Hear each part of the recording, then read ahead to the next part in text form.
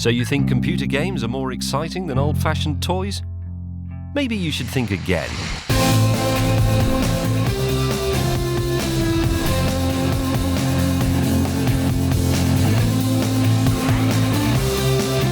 With the help of the great British public, it's time to liberate them from the toy cupboard, supersize them, and unleash their true potential.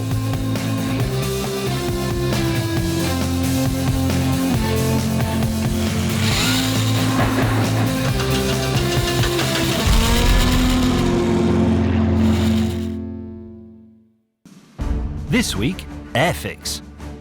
I take a bunch of unruly teenagers. Was he what? Was he mental? No, he wasn't mental.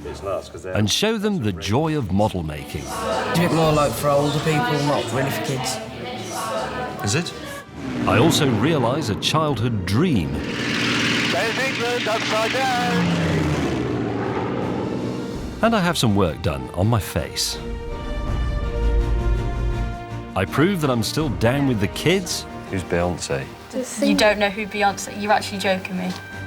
All with the aim of building the biggest model aeroplane the world has ever seen. Do you think it would be possible to replicate the simplest Spitfire kit, but scale of 1 to 1? No. If I had to identify the most important influences on my young life, then, well, my mum and dad would be in first place, obviously. And then a few outstanding teachers. And there was a girl called Jane who developed quite quickly. But in fourth place, in all seriousness, would be airfix.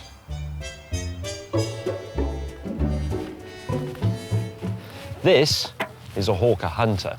I know that without having to look at the plaque behind it. If you're my age, you probably know that as well, because you made the model. It was always very difficult to get near real aeroplanes, but by making models, you could have a whole air force from all over the world, and it all fitted on a tabletop. It was brilliant. You might think airfix is just a cheap pastime designed to keep kids off the street and stop them knocking a policeman's helmet off with a catapult, but it's so much more than that. It was actually designed to be educational. I mean, look at the things you can't help learning about if you make models. Aviation, military history, automotive engineering, spaceflight, railway architecture and rolling stock, human anatomy, the Industrial Revolution, lives of the saints, and even, if you were a bit soft, blue tits. I think airfix is good character-building stuff for young people. After all, look how well I turned out. But since the mid-80s, sales of plastic kits have plummeted, which is why GCSEs have to be made easier these days. Today, most of the people making airfix kits are as old as me. In this scene, filmed secretly in a London model shop, we have obscured their faces to protect their identities and spare their families.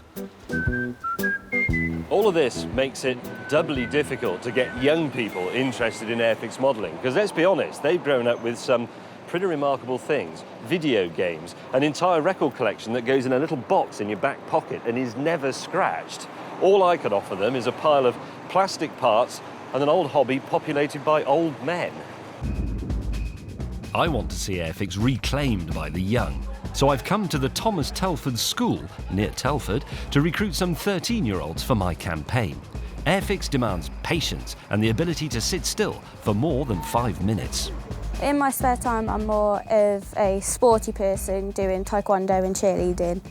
Normally, when I get home, I would either go on the computer or play on the Xbox. I like to play hockey, I swim, and I sail at Chelmarsh Sailing Club. When I was 13, doing airfix at school would have been almost as good as a day off because the boilers had broken. Things may have moved on. I've got a project which I want you to have a go at. It is an airfix model. This is the very first airfix model ever made, the first kit they did from 1952. It's the Golden Hind warship. When that model came out, people about your age and a bit younger went absolutely mad for it. They thought it was the best thing ever created, a ship you could actually build yourself, and they sold hundreds of thousands of them. The 13-year-olds went mad with excitement. And, as if I needed to, I offered them a further incentive to get stuck into airfix. And if you do like it, I've got some other airfix-related stunts and activities lined up that you can come and help me with. But only if you like it. If you turn out to be absolutely useless at it, I'll have to go to a school in Yorkshire or something. When I was a lad, airfix was a joy, but a joy tempered with deep frustration. In this age of shallow fads and swift gratification, it seems that it still is. And that's good. What's happened? I just stuck it and now it's foul and now them come loose. Did you break that in a rage? Maybe. Maybe you did, didn't you? No. It's fun, it's just really frustrating. Keep gluing it, but it keeps falling apart. I think James was interested in this because it was the fashion and it was the only thing to do, and it was basically what all boys did. What don't you like about it? I think it's a bit more for older people, not really for kids. Is it? I think so, yeah. What I'd forgotten in the last 40 years is that the Golden Hind is a pretty tricky little kit. Can't do it. It's just really difficult now. And it's a bit of a boring old boat. I think my best chance of reaching the hearts and minds of today's young people through airfix is to ask them to make the greatest, the most popular, the most iconic airfix model of all time. And that is, of course, the Supermarine Spitfire. Here's one I made earlier. 1975, I think. But this won't be a normal airfix kit. I've got something more inspirational in mind. Here's my plan. Eventually, I want my chosen young people to join together in making an airfix Spitfire. Just one. And for that reason, the original airfix Spitfire kit is not really good enough. I thought they should have something a bit bigger. And after a bit of thought, I've settled on an airfix Spitfire kit at a scale of 1:1. Full size, as big as the real aeroplane, but made up from the same parts as the original kit. I'm not actually sure how to do this, but it can't be impossible. In fact, I'm amazed it hasn't been done before. I decided to start at Airfix's HQ, now part of the Hornby Empire in Margate. Here, I intend to feign interest and then, when no one's looking, nick the plans for the original kit. But Trevor Snowden has worked for Airfix since I had glue on my face, and he easily sidetracks me onto a visit to Airfix's spare parts store. First thing we have here, of course, is the spares department, where if you lose the part, damage it, then we do in fact supply a replacement part. If you haven't got the part, you can't complete the model. And it's one of the things that Airfix pride themselves in, that we will replace them. This is like the Ark of the Covenant in kit form with comprehensive instructions. Walking through it is like shining a light into some neglected corner of childhood. I'd save up for ages to buy one fairly small model and then, make it, and then I'd be slightly sad when I'd finished it because I'd have to save up again to buy another one. I never had the luxury of thinking, I've got too many models to make, I better put some in the loft. It's madness. But you must have some in the loft now. I do. Because when I got a bit older, people still bought them for me for my birthday, but I had discovered Beer and Ladies by then, so they ended up in the loft, and they're still there. Finally, we make our way to the ancient archives. Somewhere in here are the plans for a Spitfire. Some of these drawings are as old as me, and even more fragile. Oh, yes. April 76, Mark 5. But it doesn't take much of a leap of the imagination to see that if you made these bits bigger, you'd have a kit, but that would give you a full-size Spitfire. Well, that's if you see where I'm coming from. Yes, sure. You might want a very big moulding machine. Yeah, we can probably get around that. Yeah. After slipping the priceless Spitfire drawings up my shirt, I visit one of the factories where Airfix kits are made, with its MD, Paul Blackmore. It's a fascinating process. These two plates come together to form the mould. Hot liquid plastic is injected, allowed to cool, and there you have it. Piece of cake, or a Spitfire. Do you think it would be possible to replicate the simpler Spitfire kit in this form, on a sprue, but scale of 1:1? So those fuselage halves are as big as a real Spitfire? No. Why not? Because the size of the tool and the weight of the tool, you would not be able to create the physical size of the tool to go on a machine. I thought he might say that. I have to find another way. That's why I borrowed the drawing.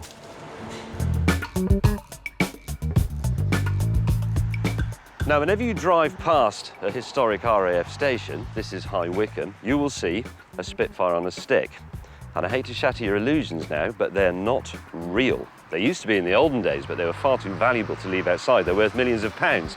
So people worked out a way of making replicas, which is exactly what that is. That's actually a glass fibre Spitfire. It is, in a way, already a giant airfix model. So whoever made that should be able to help me make my massive airfix kit. Down in Cornwall, a company called Gate Guards makes these glass fibre Spitfire lollipops. Job done? It isn't quite that simple.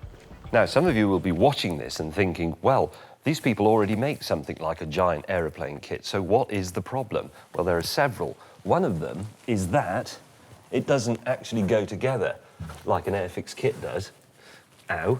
This is just the fiberglass shell, and this is already fairly weighty. But because it has to live outside on a stick and it's expected to last for 50 years, they also add the bit you can see in this one they're restoring. It's actually built around this massive steel frame. And in fact, this replica Spitfire weighs almost as much as a real one, which is nearly 2 tons. I couldn't lift that. Time to meet displaced Brummie refugee Dave Hobson.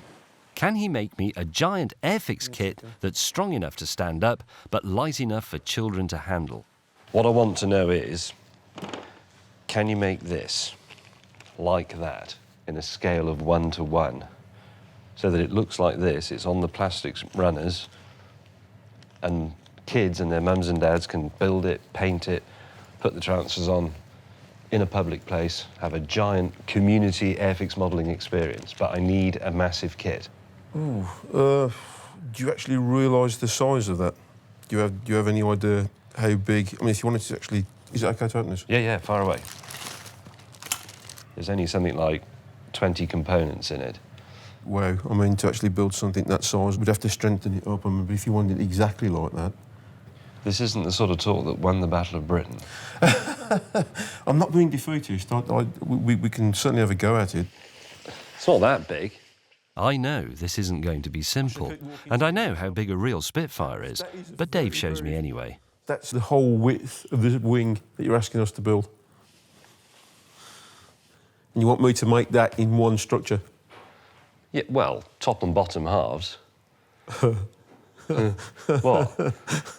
Make it light, make it strong. It's a big structure. I know it is, but it's not. You know, I didn't ask you to make a Lancaster bomber, did I? But this is totally alien to what we normally do. I know it is. We build structures like real aircraft, and Look. you're asking us to build a hollow structure. Yes.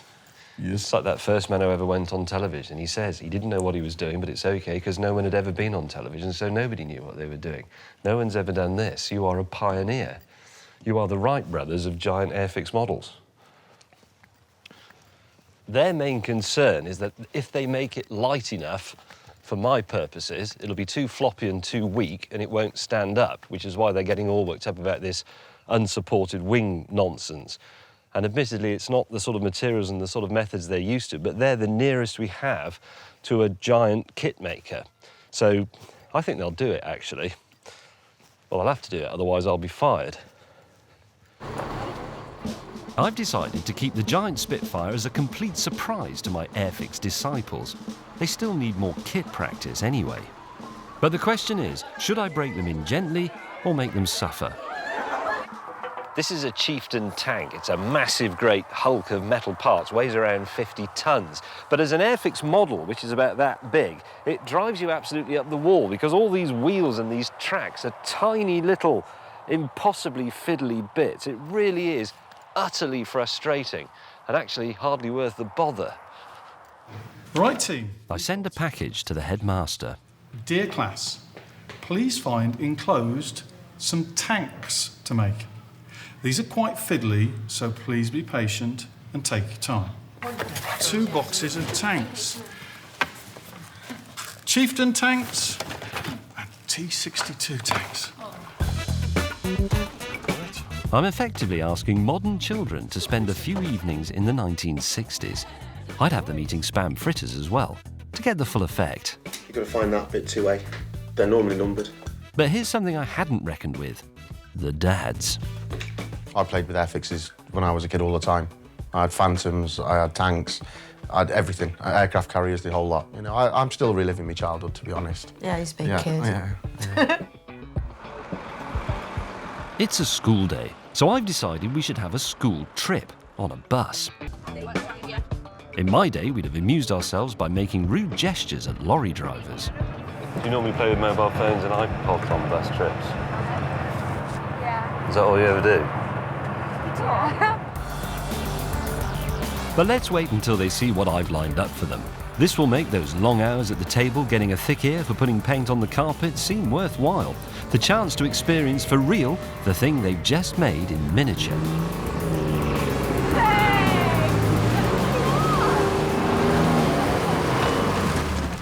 Not only is this much better than the field day at the Sustainability Farming Project, it will help reveal the relevance of airfix. Look, the whole point of making models when I was a kid is that they were supposed to be educational. The bloke who set up, or rather the bloke who ran the Airfix Models factory was a mad historian. He was absolutely obsessed with it and he thought everybody else should be. That's why he put on the instruction leaflets little bits of potted history of whatever you were making. It didn't matter if it was a tank or the model of the human skeleton or anything. You got the history, you got the story behind it. That way you learn stuff. That's what he wanted. So you must know something about tank. Was he what? Was he mental? No, he wasn't mental.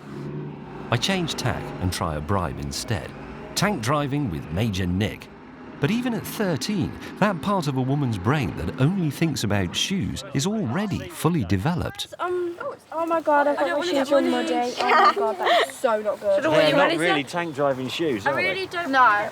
If we get our wellies on. Yeah, in a minute. I don't want to It only goes down to your skin. Museum full of real tanks and you're worried about your shoes and your mobile phones. Pull yourselves together.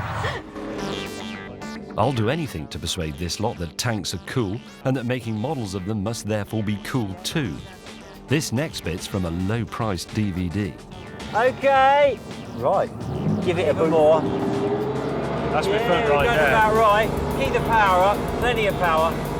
Yeah, flat out. Go over it. Oh, yes. I love that noise. Keep going, keep going, keep going, keep going, keep going. And come out there, I reckon. You'll be all right. Now, between you and me, viewers, I don't really approve of running over cars with tanks. It's a bit of a cheap stunt, to be honest. I've seen it hundreds of times, and it's not exactly sporting, is it? But 13-year-old kids seem to like smashing things up. So if that's what it takes to get them on side, so be it. But as impressive as some of this footage might be, it is now possible, using readily available technology, to produce something even better using the models. This is the idea. When I was about your age, we used to build these tanks all the time, and the thing we would have wanted to do more than anything in the world is make them into a small film. Okay, so we're going to do that with your tanks. It's going to be the Chieftain tanks versus the T62 tanks.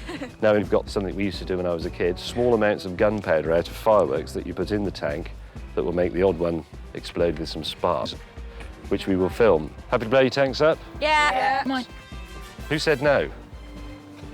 You don't want to blow your tank up? Well, that's okay, yours can survive. I admire that. The lonely survivor. Anybody can blow things up. It takes skill to make something. I'm going to set it up on its tripod here. We'll get the shot lined up and then you can start moving tanks and taking pictures.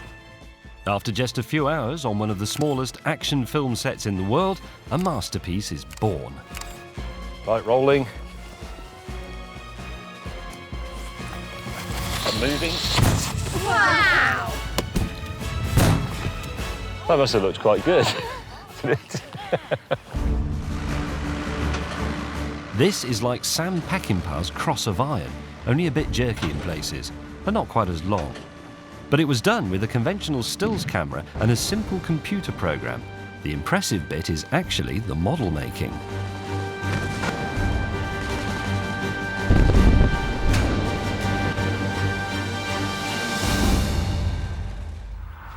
Blowing your newly completed airfix model up with firework gunpowder or shooting at it with air rifles was perfectly normal. It was a rite of passage. But interestingly, there was one boy there who didn't want to do it. The quiet lad, Tom. He didn't want to shoot at it, he didn't want to blow it up, he wanted to keep his tank that he'd made. His tank that he'd made particularly well. Tom will go far, I think. Tom is not completely alone. There are signs that the airfix resistance is cracking. Airfix is really fiddly and annoying, but once you've done it, you get a really good feeling like, wow, I just did that, and then it's worth it. It's worth all the little, like when you do making it and all that, it's worth all it. What's amazing, though, is that even in 2009, the Spitfire remains the most popular airfix kit. Why is this? Why are we totally transfixed by an aeroplane that is chronologically closer to the Wright brothers than it is to aircraft of today? It's a very good question. And in order to answer it, I've decided to indulge myself in some gratuitous Spitfire history.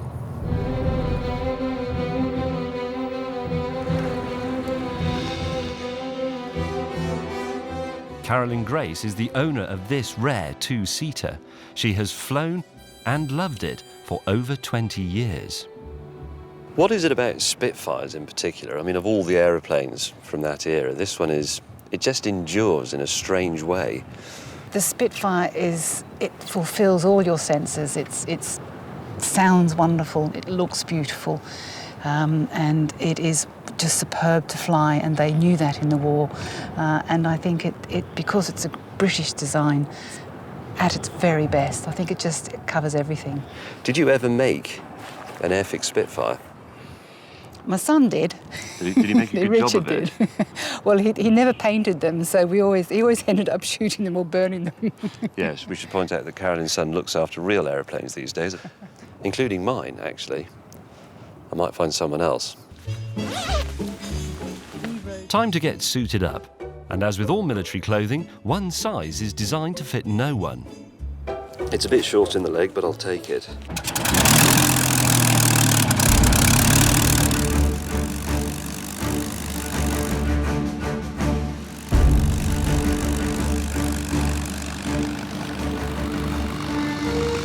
You ready to go? Ready to go.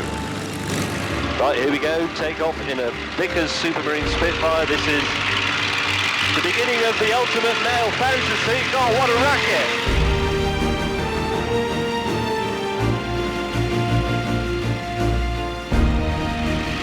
Flying. Nice. Very marvellous. Just have a look at this fantastic and immortal shape, everybody. But everything was this way for very good aerodynamic reasons. The slim fuselage is more streamlined, but it's strong. The elliptical wings, just have a look at them. They're absolutely fabulous. Here we go. Yeah.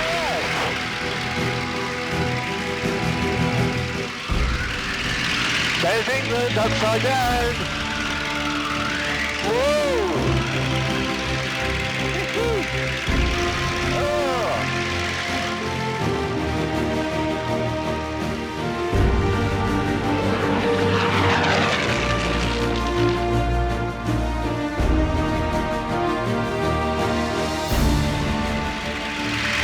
Feels like victory to me. Lovely. Carolyn then fulfills a lifelong ambition for me with the immortal words, "You have control." Red section, tally-ho. Taka, taka, taka, taka, taka, taka, taka, taka.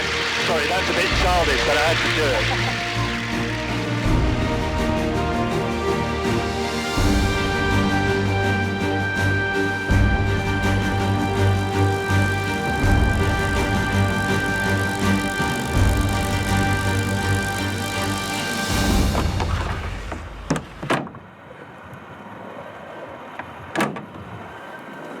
I don't really want to say anything about that, except that this is the Supermarine Spitfire, and I was flying it.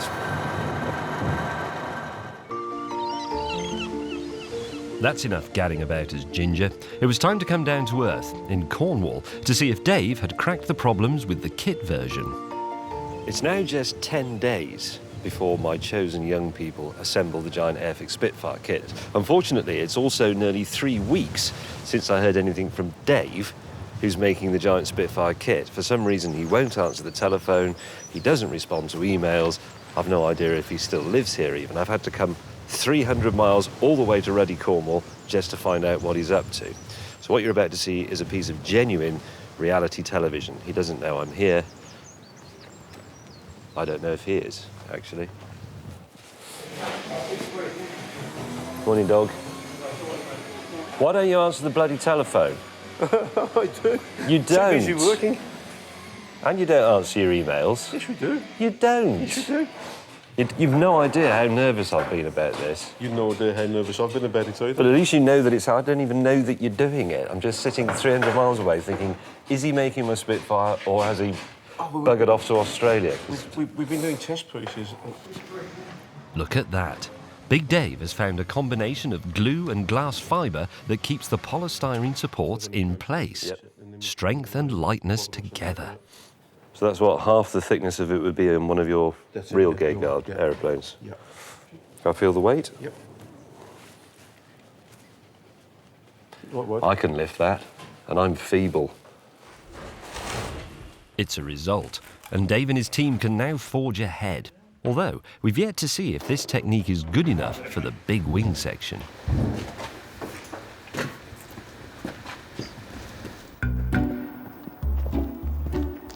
But there's one job I'm not entrusting to Dave, making the pilot a critical component.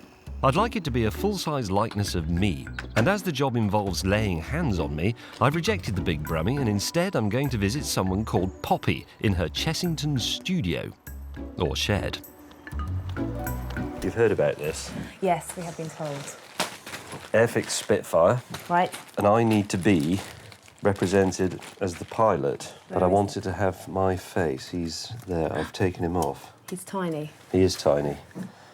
So it needs to be in that position because he's holding the joystick and his feet go down into the cockpit to the rudder. Well, you've got quite a lot of hair, so we'll have to get rid of that first. You can't take it off. We won't be that mean. We'll use a bald cap. Okay. So you can see what it feels like to have no hair, and then we'll start doing your face first, and then we'll work our way down the body. Right. So, are you including ready? the joystick. That might have to be not fun. Okay.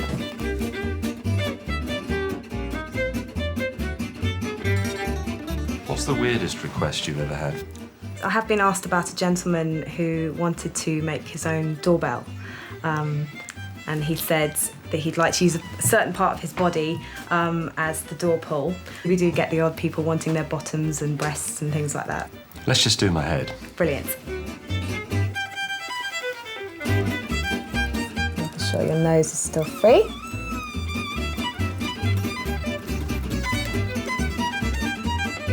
Hessian seam. Okay. This takes 45 minutes to dry. And because I can't see, I don't realise that everyone else has gone for a pint. Hang on, it's very slightly stuck there. That's it, it's gone. Yeah. It's gone. Adjusting your eyes slightly. And there you have it. Wow. And that's the actual shape of my... That's pretty good, isn't it? Those are the bags under my eyes. They're captured for all time. Several hours later, my resin head is ready to be released from the mould and appropriately attired.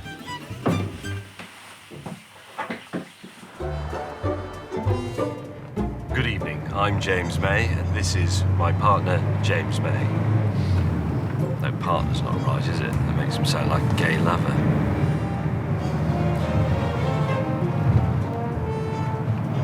I'm not entirely sure about your eyes, you know, mate. How do you feel about being part of the world's largest airfix Spitfire? You do realise that once you're stuck inside that fuselage, you're going to be in there pretty much forever. Or at least until someone shoots at you with a giant air gun, or blows you up with the gunpowder from some giant bangers.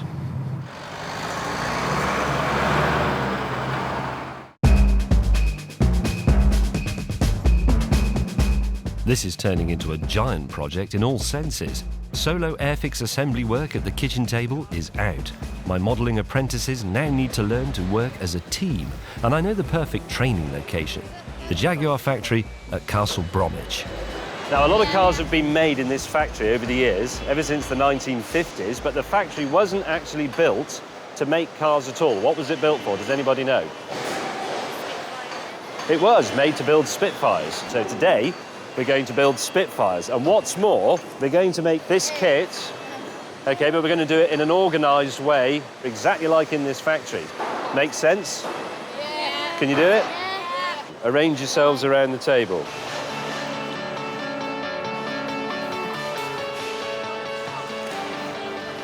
What I tried to do here was break the making of that Spitfire model down into very specific tasks, and then we'd be able to make consistent Spitfires very quickly. Doing all this whilst watching the cars going past being made, because that's an inspiration.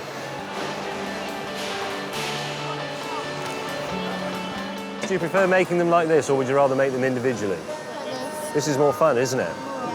I used to dream of this when I was a kid. If you could buy 50 Spitfires at once, I could get all my mates around and we could make a production line. We could make them all in a day. It would be fantastic.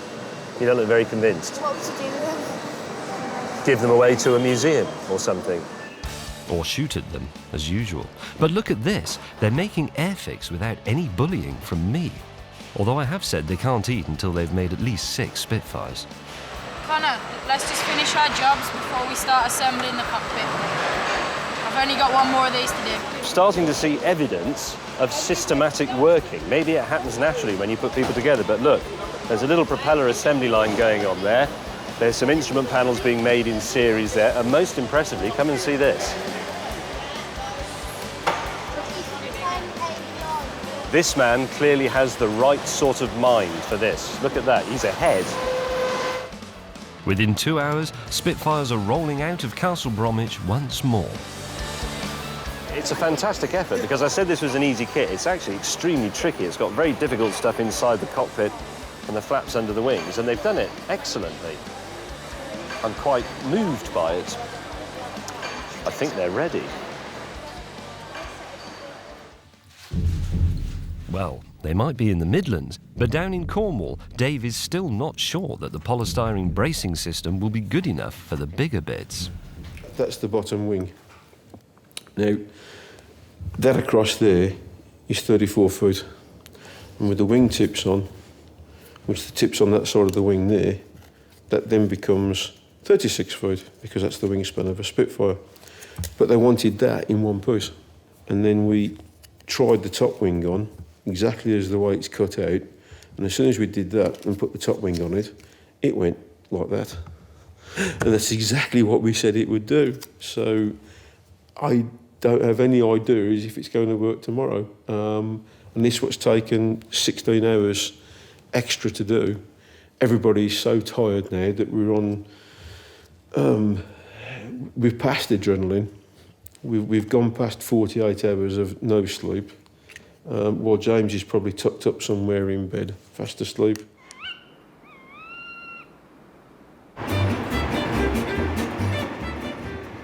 It's the big day. The giant kit has arrived at RAF Cosford. This is the other side.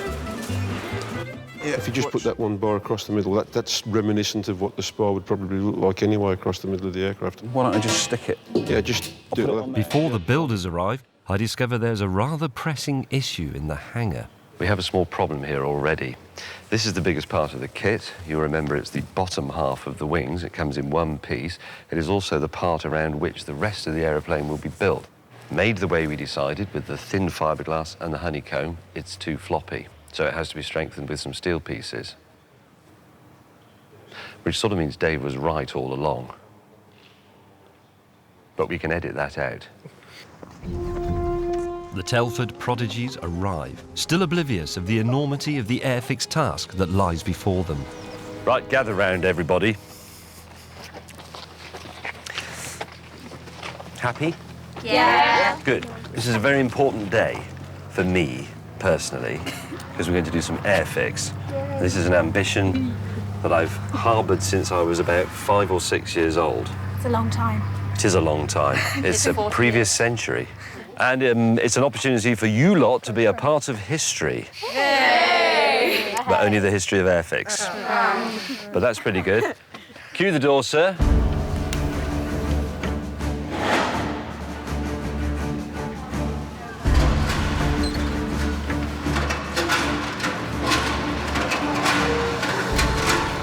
There's the box lid artwork. It's a Spitfire. Actually look like real. When I saw the kit, I was like, oh my God, we're never going to be able to do this because it was absolutely massive. I was really shocked that it was actually that big, and I was like, how are we going to stick this together with glue like that?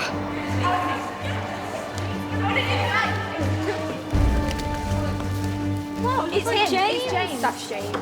It's creepily lifelike.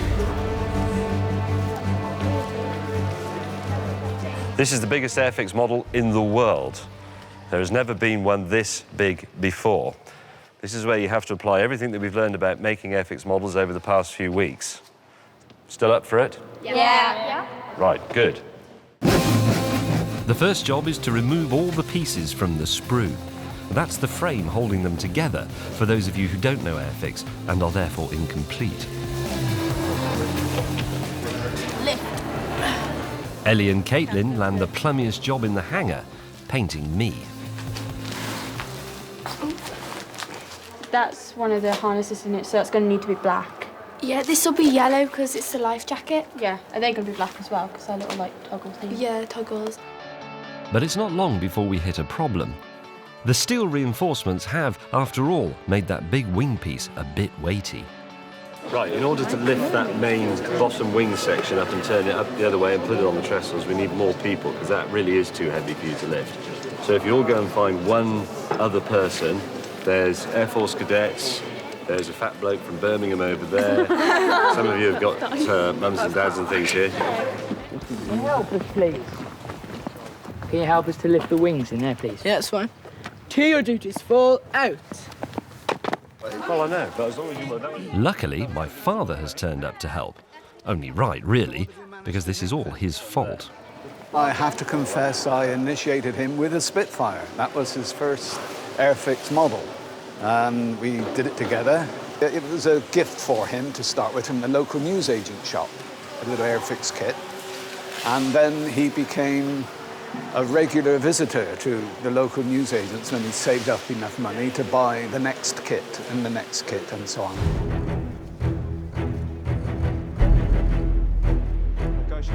And now, the lifting of the bottom wing.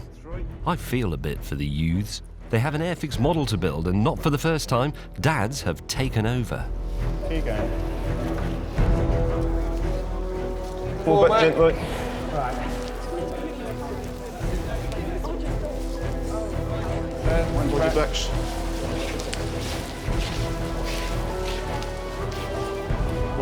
Should we try that? That's fine. That's fine. Happy? Success. The biggest piece is in position, and perhaps more surprisingly, still one piece. Now youth's exuberance can be added to the mix, gluing together the two halves of the fuselage. This is tricky when they're 5 inches long. These ones are almost 30 feet. Concentrate on the top edge and then get it up and get the bottom edge lined up afterwards, I think. Because the chances of getting both edges lined up with it that floppy are nil, aren't they? Well, close to them, I think. Yeah. Good thinking, Dad. Let's do that. That's my boy. I've told them 100 times not to use too much glue, but of course they don't listen. And I'm beginning to think they shouldn't. All right. Yes, boss. You ready? 3, 2, 1, glue.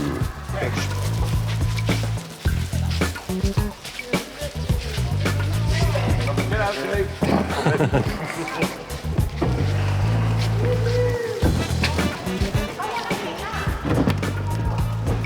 Together.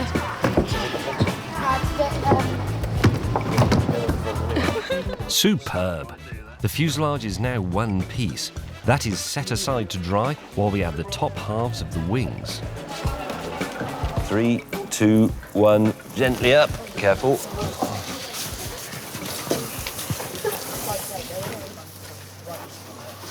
way. Wow. That's fantastic.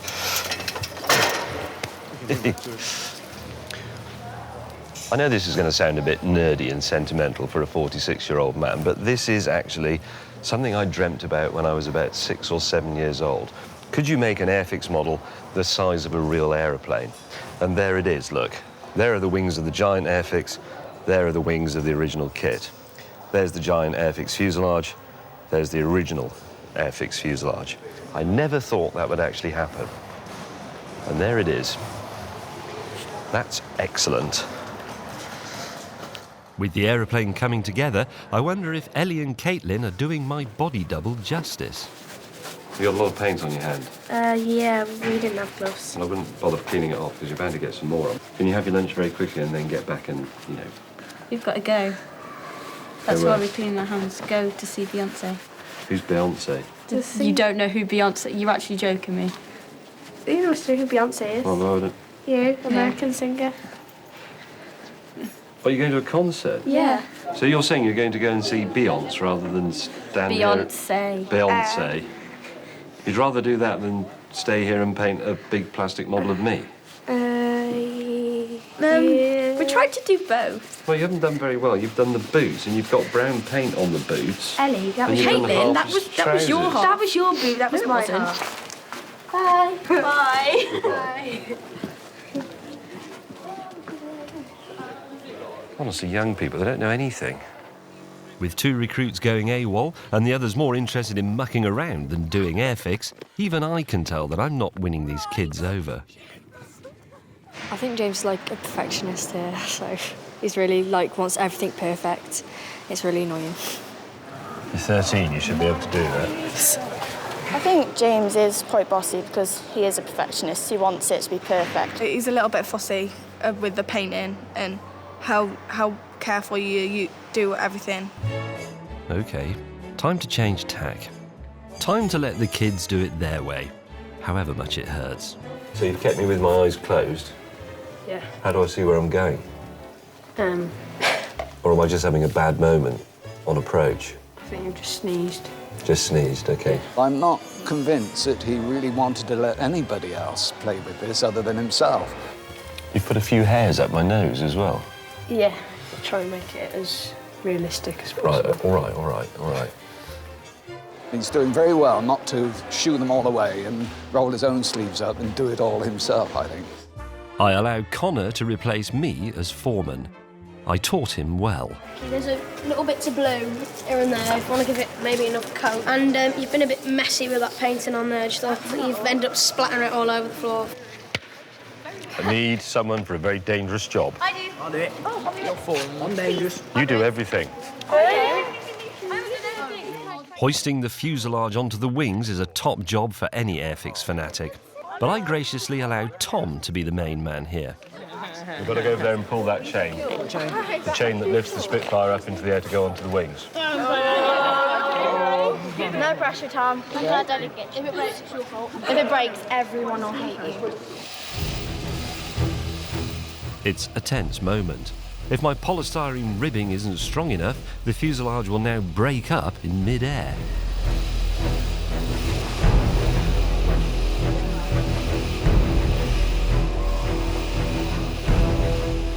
The fuselage takes the strain, but there is a small problem.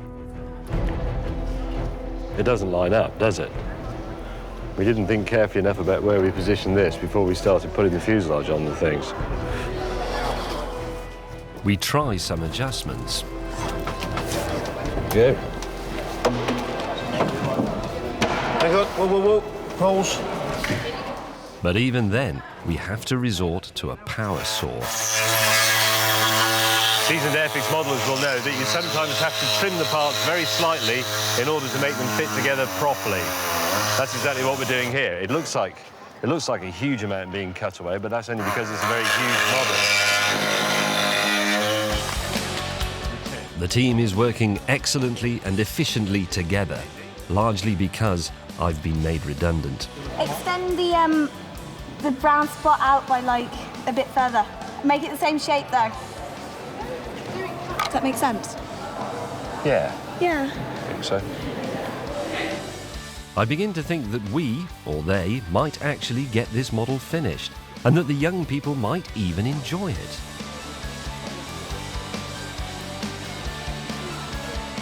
Look at that. That's looking like a real Spitfire. Put it a bit more to the left.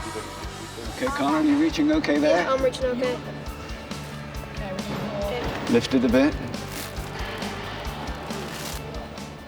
The Spitfire is progressing well, but we're almost out of time.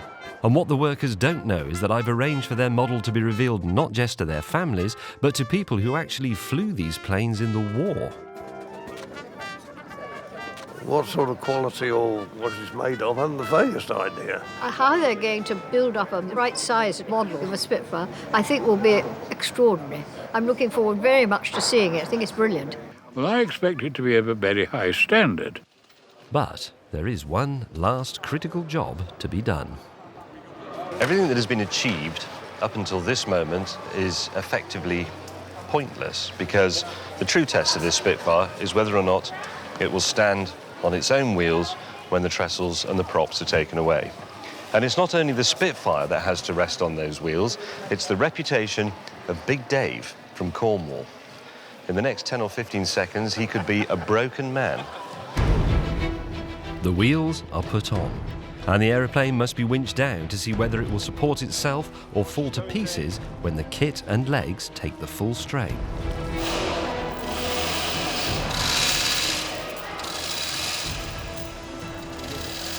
It's so close to breaking. Yeah. Is that officially down? It's officially down. Congratulations. Good work. We've done it. The world's biggest airfix model is complete.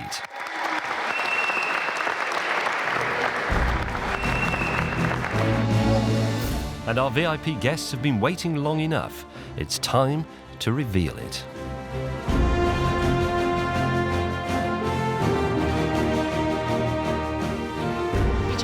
Be gentle. Be gentle.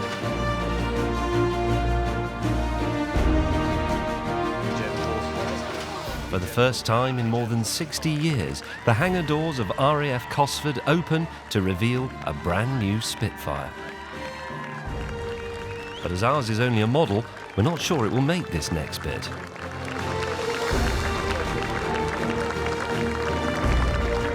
Simply crossing the hangar threshold is a mighty undertaking for this Spitfire. Gently. Yes. And again.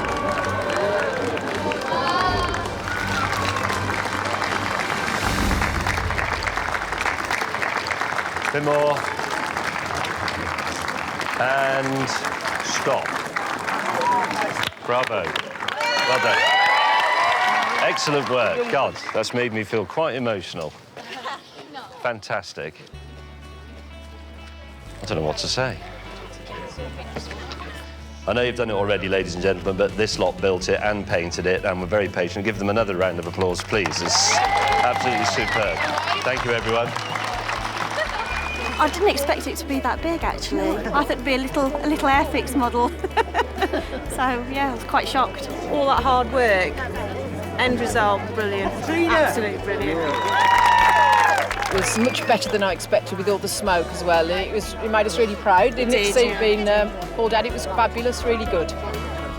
Beside my dad, my mum has also come along for the unveiling. What do you think of that, then? I never doubted for a moment that you and the team would achieve what you set out to do. That's very nice. That's a very motherly thing to say, Mother. I've been practicing.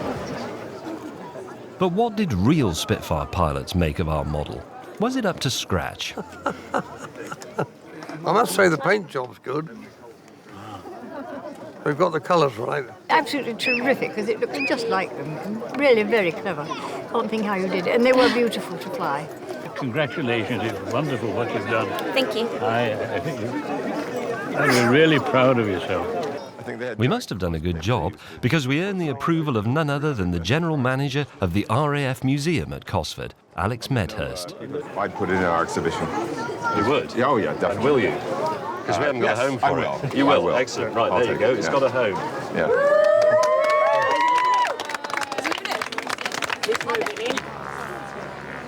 I've got a bit of a lump in my throat. I might have to go away.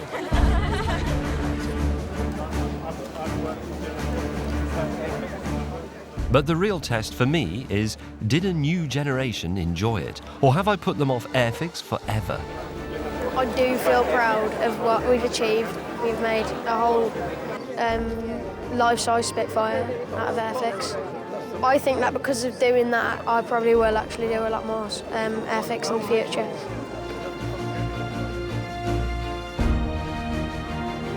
Yeah, there might be more airfix in the future. Hopefully big ones. I think some of the boys will probably carry on building airfix models. Whether the girls will or not, I don't know. But my house is now full of Spitfires, so thank you very much. So you see, it's just possible that this great old hobby still has something going for it. And our Spitfire can stand as a monument to what it's all about. One day, these children will be as old as me, but maybe they'll bring their children to this museum. And they'll look at the Spitfire that they built and they'll say, that's what it was all about. That is the spirit of airfix. If you were a child in Victorian Britain and you weren't actually in the workhouse, you may have been lucky enough to play with this. That is good old-fashioned modelling clay, and it was available in the following range of colours: grey. And that wasn't the only problem with it. You see, if you left it alone for the weekend, it went absolutely rock hard. And that was tough. They were the best of times, they were the worst of times. Largely, they were the worst. Times improved in 1897, when one William Harbut, a frustrated art teacher, had a brainwave. Would it be possible, he wondered, as he tugged at his enormous beard, to develop a synthetic modelling clay based on oil rather than water, so it wouldn't keep drying up? He tried it, and it worked. And he called his invention plasticine. It was so successful that over 100 years later, it still hasn't dried up. It was absolutely brilliant. The Edwardians went mad for it. It was the Nintendo of the 1900s. It dragged model making from the sepia-hued doldrums and on to a brightly coloured and reusable modern upland. Its popularity didn't peak until the 1950s. But by the 70s, after thousands of tons of it had been trodden into the nation's carpets, it was beginning to look, well, a bit Edwardian. Does this miraculous remouldable material still have a role to play in today's Britain? I decided to find out. This is Liverpool Street Railway Station in central London. It's one of the busiest stations in the country, and I've come here with a load of plasticine, which is quite difficult to steer, to see if people are still interested in playing with it. I'll set up a little stall on the platform. People coming past on their way home can stop off and make a penguin or something. I was a commuter once, and I know how miserable it is. How nice it will be for them to be able to find solace just for a moment in unbridled creativity. Bored, miserable, you never really wanted to be an accountant? Come to the plasticine stand near the underground entrance. Roll up, roll up. Plasticine stand. Come to the plasticine stand. It's by the underground station. It's free, it's fun. It's educational and it's therapeutic. What am I doing with it? Anything you like. I'm looking for hidden plasticine talent. What time is your husband arriving? 5 minutes ago. He's obviously left you. You may as well come and play with plasticine. Oh, yeah. Carry on. Gradually, more and more people turned up to stun me with breathtaking sculptures.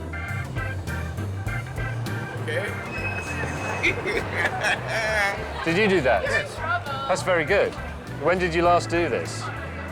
Oh, when I was in short trousers. I said I was expecting a penguin, but look, I got a dinosaur and some fruit and this thing. It's heartwarming stuff. Who made that strawberry then? That's lovely. You've even got the texture of it right. Are you some sort of artist or sculptor or model maker? You're just naturally good at it. Old school it may be, but as you can see, there is a latent love of plasticine deep in the soul of the British people. The question now is, what to do with it? My ambition is to create an epic project that will re-establish plasticine as the ever-moist modelling medium of choice. So I go to the pub to meet William Harbert's great-grandson, Terry Harbert. Thank you very much. All the best. And you. Right. What have you got from the family archive? Well, I've delved around and found a few bits and pieces that might stimulate your artistic leanings and see what you think. You'll need a lot of that. Something that might interest you, 101 uses of Harbert's plasticine. Artificial noses in amateur theatricals. Earplugs. Mixed with cotton wool, it is officially used in the Navy and Army during heavy gunfire. In hand grenades, used as a luting to prevent sparks from the cap firing the charge before the burning of the fuse. Gardening, hang on, grafting fruit trees, shrubs, etc. So, very quickly, we've narrowed it down to gardening or trench warfare. In a moment of rashness, I go for gardening. Great-grandfather spent a lot of time in the garden. Many of the old photographs I have in photo albums show the family sitting in the garden. There's plenty of different colours and forms in flowers, and it's a recurring theme in a lot of their early booklets and things. Never really done flowers, apart from on the shirts, obviously. Looking through the booklets, we've got a daffodil in relief there. I have to say, actually, it's rather exquisite.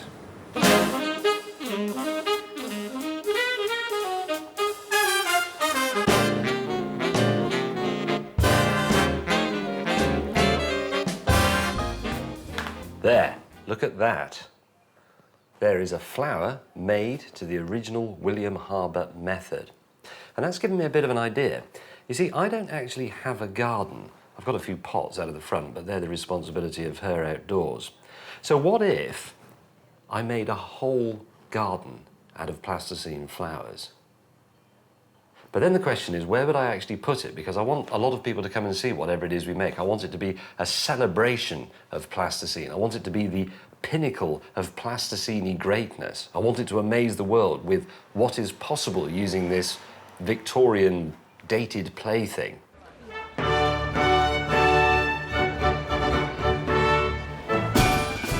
Now, this is a bit of a long shot, but there is one obvious place for it. It's a place where the cream of gardening society gather from all over the world for 1 week in May to push at the boundaries of the horticulturally acceptable. A place crying out for a garden grown entirely from plasticine that never needs weeding. Chelsea's Chelsea Flower Show.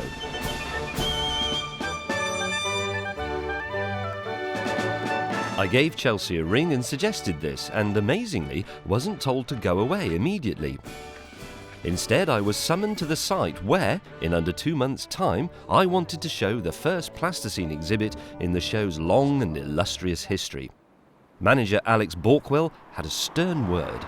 This is where we have to get quite serious, because Chelsea Flower Show is the pinnacle of the gardening world. Okay, and this project could seriously backfire on both you and the RHS. If we feel that the design is right and we go ahead with it, then the actual logistics of putting it in and making sure it's right, it's built to time and to the right spec is critical. So you're telling me not to muck about? Not to muck about. Serious business. You can't simply turn up at Chelsea with a bunch of tulips. You have to submit a proposal for approval. So, taking my inspiration from the wine rack, I got to work on my concept. I really can't improve on this anymore. I'm just meddling with it. Here is my garden design. It's called Paradise in Plasticine. So it has, it has a pond, so it can have some lilies on it and maybe a toad on one of them. A little waterfall-y bit there that makes the little tinkle-tinkle sound of falling water. People like that sort of thing. Divided it up into flower types: roses, cacti, grasses, daffs, pansies, flowers, more grasses, fronds, and then there's this winding path that enters the mystical garden here, allows you to walk around it, viewing all this stuff, and then you emerge over here, back into the real world, wondering if it was maybe all just a dream. At At the RHS headquarters, the Flower Show committee deliberated over my submission, though not for long. We're running an international premiere flower show, and you have an exhibit that's a pile of plasticine. How does that fit? The plasticine is not so much of a worry, I would say. It's because I don't really see a very strong design, which was not what I was expecting to see, really. Has it got neighbours on the site? Yes, it's got 2 neighbours. And of course, their boundary walls, etc. Yeah. So they're going to be pleased, aren't they? I think that either the brief has to be rewritten or the design has to be redesigned. It's almost a disappointment then. It's a big disappointment. So we're asking him to resubmit, I think. Yeah.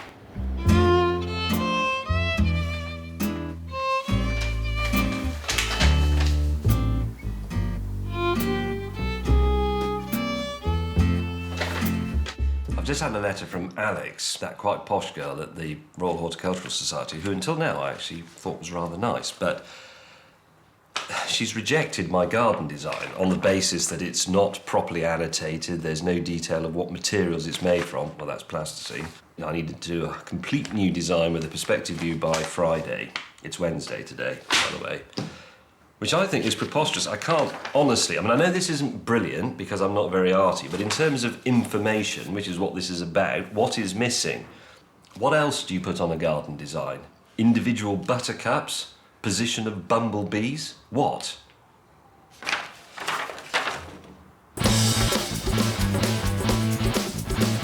So I enlisted sculptor Jane McAdam Freud to unlock whatever it was that lay dormant in my artistic bones. She has excellent credentials. She's the great-granddaughter of Sigmund Freud, the daughter of painter Lucian Freud, and she trained in plasticine sculpting in Rome. Hey, James, come through. First, we've got to get you to be uninhibited. We're going to put a paintbrush in your mouth. Then you will grunt. She also turns out to be a bit bonkers. Now, try and shift your weight backwards slowly. Careful. I came here expecting to be tutored in the art of plasticine. Instead, Jane wants to free up my mind using some S&M equipment. Oh, he's not grunting. I began to wonder if my body would ever be found. More importantly, I couldn't quite see the point of all this. Perhaps Jane's next exercise would make a bit more sense. But the Jackson Pollock spit painting tutorial left me equally inept at garden design. Has this got anything to do with making flowers out of plasticine? Yeah. A bit of variety. Orange. But maybe she had a point. I sort of started to enjoy myself. There. Perfect. Oh, that's superb. Is there a red that I haven't used? Yes. I even made a tenuous connection. That looks like, now that's what I want the garden to look like, that bit. You see all those different colours? Are you quite impressed with that? Yeah, I like that. That's going on the wall. Fantastic. People will come round and say, oh, I didn't know you had children.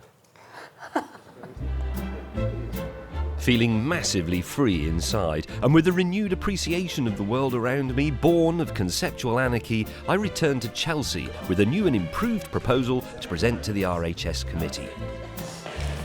Now, I would like to present to you here exclusively at the Royal Horticultural Society, Paradise and Plasticine, Mark II. Mark II. This time, I included much more detail, including a tree in the centre and a raised pot terrace at the back. More importantly, I secretly paid a graphic designer to do the drawing for me. We want it to be animated. The small daisies we make will move in the breeze and their heads will bob, as they should. It's not going to be a stiff, dead structure. It will have movement in it. Would this be enough? I hoped so. The graphic designer was quite expensive. I think fundamentally the design. Andrew, yes, it's your call. Well, really, I think much more convinced and convincing. Really, I think it does what was needed. So does that mean I can do it? You definitely can. Yeah. But now the real work starts. Feel free to join in. Unbelievable. The biggest horticultural event on the planet will bear witness to a garden made entirely of plasticine. Pity I only have 5 weeks to build it. But I have a plan, of course. I rope in nearby Stockwell Park School. I leave some plasticine with their Year 9 students to see if they could put down their PlayStations long enough to make me some flowers. Here we go then. Right, most importantly, do you like plasticine? Yes. Good. Because you might have to do quite a lot more of it. Right, go on then. Woo! Wow. That's terrific. Hey, that's not bad at all. So it's a cactus. Yeah, just to show, like, how I keep everything inside, like the water and the cactus. That is pretty deep. Have you been to see my mate who makes you hang upside down? Haha, you see, children, disciplined and controlled and managed, can make plasticine flowers to a pretty good standard. I thought they looked very convincing altogether. The question is, though, can they make enough of them before getting bored in time for the Chelsea Flower Show? At the rate they're working, a dozen or so flowers in half an hour, they do half an hour each lunchtime, they'll fill about 1 square metre of the garden in 100 days, I've worked out. But it's a start, see? So, more flower makers were urgently required, and I knew just the place to find them. Some strange and perverse conspiracy by the fates has brought my life to this. The Ideal Home exhibition, something I wouldn't normally attend, and me trying to persuade the great British shopper to make flowers, something I know very little about, out of plasticine, a material I can't use. Ideal Home is the largest show of its kind in the UK, with over 11,000 visitors every day. This is the final day, when people come to bag a bargain plasma TV or a fridge. But I'm offering them the chance to become a part of history, or at least the history of plasticine, at one of my plasticine flower-making workshops. Fortunately, the Stockwell Park gang have come along to make plasticine flower-making look cool. We have plasticine on the table, we have tools on the table, we have me up here as they mass-produce flowers out of plasticine. This has never been done before. It's very exciting. Nobody turns up. Sadly, the lure of a cut-price toaster is greater than the call of art, which is its own reward. One of the organisers who runs Earls Court just came up to me and said, "Oh, this is good. That means we might get somebody over this side of the exhibition centre for once." Desperate times call for desperate measures. It's time for a stint of good old unashamed pamphleteering. Leaflet. I'm giving out these leaflets now. They say that I need help to make plasticine flowers. It's a fantastic picture of me. Doing a good deal? Make a flower instead. It's just more interesting. Sir, can I talk to you about God? Good. I want to talk to you about plasticine. There's the leaflet. Excuse me, madam. Like a leaflet. Thank you. Do come along. Please.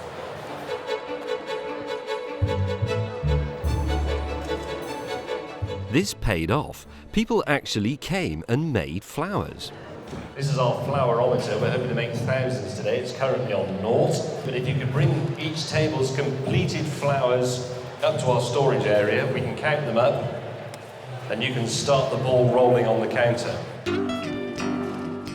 I couldn't believe it when even more people turned up. Enjoying yourself? Yes. Better than shopping, isn't it? Not quite. You didn't really want to reduce price plasma screen television, did you? You wanted to make flowers out of plasticine. I did. Are you an art student? No, I'm not, I'm afraid. You should be. It's never too late. They might even give you a grant. And I'm a keen gardener, so I'm hoping this will be the first time I'll have been able to exhibit anything at Chelsea, you see. So. I expected to be bored out of my mind looking at furniture, house things. I very nearly didn't come, but now I'm very pleased I did. Not only was there willingness, there was real talent. I think we quite got the stem right. Oh, you have. Have I? Yeah, that's absolutely fabulous. Is it? That's beautiful. With only an hour to go, yet more people, bored by the ephemera of carpet and unneeded kitchen units, came to make flowers. Ladies and gentlemen, I thought you might like to know, and you can congratulate yourselves for this. In 4 hours of continuous flower production, you have made 1,061 flowers towards my garden. Thank you very much.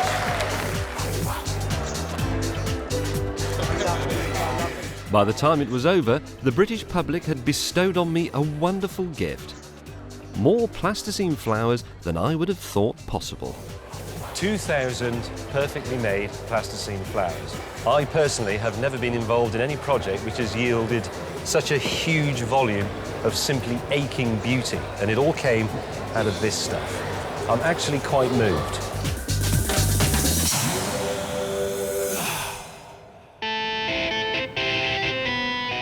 The next morning, I came to a small warehouse in southwest London, where Paradise in Plasticine would be assembled by model maker Paul Baker and his team of helpers. Those are fantastic. Oh yeah. How many bunches of those do we need? We need at least 12 bunches. How many grapes on a bunch? I would say about 50. Okay, so you need about 1,000 grapes. Yeah. These art students are an absolutely fantastic find. And very cheap, actually, because they're doing it for nothing.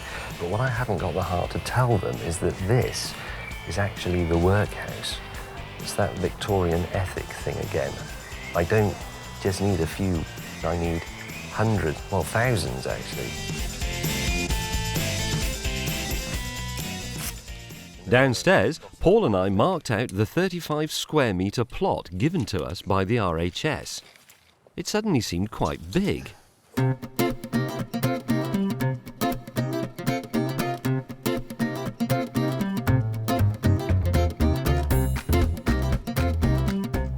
How many flowers on there? It's 100 on that piece.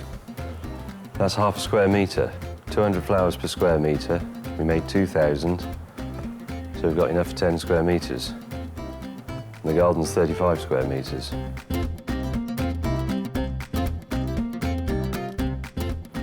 I think we've done mass production. The British people, who are great, have proved that, as usual, in an hour of need, they can rise to the challenge. But I need to think of something. Who else makes flowers?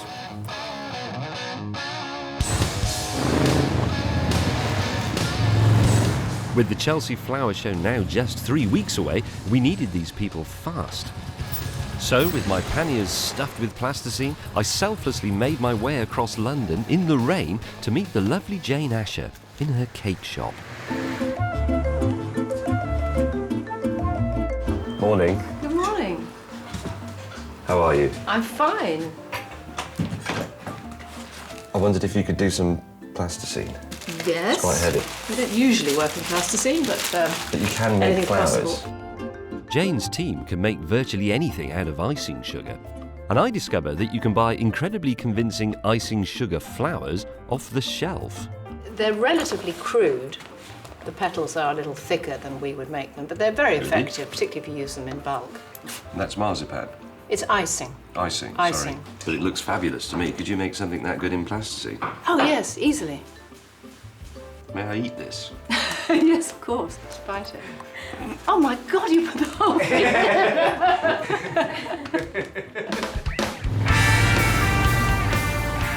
My next stop is a Japanese restaurant, Sake Nohana, where they can work magic with fish, which is a bit like plasticine. Konnichiwa. May I talk to you about plasticine? You can make very beautiful flowers out of sushi, sashimi, yes? Can you try it with plasticine? Thank you very much. It's all yours. Domo obrigado.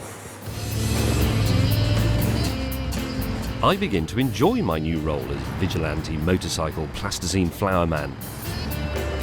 My next stop is just up the road, and these blokes know a thing or two about poppies. That comes a copy of the photograph from Texas. Gentlemen, Hello. Good afternoon. Good afternoon. Good afternoon to you all. Good afternoon. Your mission, men, should you choose to accept it, is Remembrance Poppies in plasticine. Very good. How many do you want us to make? As many as you can do. We'll do our humble best. We'll do our best. Yes, that's the spirit. So I was off to my final appointment with the ladies of the Neasden Hindu Temple in North London. Evening. Sorry I'm late. I come bringing you a gift of plasticine. I hope I'm not offending some ancient Hindu custom by bringing a blade into a temple. A green bit to play with. Do you have any instructions, or can we use just our own creativity to make the flowers? No, I want your creativity. That's why I'm here. Please. I'm expecting great things from the temple on the strength of these garlands, which are used in religious ceremonies and are actually made from silk by hand. I'm hoping the same skill can be applied to plasticine. Time is running out.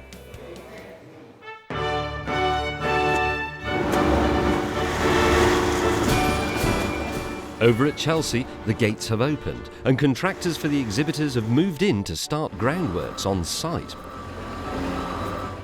In just 1 week, all the gardens must be finished. Back at the workshop, the students have wised up to my no-pay ethic and have thinned out a bit. So I muck in with the design of the tree. I like the idea of 4 branches, because I was imagining we could have 1 branch per season, even though there are no seasons in plasticine. But, you know, you could have 1 with blossom, 1 with leaves, 1 with fruit, and 1 completely denuded, as if it's the dead of winter. Now, finally, it's time for some proper work. So far, you've seen me, frankly, mincing around quite a lot with little bits of plasticine and going, pinch the edge, because that makes it very thin and gives the impression of fragility. Well, just in case you chaps at home were thinking that was all a bit girly, we're now going to do some welding. I learned to weld as a teenager, and it's a skill you never forget. Here's a little bit that I started earlier to make...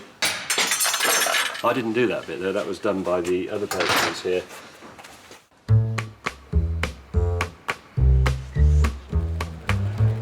While I repair my metal tree, the real gardeners at Chelsea are already putting the finishing touches to their work.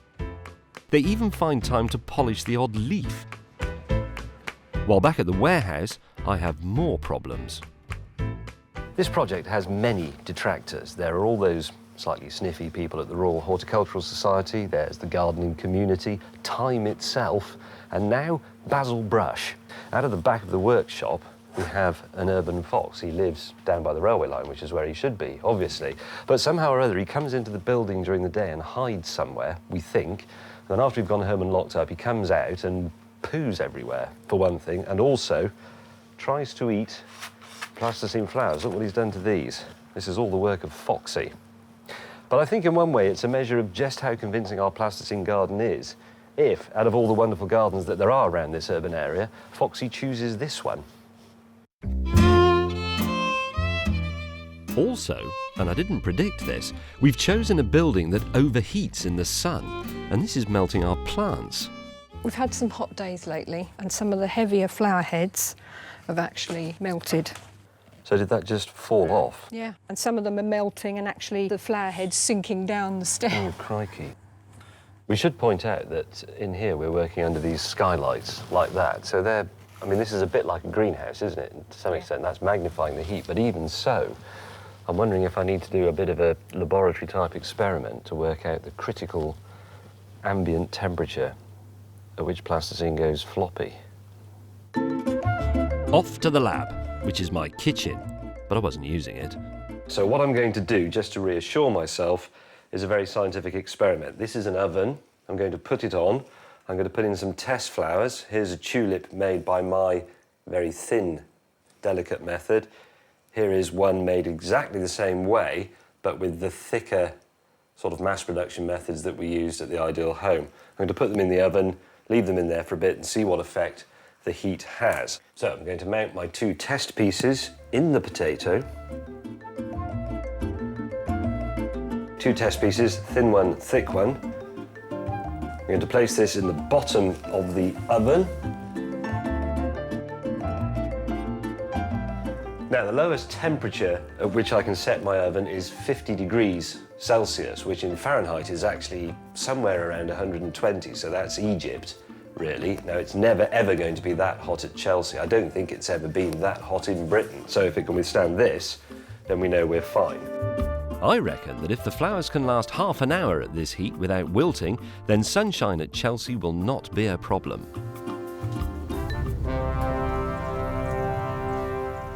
God, I think I've ruined both potatoes. Let's hope it rains. I thought I'd check in on the Chelsea pensioners to see if they'd actually made any poppies. Oh, look at that.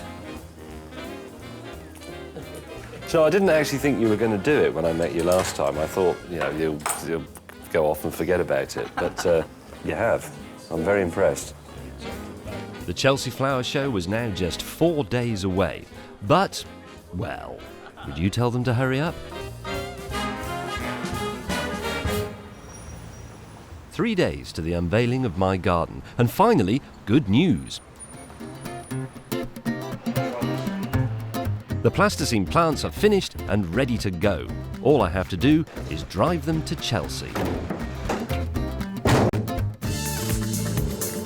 On this one journey, which is only about 6 or 7 miles, I can redress the balance of all the terrible van driving that's ever gone on in the world, because this van journey will be saintly. Very gentle acceleration, and I'll tell you what this is like. This is exactly like driving along in the car with the takeaway curry on the passenger seat. The curry becomes the most important thing in the world, and if a man walks out on the road in front of you, it's tough, he gets run over. No matter how carefully I drove, I knew there would be some casualties. Ah!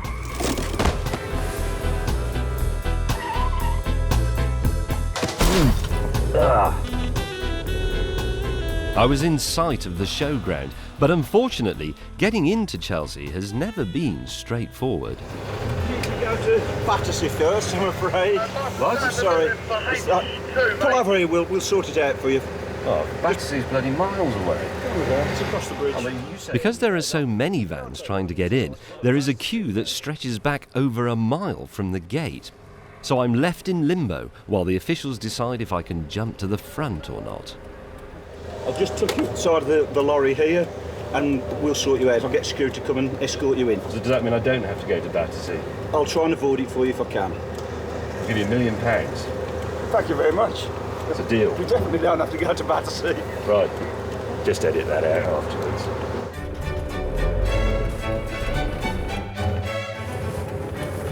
Look at all this stuff. I can't believe how advanced the other gardens are when we haven't even started ours yet. And I still have to check if anything in the back has survived.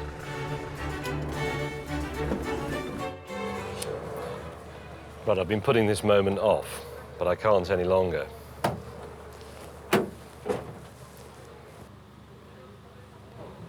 Oh, Rose, thou art sick. My project manager, Sim Oakley, has been on site early to put the plinth and the walls in place. But already there's a problem with the design. That cutout's in the wrong place. Those of you who are paying attention will notice that this is actually wrong. Because if you remember the original artwork, the cutout, where the wall goes lower, is over there. And now all of a sudden, it appears to be there. And the reason for this apparently is that it has to be there because you have to have something called an uninterrupted sight line that way, but not that way. So actually the person who commissioned this drawing, which was me, got that wrong. And the worrying thing is you can be marked down if your garden does not match your illustration. Up to 20% of the marks can be lost for that. So we can either redo the garden the other way round, or I could lose this drawing.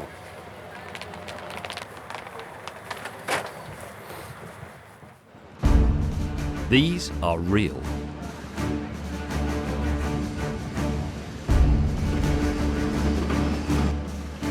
These are plasticine. It's time to plant the flowers, the result of thousands of hours of work by thousands of people.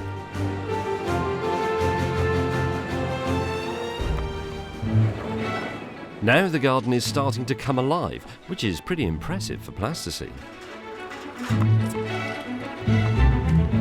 My old friends, the Chelsea pensioners, have also arrived, bearing the fruits of their labour. Most impressed. Didn't expect to see anything like that at all when we started on the project. It's terrific, isn't it? It was a couple of weeks before we realised it was not for eating.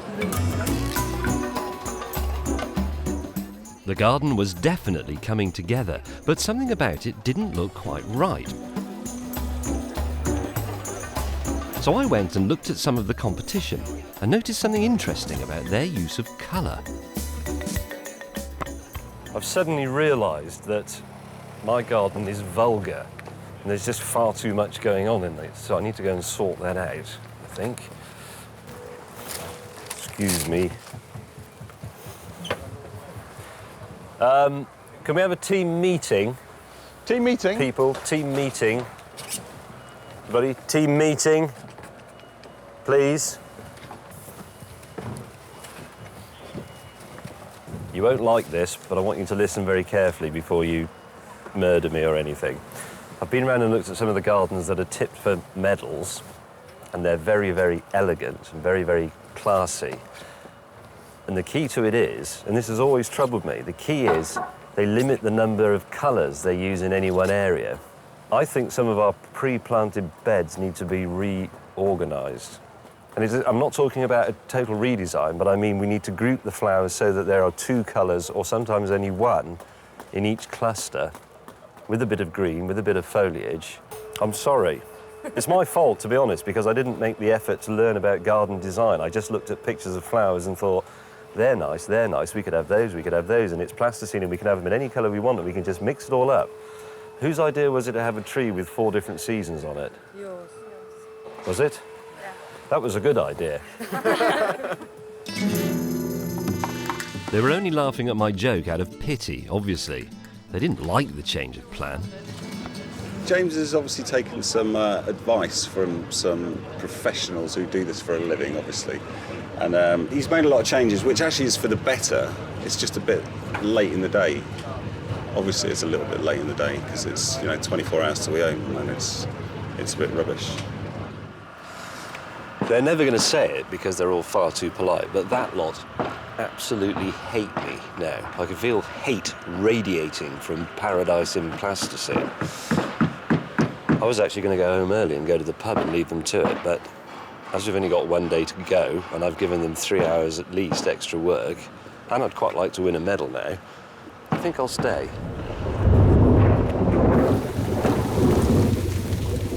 And then it rained. When the weatherman brings the rain, I have to find my way to cold. I pointed out to the team that this didn't matter because plasticine is waterproof. We cannot broadcast the next bit.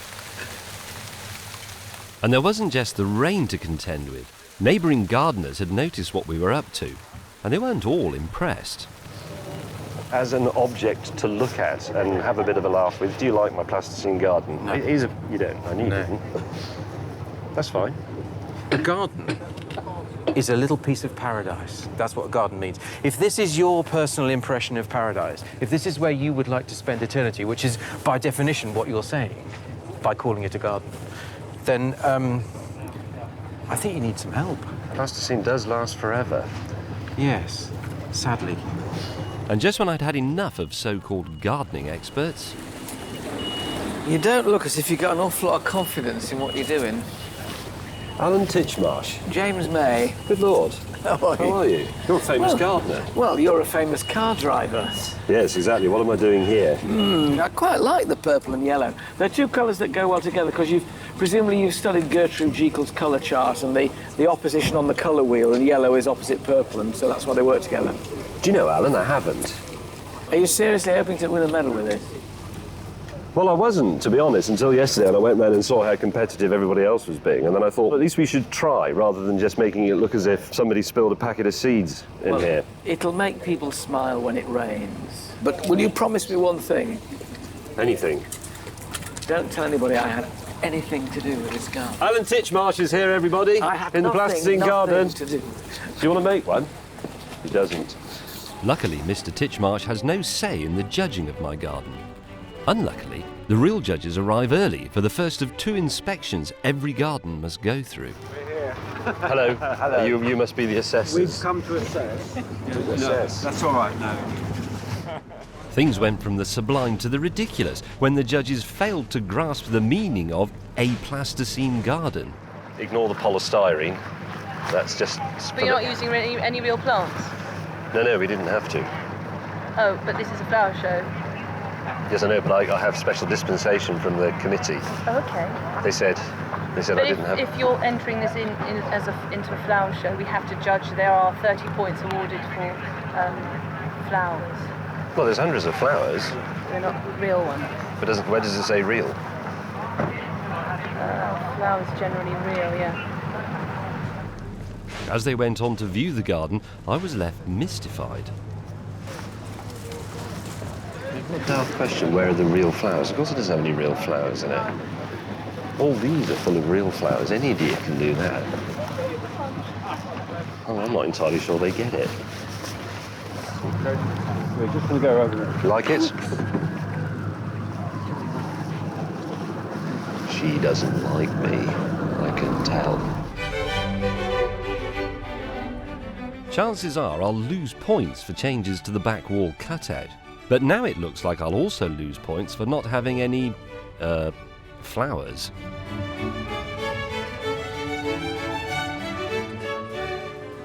But there is a ray of hope in the form of my art mentor, Jane Mad Freud, because she is ready to unveil her special bust, made of plasticine, of the man who made all of this possible, William Harbut. That is excellent, actually. That's really, really terrific. I had to make it in 3 weeks. I've never made a bust in 3 weeks before. They normally take minimum 3 months, so it was a labour of love. But the spirit of William, he came, to the bust. He was in the room with me, basically. The spirit of him made it much easier. With William presiding over the final touches, our garden was at last complete. Standing here, in paradise, I find myself suffused with an unfamiliar emotion. Pride.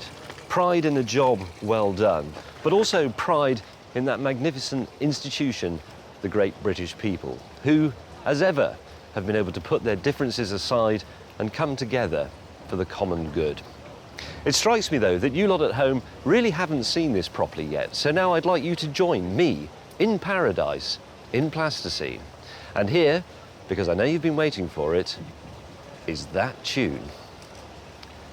Roll it, Tony.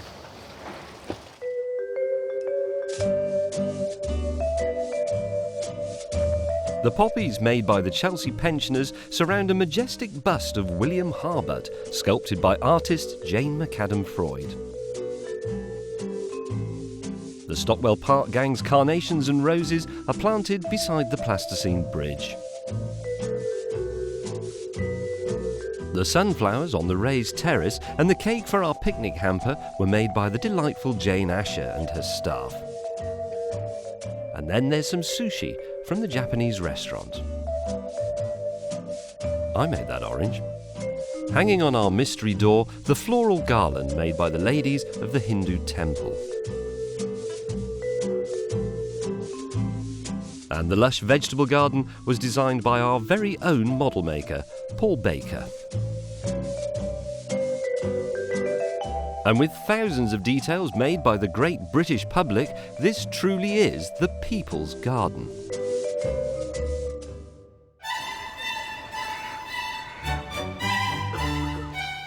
The day of reckoning. Today all the gardens are unveiled to the press, as well as invited celebrities and guests. Paradise in Plasticine was starting to catch the attention of the great and good.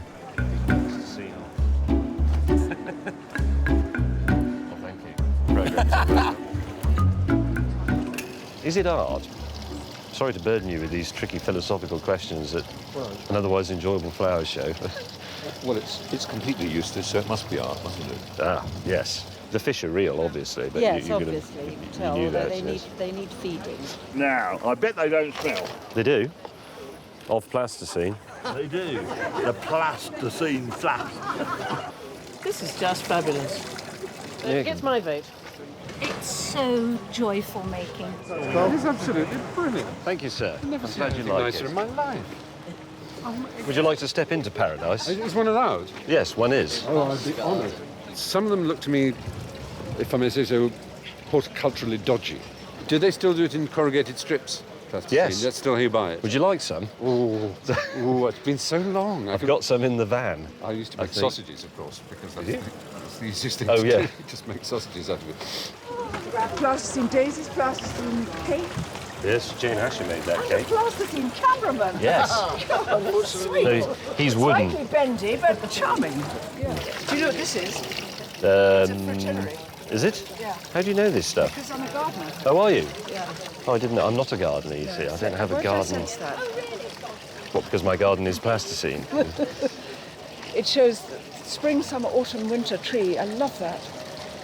Growing different fruits on different branches. Gorgeous. But that can happen in plasticine. Walk this way, because then the camera can see your handsome, slightly blushing face, modest, looking modest, because he's created a garden here. In some way, like the first Adam, he has become a gardener. He's been given this. He woke up here, his side slightly opened. Out came Eve. This is the first gardener, plasticine. Have I gone off track slightly here? No, I'm loving it. No, good, okay. Well, your approval is more important to me, Ms. Lumley, than any amount of horticultural flim-flam. Thanks, James. God, I'm excited.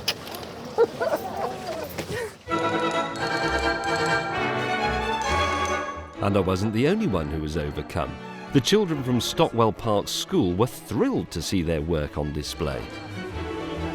It feels good the celebrities are appreciating our work, because normally we appreciate them in like the TV shows. And I don't mean to boast, but ours is, one of the best, and a lot of like famous people and like people who are respected and stuff are here, so it's great. Yeah, I feel proud.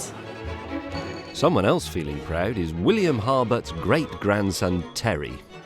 Harbut. The garden is absolutely stupendous. It is so much more than what I thought it would be. And great-grandfather would be really rocking in his grave now to see it all and thinking, this is wonderful. This is what plasticine's all about.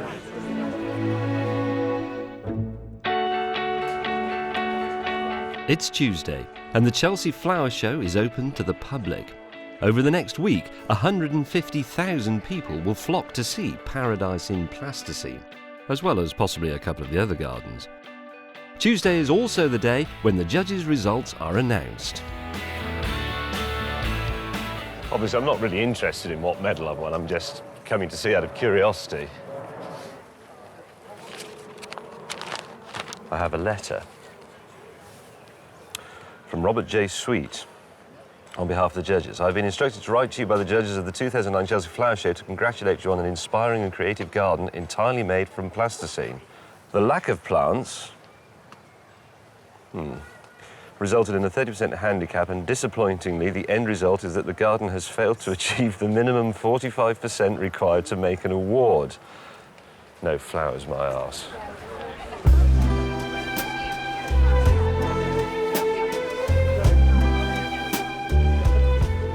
It is very rare for the judges not to award a medal for a garden. But I know that the public likes Paradise in Plasticine, so I decide to take matters into my own hands. Brothers, sisters, I have in my hand a piece of paper, and what it says is that our garden has failed to win a medal at Chelsea. I think what we are seeing here is the beginning of a revolution. The first crack of a giant fissure that will divide society into them and us. This, people, is our winter palace. And when you are old you will be able to tell your children and your grandchildren that you were there when it started. You were there in the People's Plasticine Garden.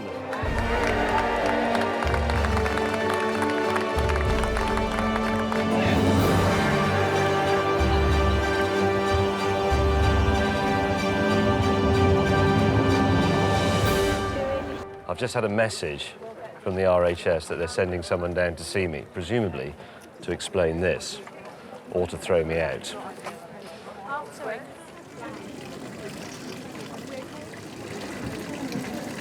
James. I'm looking at the shoes. James, you shouldn't look at your shoes at all. We're absolutely delighted with your garden, and we've explained why we are delighted with your garden at the RHS. And the RHS, therefore, has a one-off, specially commissioned, overnight medal for you. Congratulations! You've inspired us all. You've made me feel really bad now. Why? Stop the revolution! It's all over. The RHS have made me a gold medal, entirely out of plasticine.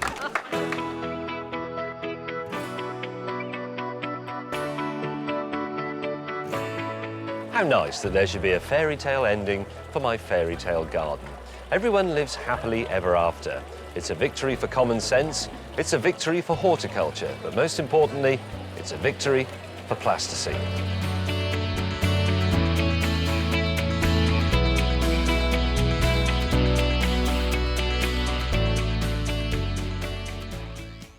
Strips of metal with holes in.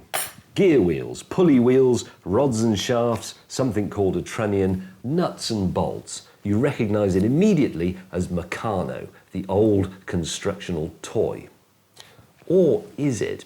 You see, I believe that this so-called toy, conceived in Britain when Britain was still an industrial superpower and Dad smoked a pipe, is in fact the solution to any mechanical conundrum the world can throw up.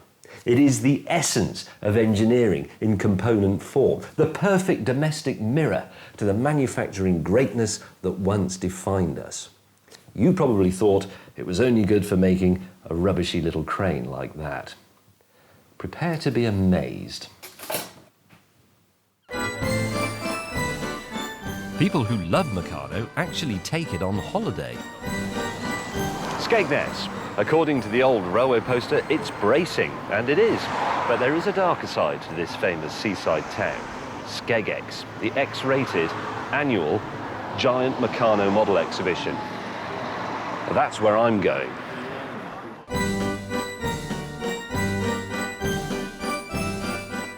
Each year, hundreds of Meccano fans hoist their trousers high and sally forth to celebrate the wonders of this great British invention. Many of them are surviving Victorians, among them none other than Charles Darwin. It's called a flying pendulum escapement, and it was invented by an American in the second half of the 19th century for fun. It doesn't serve any useful purpose. It's just a piece of nonsense to amuse people.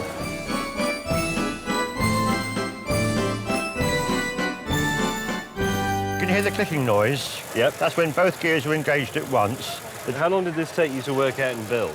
Last year, although I've been working on these gearboxes since I was 20, 30 years ago. Can you make anything mechanical out of Meccano if you think about it hard enough? I think so, yeah. Oh, the other clever thing is, you don't want it, if you're going backwards, you won't go backwards with a ratchet. But there was a time when Meccano fans were cherub-faced youths. Today, this country's greatest Meccano authority is a man called Jim Gamble. Nervously, I approach his unremarkable house in Nottingham, where I'm led to the loft. Still feels like a normal household so far. You're surprised. Ah, hang on. Up the ladder then, presumably? That's it, all the way. Oh my God. No, I wasn't expecting this. I thought you meant it was like a dimly lit attic full of old boxes. Jim even has the pant-wettingly exciting number 10 set. Everything that was great about Britain in a big green box. No, I've gone slightly faint. I've never seen one of these. It's fantastic. Oh, look at that. Why do they not make anything quite this exciting anymore? I mean, it is a very anachronistic system, isn't it? Well, it's a very old-fashioned toy. I remember somebody saying this to me once, that before the war, the world looked like Meccano. You had, you know, railway... You've got it right. The principal thing is, Meccano is metal. Yes. Today's medium is plastic. Yes. It is mechanical. Today's medium is electronic. It's angular. Today's things are compound curves. Yeah. It's just, you take one of the bits and take it together and replace. These days everything's replacement, bonded. Yes, sealed So units. the whole thing is out of kilter with modern life, really. So, Jim and I are in agreement. Meccano is brilliant, but it's looking a bit old-fashioned. But that doesn't mean it's irrelevant, because it doesn't matter how enthusiastically we embrace the digital age, the world still depends on machinery. Take, for example, the differential, which you'd find in any car. Now, it's almost impossible to explain to someone how a differential works, but if you make yourself one out of Meccano, here's one that took me all night, you will understand it immediately. You will realise how it allows one wheel to go faster than the other when the car's going round a corner. You can sense the forces at work. You can feel them in the metal components. And you just don't get that with your Wii. The problem now is how to bring this box of bent metal into the 21st century. That's going to take something really big. I also need a suitable venue. That bit's quite easy, though. Hey! Liverpool was the birthplace of Meccano, and Meccano played its part in the building of Liverpool. As Meccano's popularity exploded throughout the world, so did production. The success of this toy was the result of sound engineering principles. By standardising things like hole spacing, shaft diameters and, well, the pitch of worm gears, Hornby ensured that Meccano could be endlessly dismantled and remantled to make an infinite number of models. And Binns Road is where Meccano was made. In the 20s and the 30s, it was the biggest toy factory in Britain, possibly even Europe. And in its heyday, it employed 2,000 workers and about 400 or 500 staff, marketing and salespeople. It was a sort of cathedral to benign commerce, the Meccano factory. Is this it?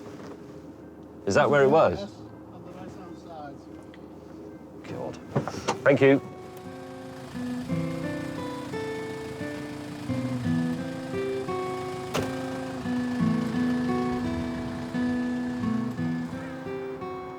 I don't really know what's happened to Britain if something as fantastic as a Meccano factory can give way to a place where people preen themselves in front of mirrors. With no permanent monument to Meccano surviving in Liverpool, I'm more determined than ever to find some poignant, local way to celebrate Frank Hornby's creation. A Meccano ferry across the Mersey would seem appropriate, but unfortunately, Meccano is full of holes and tends to go rusty. Anyway, they've already got one. But how about a bridge? Bridges were the first truly great metal structures, and until 1961, Liverpool had a transporter bridge, which really was just a giant Meccano model. Meccano is good for bridges. The great bridges of the world changed the world. They encouraged human movement, they invigorated trade and commerce, they encouraged the spread of culture. And any new bridge cannot simply be an ornament, it must fulfill this vital function. And that brings me, rather neatly, here to the end of the Leeds-Liverpool Canal on the Mersey Pierhead, and particularly this point right in front of the iconic Liver building. Now currently, if I want to cross from this side to that side, I have to go all the way down there and around. But a new bridge built here would completely transform Liverpudlian life. And that is what I want to do. If I'm going to build a Meccano bridge worthy of this fine city, then I will need the help of a proper Scouser. Step forward, daughter of Liverpool, Edwina Curry, who really is from Liverpool. What qualities should it have to be a bridge that speaks for Liverpool? A bridge that speaks for Liverpool should have wit and energy and style And movement, it's got to be some movement in it, at least I think so. It can't be a boring bridge. It can't be the kind of bridge you'd have to build in Tunbridge Wells, say. All right, Liverpool has to have a bit of a joker in it. It's got to be a little mad. Do the bits have to be nicked from round the back of the factory, like? Because I gather a lot of that went on. That's a wicked thing to say. To do Liverpool and Meccano justice, I've rallied 5 teams of the finest engineers, architects and Meccano geeks to pitch designs for a groundbreaking 21st century Meccano bridge. Helping Edwina and me make the tough decision is bridge engineer David Mackenzie. First up is Alistair Lenchner from Foster's & Partners with an ambitious and faintly bohemian plan called the Harlequin Bridge of Liver Love, a giant mesh tube made up from triangular elements built by the community. And this is the Meccano DNA for the bridge. And it will be rolled up and formed a lattice tube girder bridge. And when James gets in the middle, and the spirit of Liver Love will deploy its wings to show the wonderful Meccano plumage. But you can only do that if you successfully get to the middle. I think it would look fantastic made out of lots of different coloured bits, but I just don't believe it would actually work. Next up is Frank Smith from the Northwest Meccano Guild. And despite my pleas for something funky, he favours a return to the Victorian. Having looked at the site, I concluded it had to be freestanding and therefore some kind of girder bridge. And I settled on the simplest of designs. This is a small-scale model using the Warren girder. I always wanted a really modern bridge. Because I think it would look good, but there's no denying that that's the one Frank Hornby would have built. Economy of material is the theme being pursued by Elizabeth Stutzel and Angus Lowe of Arup. But their design looks worryingly like a bizarre high wire act, and I hate heights. It's a bit like walking the plank, but actually it's a lot better than that. Does it have a handrail? I mean, I think that you can walk on that. It's so minimal, I think it's a sort of the bridge with no name. What do you think of that? It's doable, it would work. Work a treat, yeah. I think it should have a handrail. I can't imagine why not, unless they really want you to fall in. Well, yes. So maybe there's a subliminal message coming from it as well. From Atkins Bridge engineers, Adam Miller and Hayden Nuttall proposed something like a giant Meccano trampoline. So with this particular bridge, it's entirely in tension, and we tried to play to the strength of the material. So in a sense, it's a really taut structure, a bit like the strings at the head of a tennis racket. So we're quite confident that this would work. It's a very exciting design. It reminds me a little bit of that bridge in London, the Millennium Bridge, the little one, the one that bounced so much that people it had to be closed. John Carroll and Josh Woods, students from Liverpool University's architecture department, seem determined to burn their bridges with a unique but completely mad idea. We're here to introduce you today to the Bridge of No Return. Do you want me to demonstrate the model? You'll walk onto this bridge.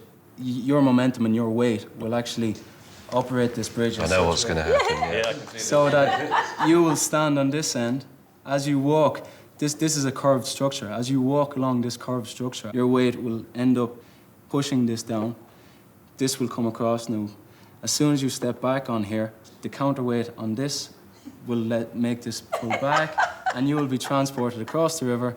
And this will happen once only. What happens if you're coming the other way? You can't. That is the reason we named it. Hence the Bridge of No Return. The Bridge of No Return, right. It's funny. It's lovely. It's brilliant. It's just a wonderful idea. 10 out of 10 for imagination. Absolutely. But I'm not entirely convinced they could make it work. 5 great ideas, but one really stands out. Are we about to make a decision we'll regret? Did you both like the student idea? I loved it. I thought it was fun. It really was fun, and it met the brief, met every part of the brief. But They gave the impression that they didn't quite have the expertise to make it work, and what they needed to do was actually a lot more complicated than they thought. It's a good idea which could be made to work, but they need some help. It's the product of drink, that idea, isn't it? I think that's fairly evident, which is good. I approve of that. They're students, they're young, they have hope. But what they don't have is knowledge. I can see which way your mind's going. Well, first of all, we'd like to thank you all for coming, bringing the designs. They're all, to some extent, viable. But there's one that intrigued us in particular, which is the architectural students, with your daft Bridge of No Returns idea. Unfortunately, we don't believe it will work. However, we do think that something like it, or along similar lines, would work with the appropriate help. What we'd like you to do, if it's okay by those concerned, is if you would collaborate with Atkins and maybe work together to make an idea a bit like that work. How do you feel about that? Ecstatic, to be honest with you. Yeah, delighted. So, I think we're very happy. I don't see why not. You're the professionals, Atkins, and your reputation stands to lose more than the students because they don't have one. So no pressure then? None at all. Liverpool City Council have agreed a date in just 5 weeks' time when I can take over the canal. So the pressure's on for Hayden and the students to devise a bridge that allows me to enter Liverpool but never leave. And there I'll stay, as the song goes.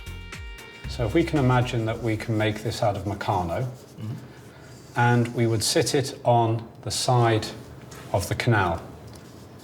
And at this point, James should be in the middle of the canal. I think something like that could work. It's a bit of a balancing act, but... It is a bit of a balancing act. They decide to build the bridge in 2 pieces, a 29-foot swing bridge and a 46-foot bascule bridge. Bascule being the French for seesaw. As water is released from a tank at the end of the bascule, my weight should force this section down as I walk along it. The other part of the bridge should then swing into place, so I can step from one to the other and be transported to the other side. And to signify my triumphant entry to the city, I will then deploy Foster's Meccano bird of liver love. You've got to be able to have enough. While the design team tries to work it all out, I head off to pick up the building materials.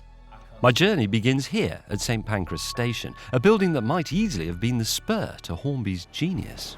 The really interesting thing is that it's actually only made of a few bits. They're just repeated over and over again. And of course, a lot of things are made like that, but you can't see it. The point about the Victorian engineering was it was new, it was exciting. These were massive arches. No one had been able to do this before because they couldn't make the pieces accurately enough. So they wanted you to see it. They put it on show, and that made the world look like Meccano. The other good thing about this is it's still a station, and from here I can get a train all the way to France, which is ironic really, because Meccano, this fantastic constructional toy, this thing that's celebrated in the hands of youths what it was that made Britain so great, is now made in France, obviously.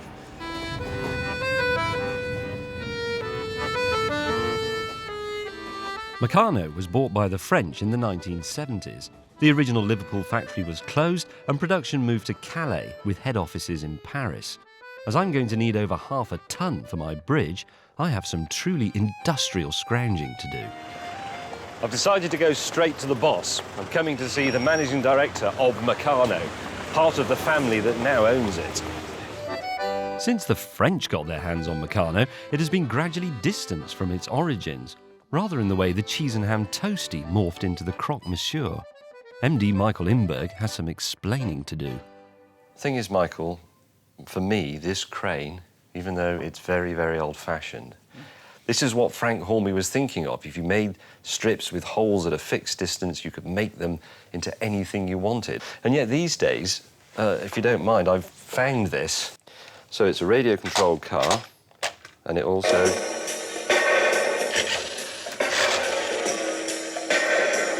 sort of does... I like a car with banging tunes, but the only construction involved here is attaching a few body panels to a pre-assembled electronic module.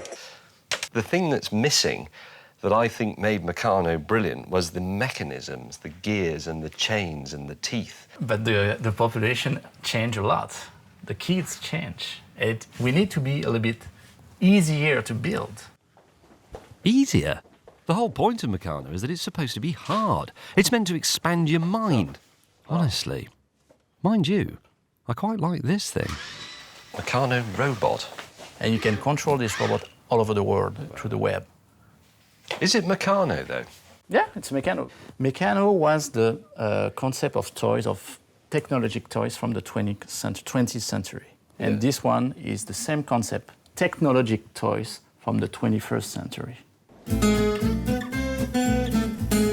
Michael agrees to lend me enough old-fashioned Meccano to build my bridge. After all, it's not as if he really needs it.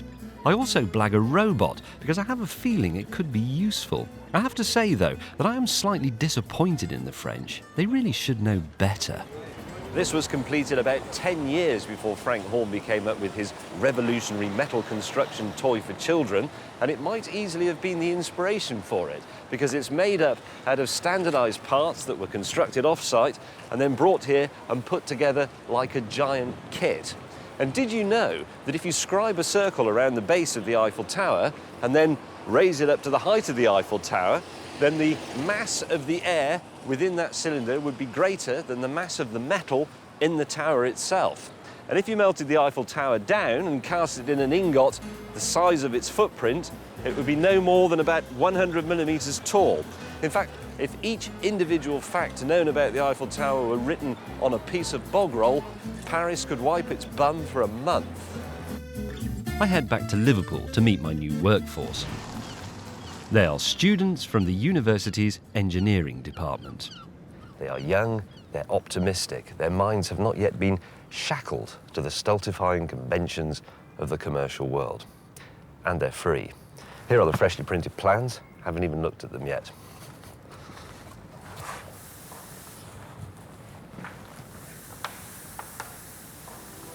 They've got a hell of a printer at this place, haven't they?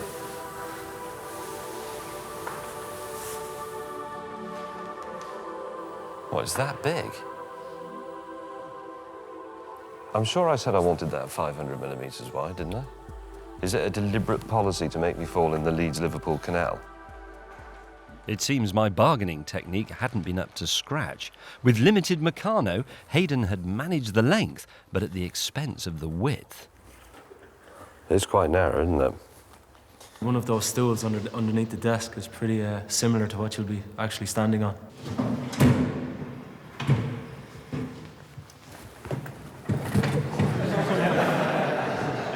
Bloody hell. They're having a laugh, aren't they? The chances of me standing on that whilst it swings are just it's absolutely nil. Hayden and his team were still working on the design, but when the Meccano arrived, I couldn't resist the temptation to get going. Look at that. All of that is full of Meccano. More Meccano than you could ever dream of.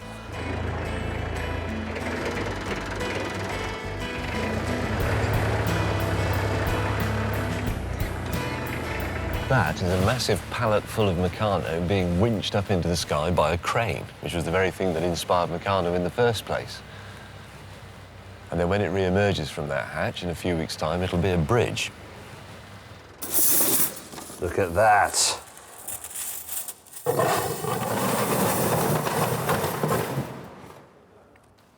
Massive. Right, there's your drawing, there's your Meccano. Carry on. See ya.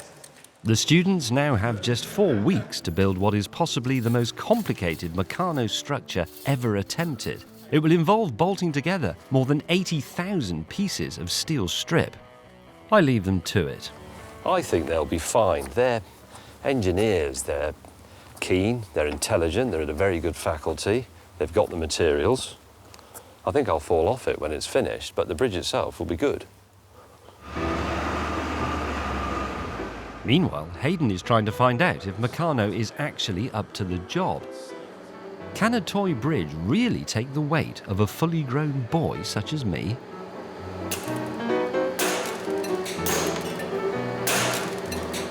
Unsure even himself, Hayden decides, unwisely, to take Meccano testing into the arena of comedic stunts. That's my car.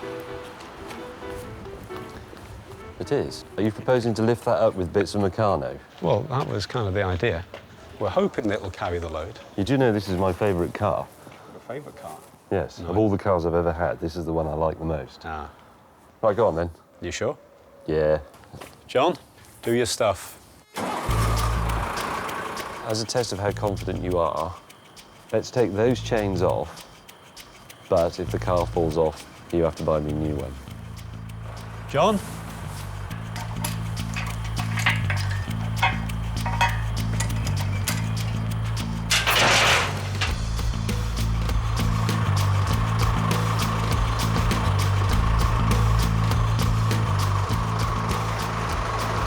Look, that is only Meccano. If the Meccano breaks, the car gets it.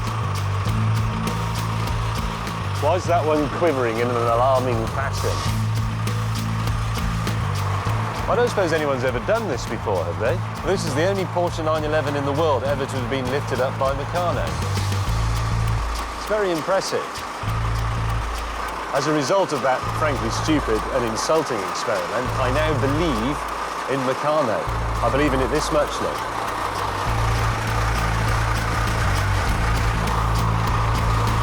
Good. Down. Meccano might be up to the job, but are our designs? My decision to start building before the drawings were signed off looks like it might backfire. And my students are already becoming militant. It just looks like they've got a lot of stuff going on in the same place, and they haven't thought about how it's all going to connect together. I don't think the plans are correct, to be honest. It's been kind of a real struggle to just get everything managed to fit together properly. It's maybe my first and last experience with Meccano. Threatened with an all-night vigil sit-in boycott, I put in an appearance. Students. That's a lot of Meccano. I was expecting more of a bridge by now. Well, we haven't got half the parts. You've only what? We've only got half the parts. What do you mean you've only got half the parts? Well, we're still waiting on like, a delivery from France, apparently. There are some bits you haven't got. That's right. Yeah. Quite a lot. That would be the bottom line of it. What bits? On these sections here, where you've got a few intersections of these bars, there's going to be an extra plate, but Meccano don't actually even make that plate, so the stuff that we've got on order's not come yet, and then we're going to have to manufacture our own plate for certain parts. No, you can't manufacture your own bits of Meccano. Well... It's not Meccano. Well, that's what we've been told to do, I'm afraid. Well, by whom? Engineers. The engineering design firm. You're going to be in Meccano. I'm overruling the engineering design. But you can't put bits into that aren't Meccano, otherwise we'll be standing there saying... You say it would be cheating to weld certain points, because that yes, would would help as well. I know it would, but you don't get welding equipment in a Meccano set. What I like about students is their unflappable youthful optimism. Possible failure modes sweepstake. So the... Right, so the failure is James thrown into dock. Architects get it right. Sabotage. Well-known engineering firm gets it very wrong. Bridge gets stolen. You don't actually believe it will work? We want the actual final plans. As soon as we get them, without any We want the changes. bits and the final plans, and then we can go on with our job.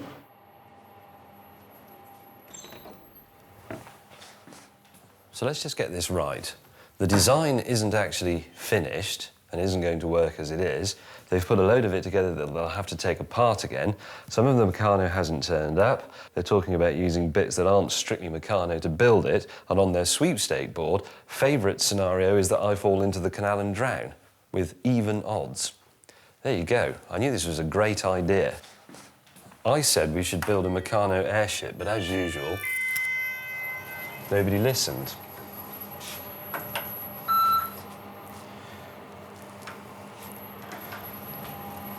Meccano bridge my arse. There's a perfectly good reason why there's never been one of those. It's time for a long, deep draught of the Entente cordial. Calais, home of the present-day Meccano, is but a pleasant train ride away. This is the last bastion of proper metal Meccano. This is, in fact, the last outpost of Frank Hornby's once proud global empire.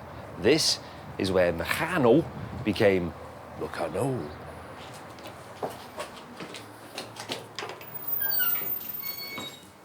Bonjour, monsieur.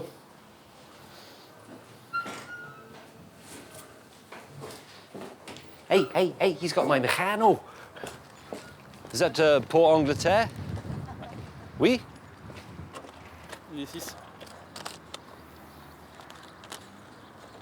Hey!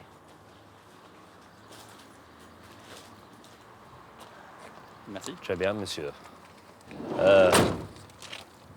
As quick as you can, please. Tout de suite. Get on with it. Hey, Ahmed.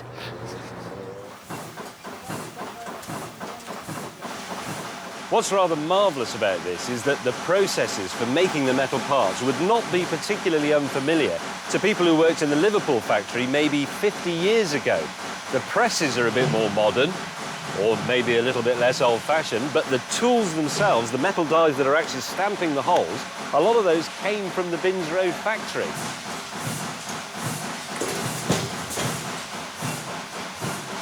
This man is making an actual component for our special Meccano order.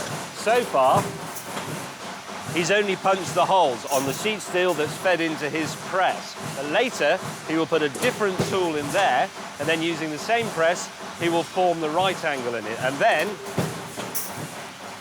it will become the familiar angle girder we know and love, and have loved for over 100 years.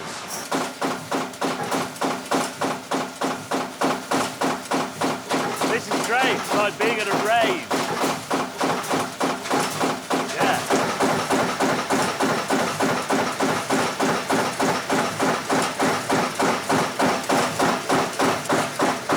Give me more Meccano. Woo! I discover the point of the modern Meccano robot. I can use it to monitor insurgent undergraduates remotely.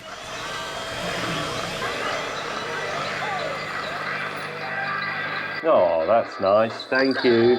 What are you doing? Putting the bracing on the bascule bridge. Are you doing all the nuts and bolts up nice and tightly? Yes, of course. Thank you. There's no stopping the robot once he gets going.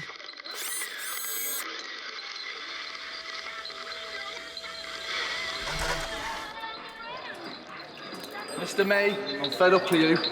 I've got cuts all over my hands from this Meccano, and now I'm going to put you in the bin. I'm going to sit you in here with this Meccano where you belong. But with under 2 weeks to go, we're still hopelessly behind. So I'm on the scrounge again. I need Ian Mordew and his chums in the North East Meccano Guild to come to the rescue like a Meccano cavalry.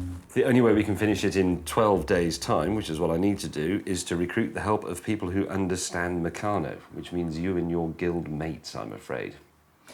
Well, we do it as a hobby, so whether we do it building a bridge or building a crane, we're equally happy. Will you do it? We certainly will, to the best of our abilities. Good. And I stop poncing around in France and dig out my vintage spanner as well.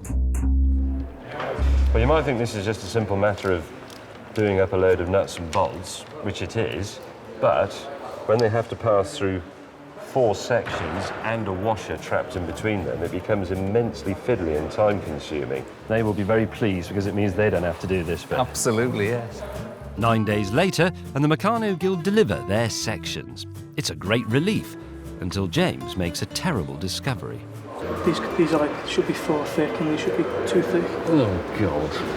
Which means cutting. The Guild hasn't put enough gusset plates in, and whole sections will have to be rebuilt.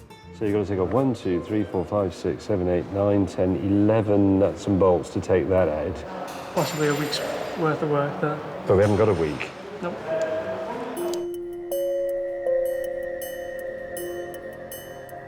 That this bridge won't actually be finished in time for Sunday would seem to me to be, as the chief engineer of the Titanic would have put it, a mathematical certainty. If I work out how many people can work on it physically at the same time, and how many bits need to be bolted together, and the fact that it needs to be tested and a handrail needs to be made and the liver bird of love needs to be constructed, it simply doesn't add up as a simple piece of arithmetic. I just genuinely, no false jeopardy for telling, ooh, will they do it? I really don't see how it's possible. When I told Liverpool Council I'd look a right tit if we had to cancel our event, they took pity and agreed that we could delay our bridge opening. Time to rally the troops for one final push. Men, women, you stand alone. Stop laughing. There are people who are saying this bridge cannot be built. They are saying that Meccano is a mere plaything whose time has passed. However, and on the contrary, I believe we are about to see its finest hour. Anything else that you achieve in life will forever be in the shadow of this great bridge and the one that it casts upon the world. Crikey, that's quite high. And that may be a bit of an exaggeration, but it's quite a good bridge. I give you 1 week. Carry on, and Godspeed, your spanner. So, with some extra time, but still more than a third of the bridge to build, the students get stuck in. And before heading back to London, even I stay late into the night to make it happen.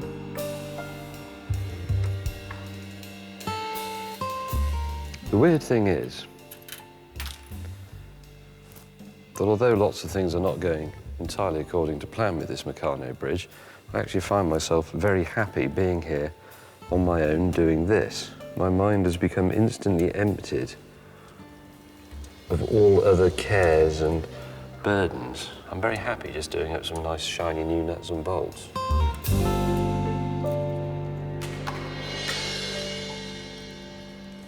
Look at this, there's a load of drugs down here. 6 days later, while relaxing in the jacuzzi, I suddenly get the news I've been waiting for. It's finished, apparently. I got the phone call last night just as the deadline expired to say, come and see your bridge. So here I am, and I'm quite excited about it. Morning. Hi, James. Morning. Morning. Hello, James. Morning. Morning. Wow, look at that.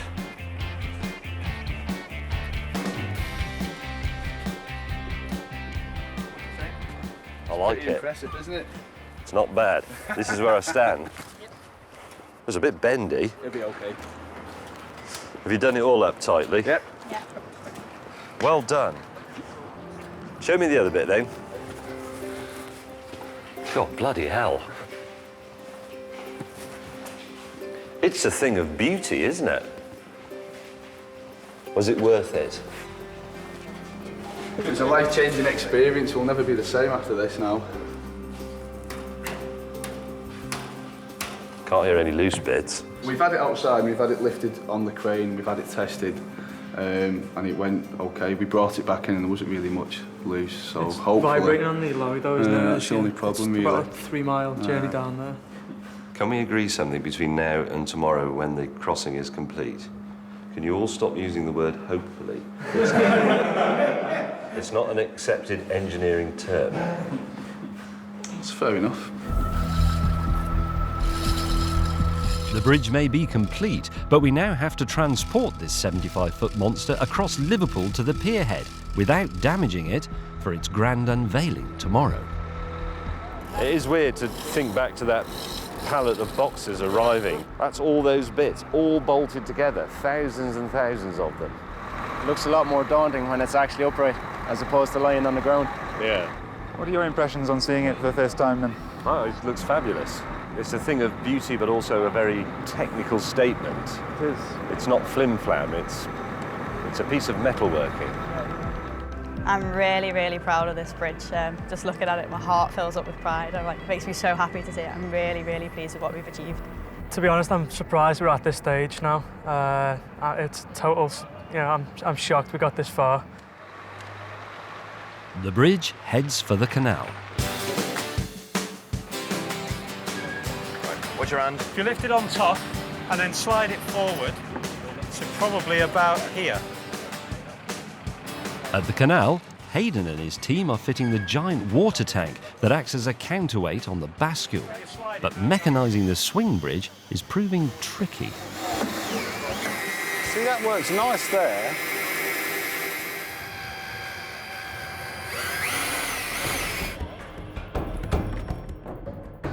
Electric motors are soon the least of our problems.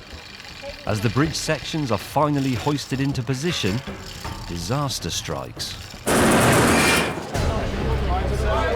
Guys, everyone out of the way. Everybody flat. Right, just pop it down on the ground. Forget about the timber for the moment. Let's get the weight off it. Guys, the sooner we get it down, the better.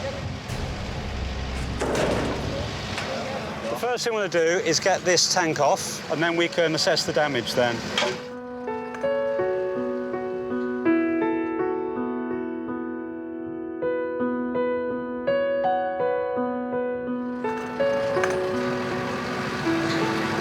It got lifted into the air, it was top heavy, and then once it started to go, it carried on in it, hit the ground, full force, and it's bent quite a lot of it. Lower members all need to be replaced now in the back half. I'm pretty devastated. It was perfect. I don't know. Everything was going so well, and it's going to take hours to fix it. And gutted.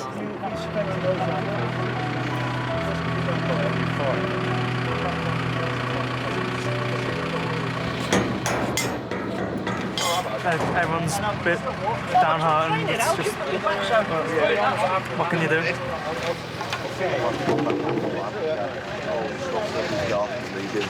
Well, the good news is it's affecting the back, and the back is the least important part.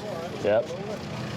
So I think we can reattach these, knock it back into shape, and I think we'll still have a bridge. This time tomorrow, James, you won't even know.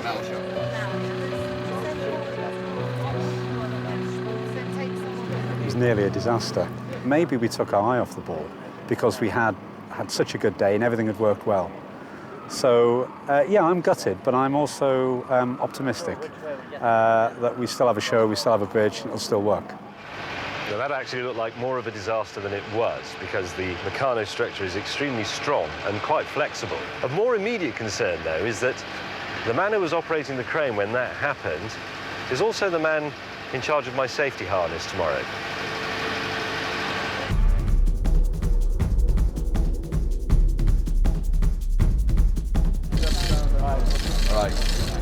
Well, my students and my crane operators have been working through the night to prepare the Bridge of No Return, including a few last-minute repairs. And really, once they have it in position, it's all up to me, really, not to let them and this magnificent city down, because I'm scared of heights. But anyway, let's see what happens. I might go and have a scotch.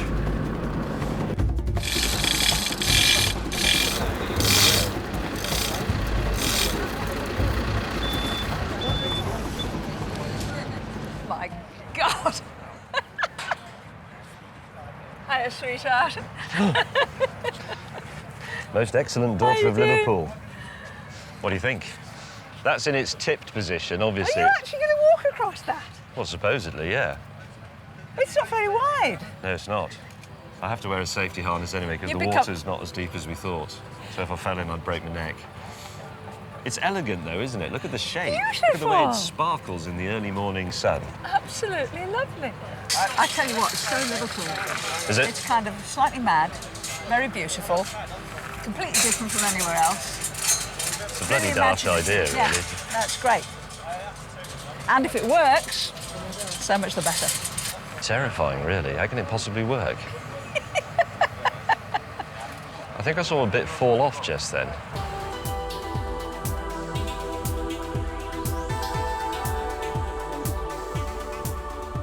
Last night I was pretty depressed last night after it. It looked a mess and I was like so downhearted, but we sorted it out and I'm a lot happier today. I don't think anything will go wrong. I can't see what could go wrong, but there's always an element of risk. This is it. 80,000 pieces. 2 months of bolt tightening and blasphemy. They are about to be put to the test. Me too, as I make the historic crossing to Liverpool to bring the liver bird of love to life. Because I'm scared of heights. Have I said that?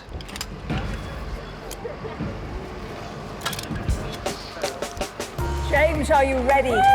Yes. Oh my God.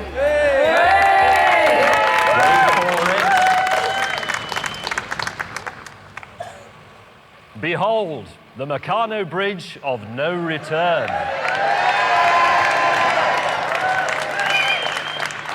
Why make a bridge out of Meccano? Well, it's because Meccano is Liverpool. Meccano is one of Liverpool's most famous sons, up there with John Lennon and that other bloke. But there is more. For too long, for too many generations, this canal has seemed like a hideous rent in the very fabric of Liverpudlian society. Well, today, I hope that that divide will be bridged. Are we ready? Yes. I am putting on helmet cam. Right. Terry, open the tap, sir.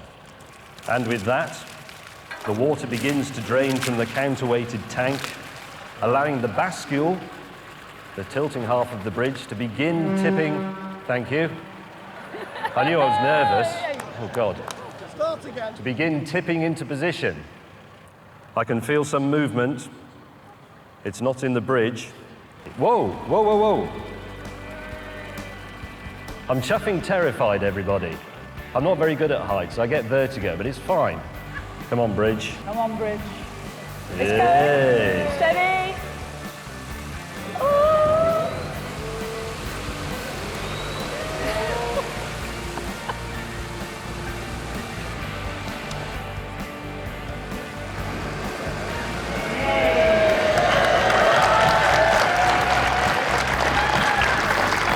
I changed my mind. I don't want to go to Liverpool. I always like Manchester.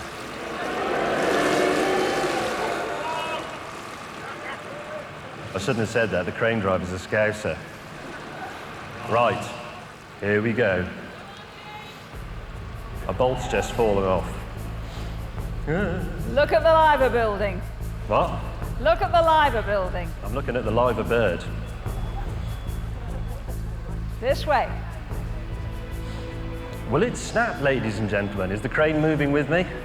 I'd hate to fall off because of the health and safety device. You're doing fine, James. Keep going. Head up. Don't God, it's made of bloody Meccano. And it's wobbly. You're doing all right. Keep going. Keep going.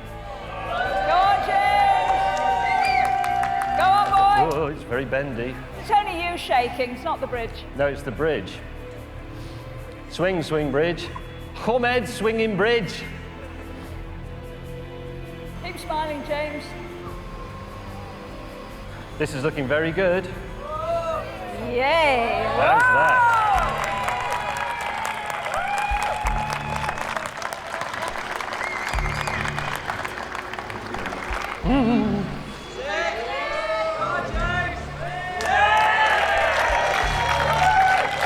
Release the tap, swing the bridge. Whoa!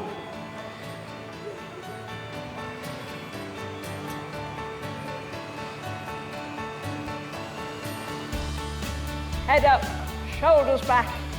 Be proud. Bugger off. This is not about me, it's about Meccano. This is the wobbliest thing ever made in the world. Okay. Go on, James! Oh, it's too wobbly. You're doing it. Edwina. Hang on. Hang on, it's not finished. Wait. Hello, Liverpool!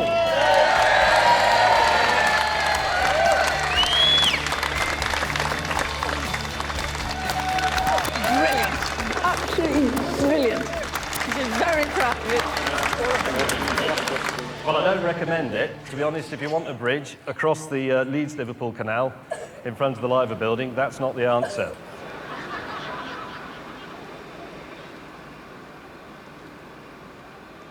I'm sorry about the wobbly bit at the end. It's all right. But actually, Gave us something to laugh at. the crane was making me wobble more than the bridge was. We can see that. It keeps pulling me about. But I thought it worked fantastically. Alignment was good. They were both level. The bascule tilted perfectly. Didn't deflect. Couldn't have gone a lot better. Not really. Well, I was very impressed, and thank you for your project management. Thank you very much for making it proud. And I'm sorry about the slight mishap yesterday. I was surprised it went so smoothly, I have to say. Were you? No, not really. I always thought it would work. Why wouldn't it? I thought that was absolutely wonderful. I It really worked. did. It worked. It was beautiful. It was genuinely scary. I know it was wobbling because you were shaking. It was nothing to do with the wobble of the bridge at all, but even No, it so... wasn't. What do you mean? I have butterflies for you. I thought it was awesome. What a result. Liverpool has shown that Meccano still deserves a place in the toy boxes of today. And like the Victorians before us, we've proved that with nothing more than some steel, self-belief and an exploited, underpaid workforce, it is possible to create a mechanical marvel to be proud of.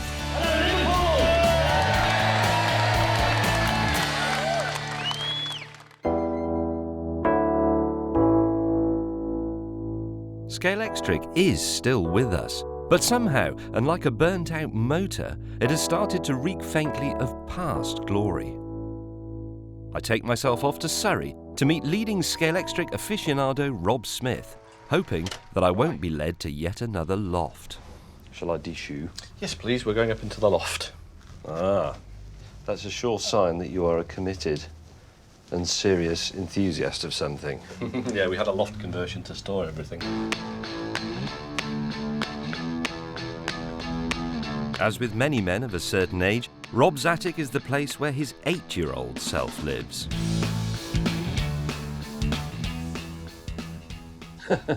Welcome to my lair. Gosh. How many cars have you got? There's about 3,000, right from 57 right through till, well, some arrived yesterday. Really? Mm-hmm. You're a married man, aren't you? I am. Did anybody ever say, haven't you got enough Scalextric now? She does say that quite often. She does say And that have quite you? often. Well, no, obviously. Rob is what's known in the trade as a Scalextric nerd. Fred Francis, in the late 50s, from Mini Models Limited, took a range of tin models that he made that were called Scalex and put an electric motor in them. And Scalex plus electric became Scalextric. And that's why nobody can pronounce it properly. Well, they all do it the wrong way around, yes. Everyone says Scalextrics. This is all marvellous, but something is missing from the converted roof space. A racetrack. There isn't one. So it's time to build one and drive Scalextric cars as their inventor intended, flat out. And this leads me to a complaint. There has always been one fundamental flaw with the Scalextric set. They were designed for Mum and Dad's pocket, not in accordance with the ambition of the 8-year-old James May. So you got your cars, you got some fences and flags and your hand controllers, but never enough track. Now, if you managed to blag some more track for your birthday, you could build one of the circuits in this book. 101 circuits for Scalextric drivers. Here, for example, is Spa, and here is Brands Hatch. They are perfect miniature representations of real-life racing tracks. However, there is one circuit missing from that otherwise riveting volume. Brooklands, the first purpose-built motor racing circuit in the world. My ambition then is to rebuild Brooklands in Scalextric. Not here on the table, but at Brooklands itself. Full size. Today, it is impossible to drive a lap of Brooklands. Only about half of the circuit survives, and it's interrupted by a river, fences, roads, houses, and offices. The famous clubhouse is now just a sleepy museum. These days, of course, Brooklands is the sort of place where people come for a cup of tea, where you might find a classic car club getting together to swap grommets. That's all absolutely smashing. But what it really lacks now is the sense of excitement, the surge of the crowd, the cheering, the raw bellow of competition. And we can put that back. Alan Wynne, curator of the museum, sits me down on a historic bench and makes it clear just how difficult it will be to reopen Brooklands, even in Scalextric.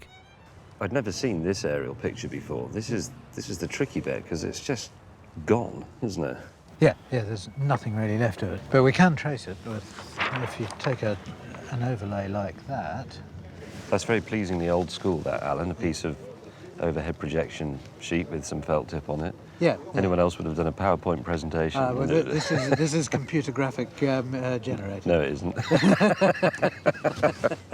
So that housing estate is, well, post-war, obviously. Yeah, 1970s. And what is that building? That's Procter & Gamble, that's right on the line of the track. Right. And then this is Sony's building, so Hi-Fi and so forth are sold just from there. I'm going to make it a basic principle of our project now that we must follow the original line of the circuit, even where it's disappeared, because otherwise we're not being true to history. So that means, yes, we have to go down the housing estate and we will have to go through the hair gel manufacturer, but that's what it takes. Yep, and you've got an office building here, you've got a multi-storey car park here. Bit of a challenge, but you should be able to do that. This will be the first time since 1939 that it's actually been done. It'll be the first lap since 1939? Yeah. That's quite something, isn't it? Yeah.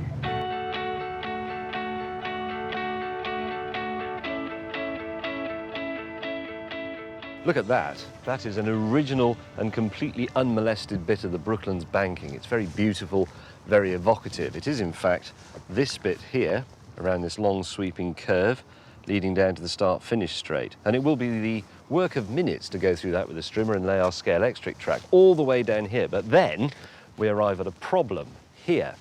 Not the hedge, actually, but beyond the hedge is a housing estate built in 1994. So I'm off to see the local neighbourhood watch people to warn them that some people will be driving cars in a rather hooligan-like manner through here.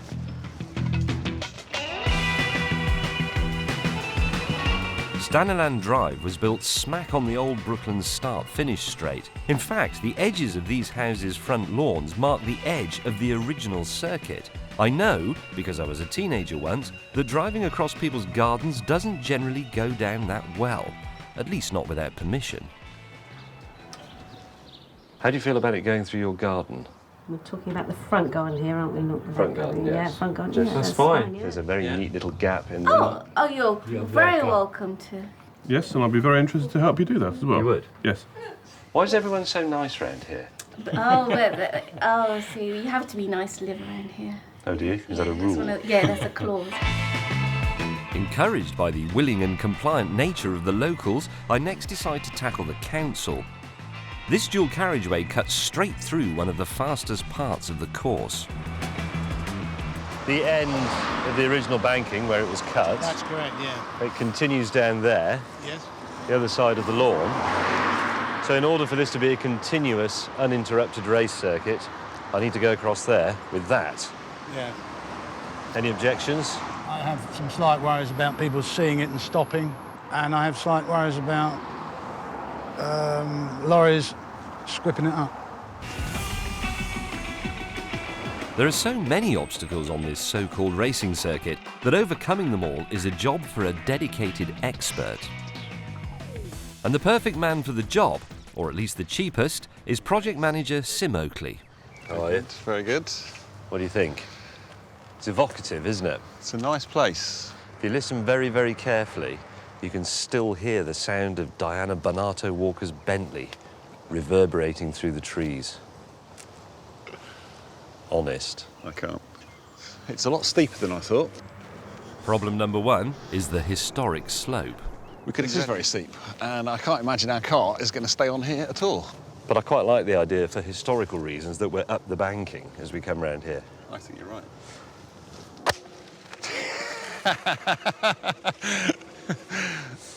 Very good. So that's one decision made. Our track will be built on the flat. Problem number 2 will be the many fences that break up the course. Well, that's it, we can't do it. It's not going to be the world-breaking track. Oh, and not only that, look.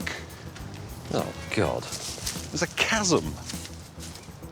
Some of the fences are more than 14 feet high.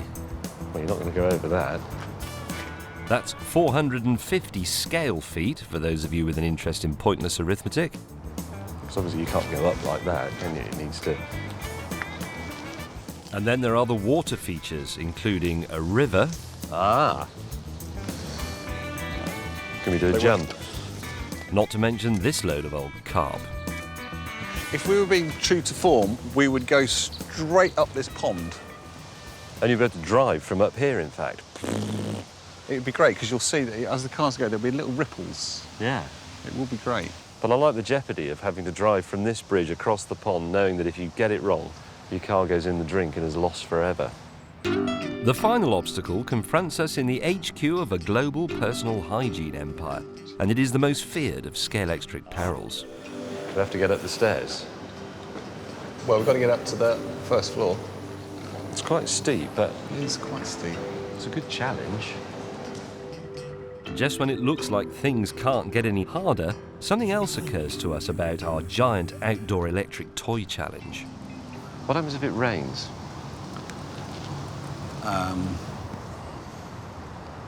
While Sim works on that little lot, it's time for me to recruit my driving teams. I need 2 of 140 people each.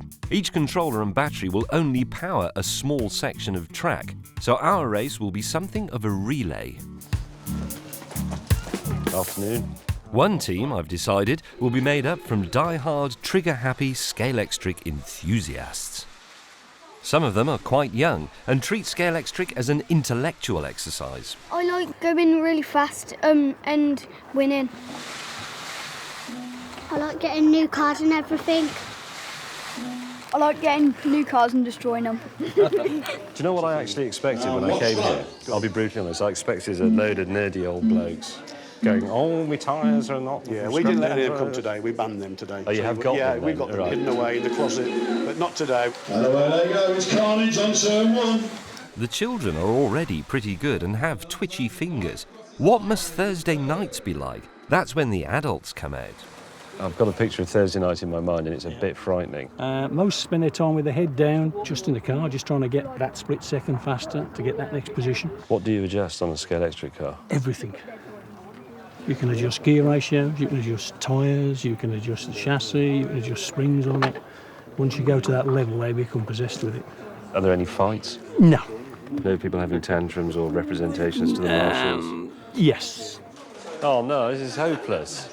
I was once told that everybody who races a Scalextric is basically a frustrated Formula 1 racer. Yes, I think you're probably right. So, a lot of people who drive real cars are like that. Correct. It's better that they do it in there than out here. Yep. My other team will be made up from people who live and work around the old track. People who absorb the spirit of Brooklands daily. I start at the head office of the electronics company that rhymes with Boney. Right, hello everyone. Now look, the world's biggest Scalextric race is going to pass, well, actually over your pond. I've brought you a set. I want you to put it up, find out who the best drivers are, and then I need those names, and then they're going to become part of the team. This is a large corporate organisation with, allegedly, excellent administrative capabilities, but let's see, eh? Is that open? Figure 8, is it? Yeah, figure of 8, bigger loop on one side. Do you need to have a meeting or a PowerPoint presentation or something? Or Always. do you think you could just get on with it? No, that's really tight. No, look, that's the corner. No, straight on there, just the corner. They could always try looking at the helpful diagram on the box lid, but perhaps that's just me being boring. There are only 12 Scalextric track sections, and there isn't one that's that shape. I promise you that. Wrong. It's wrong. I can tell it's wrong. You need the short straight there. You like to play with electronics every day, yet you can't sell one of these. There we go. Oh, well done, boys.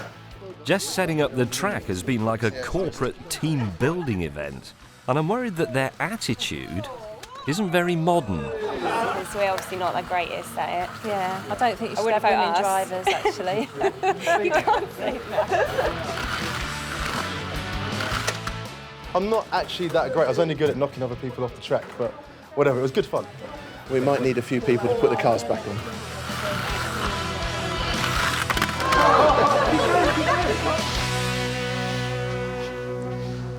God knows how that lot ever managed to produce something like a television.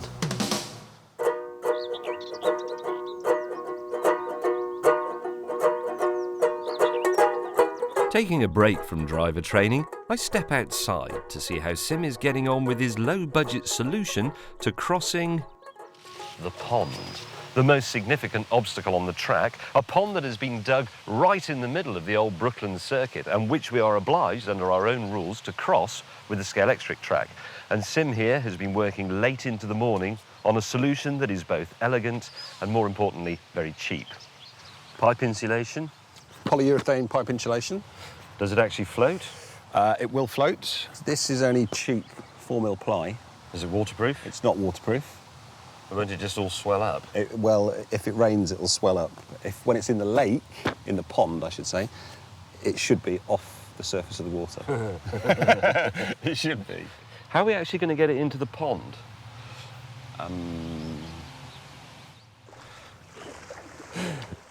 It's murky, Sim. It's a bit murky. Very murky.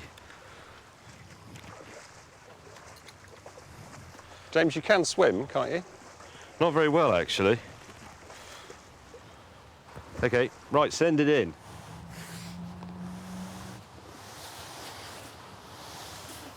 With car. Hey, I think I've just found Birkin's blower Bentley.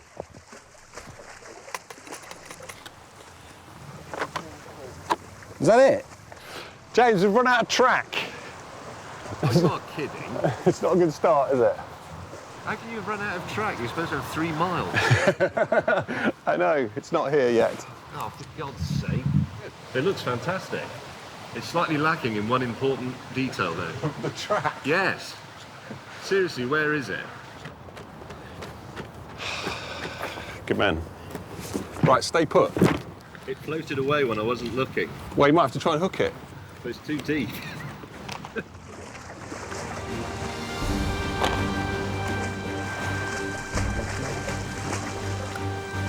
3, 2, 1. Hang on, hang on.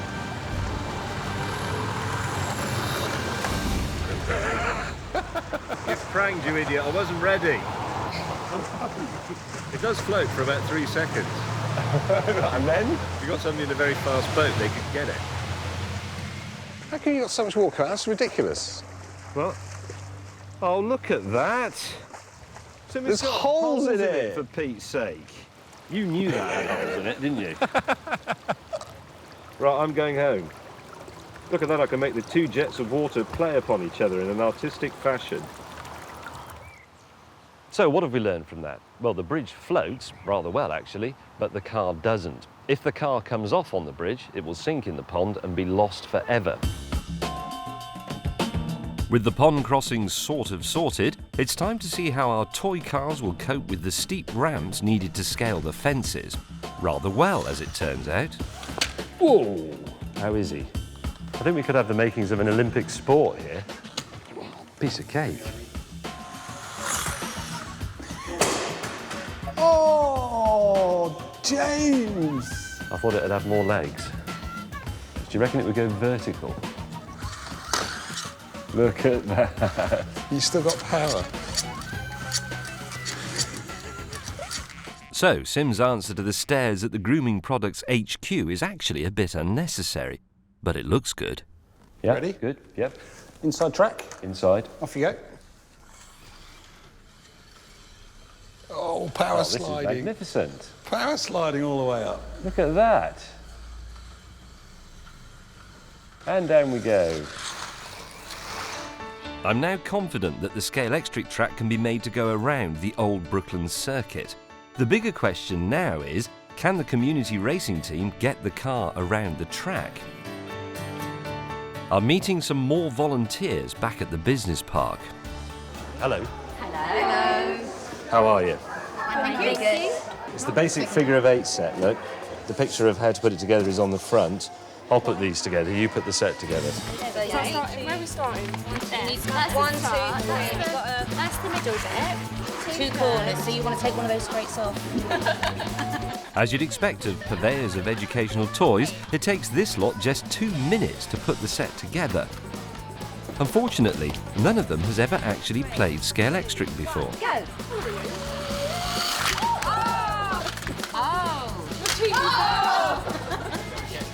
Danny, you're rubbish. Boldly, I risk being patronising with a handy hint. Can I just suggest something? You can squeeze it fully as long as you lift your finger off before you get to the bend, so like that, you see. I managed to get away with that, though largely because they weren't listening.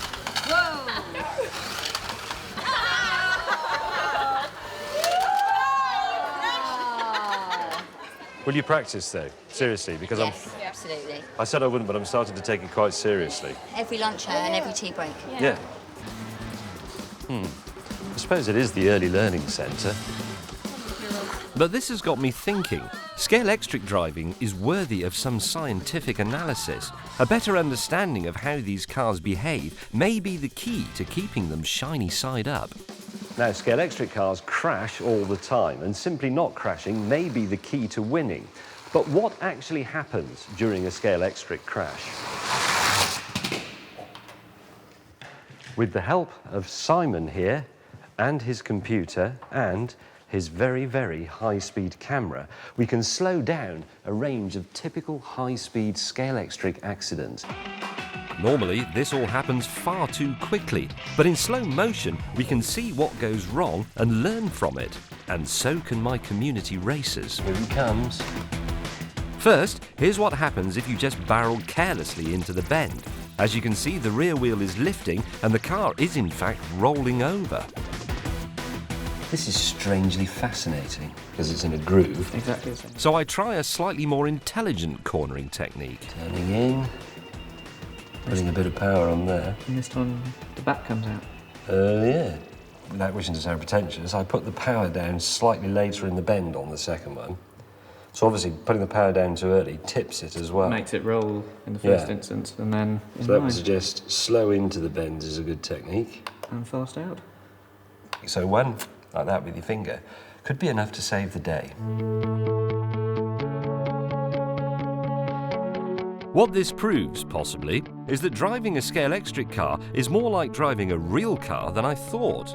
Brake before the bend, accelerate through it. So a bit of cornering practice in a real car will pay dividends when piloting a scale model with one finger. Probably. This is the Mercedes-Benz test track, which is inside the old Brooklyn circuit. We're taking 6 of our community drivers, people who are going to be tackling particularly difficult parts of the track, and sending them here for a bit of driver training. Then we'll get them to do the same thing in Scalextric. Clear? Good. Tom, from Boney, is convinced by my thinking on this. I'm definitely looking forward to today, although Scalextric's not my strongest point at the moment. I hope that will get better over the course of the day. But Clara reveals something we didn't know about her. I'm very scared. I've only passed my test about 2 weeks ago and I haven't been driving since, so I haven't driven since my test. Driving tips from the instructors come thick and fast. And we'll release the parking brake. It's just the lever forward of your right knee. That's it, that didn't come up all the way. That's perfect. That's it. And straight on, don't worry, that's good. And Tom isn't doing brilliantly either. Right, left, left, off gas. Back on and steer left.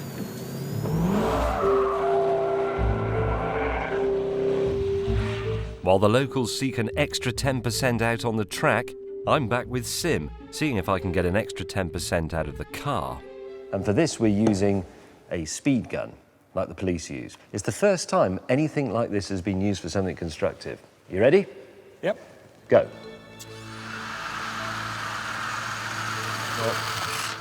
Thank you. 13 miles an hour. But there's something else. You see, Scalextric cars these days are fitted with magnets which help keep them stuck down to the track. They're a sort of magnetic downforce, but like the aerodynamic type, it comes at a penalty. It must increase drag, because in physics, as I'm sure you know, you don't get anything for nothing. So let's see how much difference it makes if we take that out. Simi? Yep. Can you take the magnet out and then send it down again? Yep. Go. 13 miles an hour was the mean speed with magnets.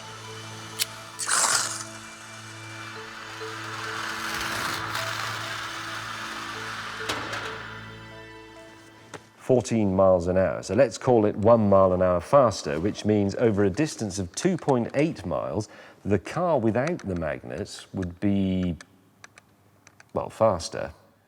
Or would it? Now, this is the simplest Scalextric circuit you can have. It's just a circle, and I have it rigged up to a train set controller with a knob, so I can control the power very accurately.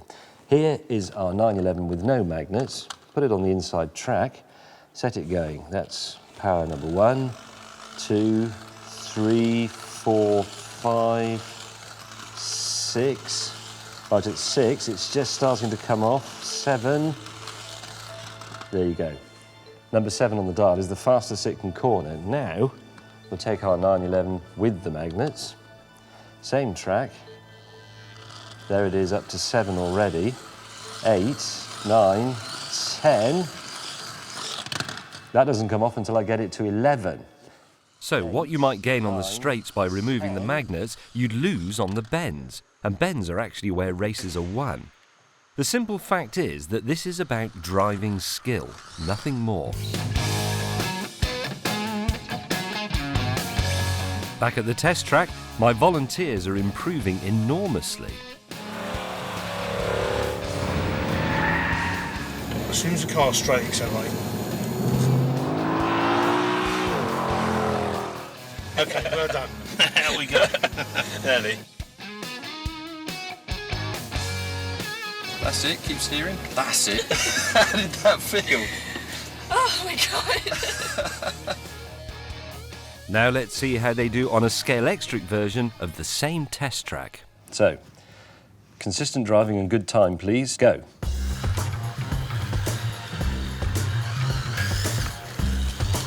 Incredibly, it has made a difference. Now all they need to do is pass on this newfound knowledge to the other 136 members of the Brooklands team. Easy.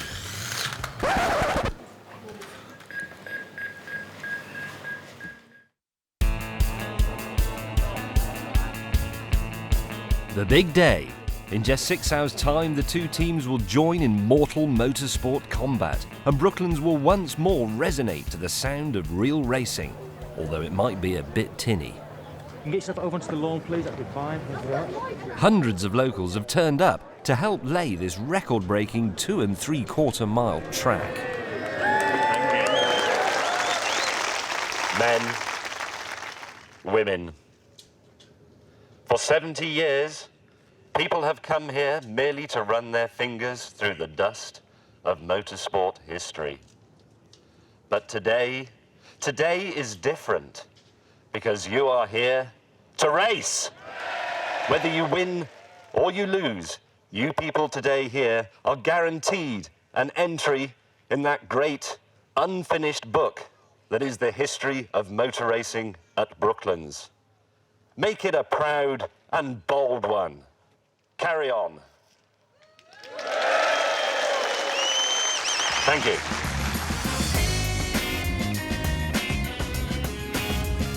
Everyone's building the section of track that's nearest to their home or office. They'll also be responsible for driving the team car round that part of the course.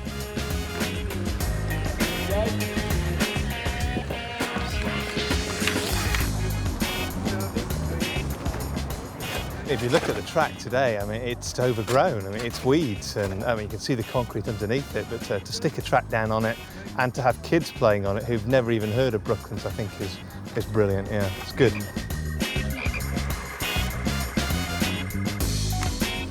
I think the big concern here is how uneven this is. Scalextric track don't like that, and we got nearly a mile just to lay here.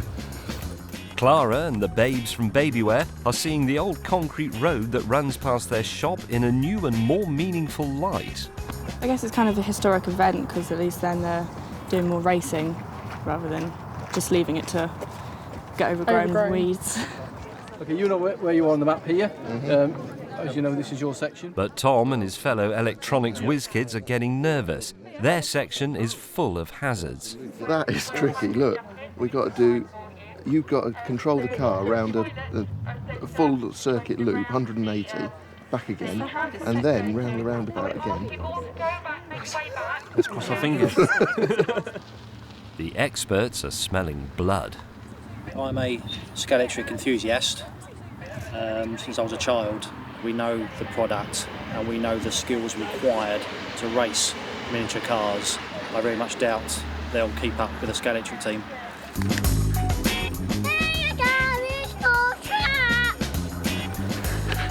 To the younger volunteers, Sim's achievements with mild steel and sticky tape are clearly an inspiration.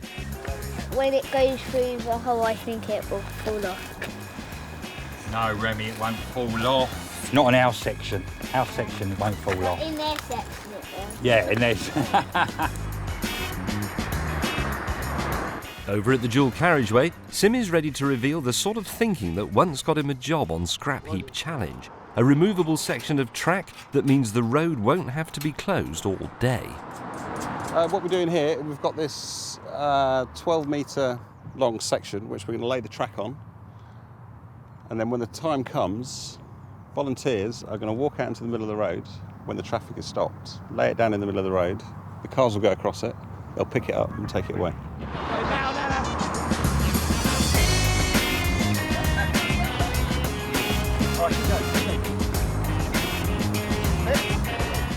And we've had a bit of luck with another road.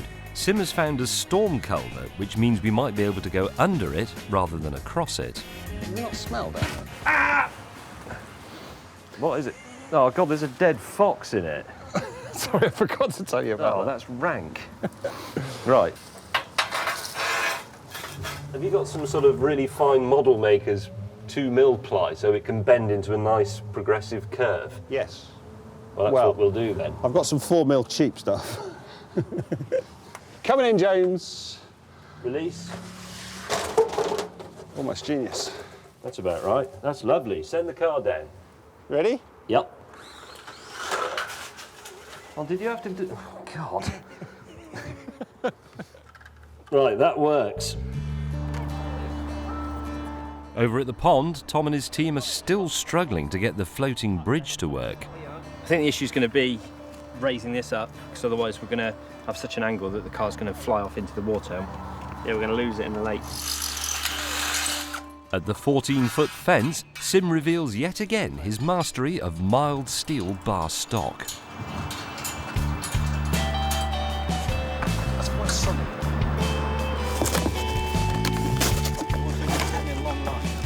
How's that? That's good. That's marvellous. That looks very nice. After just 2 hours, 3/4 of the track and some cardboard are already in place. Somebody's going to go off there, and that's going to take a lot of retrieving, isn't it? Are they nettles? We thought you'd give us a hand with that one. I'm going to be over there. No, over there. And we've even found a way of getting across the river by turning a sewage pipe into part of the Brooklands banking. And hopefully, as they keep feeding it from this end, it will eventually emerge at the other end. There's a massive kink beyond you. At the other end there? Yeah. Yeah, we just got to put it onto this side of the pipe. Okay. Yeah. Make sure it's on this side. Sure you don't want a chicane in the middle? You're bloody positive. It's done. You push these bits together. We've done lots of it. Over at the housing estate, Scalextric is bringing people together in the community. Any excuse for a street party down here, but it's quite nice to actually join that end of the street with this end of the street, because that doesn't normally happen an awful lot, but yeah, it's great. Are you come to help build the track? Come on then, because you get to play with it once it's built. Because it's going over your garden, isn't it? Should we go and build that track, boys? But inevitably, a problem that always emerges when trying to go around the piano or the sideboard also reveals itself here, 100 times over. This is a problem we're going to have a lot because the sections of track are made, say along Standerland Drive, along the banking, that's fine. But when you come to join them up, you end up needing an odd piece like a quarter curve or a short straight. Now, we could join this up here, but because the track goes left and then right, we're simply going to recreate that problem over there. So this has turned into a massive geometric headache. But should we give it a go anyway? Yep. Right, so you need to go that way a bit. James has moved the problem 20 feet to the right. Now we need to move, all the track needs to come this way, so we need everyone to grab hold of bits of track, and that's going to extend all the way down. Yeah. Fantastic, there you go. Another unforeseen problem is idiots learning to drive real cars. The driving school have driven over the track that we laid this morning at 6:30 and damaged it. So we've got to replace it. That was really hard work. And that was a really lot of money. As the volunteers do a final pass of the track, I head off to the clubhouse to meet former racing driver and TV presenter Tiff Needell, who has offered to be my roving reporter at this historic event. Tiff, tell us what it means to you. So much, really, James. I mean, my father was here as a spectator watching the last ever Brooklands race, just over 70 years ago. He used to do auto tests here. This was where my own love of motorsport was born. And did you ever imagine you'd see another race here? No, this is what's so exciting. Actually, a race at Brooklands again after all those years just means so much. You'll be telling us what happens. I won't be able to see, of course. Do you see any potential hazards ahead of me that I should be concentrating on? Any areas of danger? I think the areas of interest will be the high fence, the pond, the spiral ascent of doom. I don't remember a spiral ascent of doom. No, it wasn't. It wasn't, but then there wasn't the headquarters of a popular soap distributor in the middle of the track. Right. Is there any time limit on this event? Well, we've got to finish it before it gets dark, because it's not lit. Good. But back on the track, the glorious weekend weather has caused a peculiar problem. We laid the track earlier in the morning when there was nice cloud cover. The sun's come out, the track itself has got very hot, and along the length we've now got bumps like this occurring. This is something we're going to have to look at and hopefully take sections out to make them right, to bring this back down to level. There's not much else I can say, I'm afraid. The volunteers now need to check the full 2 3/4 miles of track to get rid of any other expansion hazards. Finally, after just 6 hours of pushing plastic pieces together, the Brooklands circuit is linked up for the first time since 1939. Now the two teams are under starters' orders and change into their racewear. The Scalextric enthusiasts are in silver.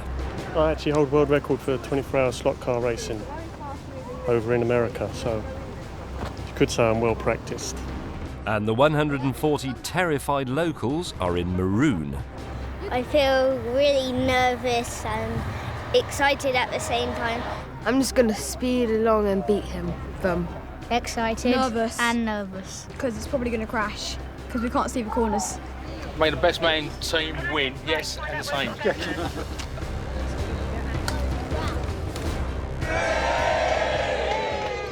Well, it's an absolutely glorious day here at Brooklands for the first motor race around the entire circuit for just over 70 years. The sun is blazing out of a perfect blue sky, adding to the white heat of competition that is being experienced down here at track level on the historic members' banking. The cars are in position on the start line. Some minor final adjustments and preparations are being made by the teams. The crowd are in very good cheer. And the tension and excitement here are positively palpable. I'm going to hand over now to our roving reporter, Tiff Needell. Tiff, can you hear me? What's happening where you are? Well, I'm sitting at the first real big hazard, the Beecher's Brook, if you like, of the course, where the cars come zooming through this car park, then come over this huge high fence. Whether they stay on the track or not remains to be seen. And we're using 1920s technology to cover the race today. We have a photograph of the Brooklands circuit in its heyday when it was complete. Our checkpoints and significant obstacles are marked. My glamorous assistant Helen here will be moving the two model cars around in response to information coming in through her ear, so I know how the race is going. This is surely going to be the greatest motor race I've never seen. Finally, the cars are ready to go. A maroon Aston Martin for the locals, a silver McLaren Mercedes for the Scalextric nerds. The batteries are attached and the track goes live. It's time to race the biggest Scalextric circuit the world has ever seen. A record-breaking 2.75 miles, if it works. 10, 9, 8, 7, 6, 5, 4, 3, 2, 1. Yes! And they're off! This is fantastic! Come on, Aston! Go, go, go! Amazingly, the Brooklands locals soon begin to draw ahead. That is spectacular. The Aston has streaked into the lead, but for how long, who knows?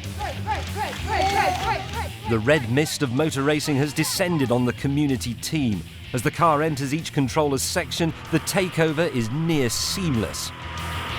They give it the berries across the bridge, and their lead increases. The Scalextric experts have stalled on a straight bit, and it's not clear why. Turns out to be nothing more than a lump of historic cack on the pickups. Oh! There it goes! Right through your legs. Tiff, the news is that the McLaren Mercedes is on the move again and approaching the river crossing. The Scalextric geeks use all their skill to try and close the gap.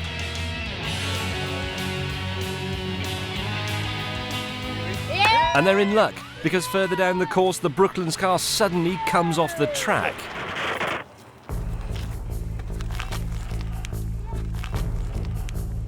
And when they put it back on, it's dead. Hopefully that way will not catch up with us. The experts are making up ground, but then suddenly one of their team goes weak and helps the locals out. Keith, what's wrong with it? I think it's because of the dirt and dust on the track that's caused a problem. The Brooklands team mishap could cost them dear. The nerds are closing the gap fast. Come on! Yes, go. Come on! 30 feet between the cars, apparently, Tiff. A quarter of the way round the track and the Scalextric experts finally pass the Brooklands car. But the Brooklands team put their fingers down and regain the lead. But they're swapping places all the way along the railway straight.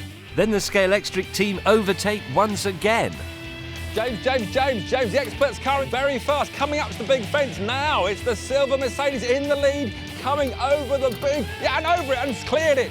It's rearing off now towards the Byfleet banking with a very healthy lead as the Brooklands Aston is coming over the top of the big fence right now. Here it comes, up the ramp.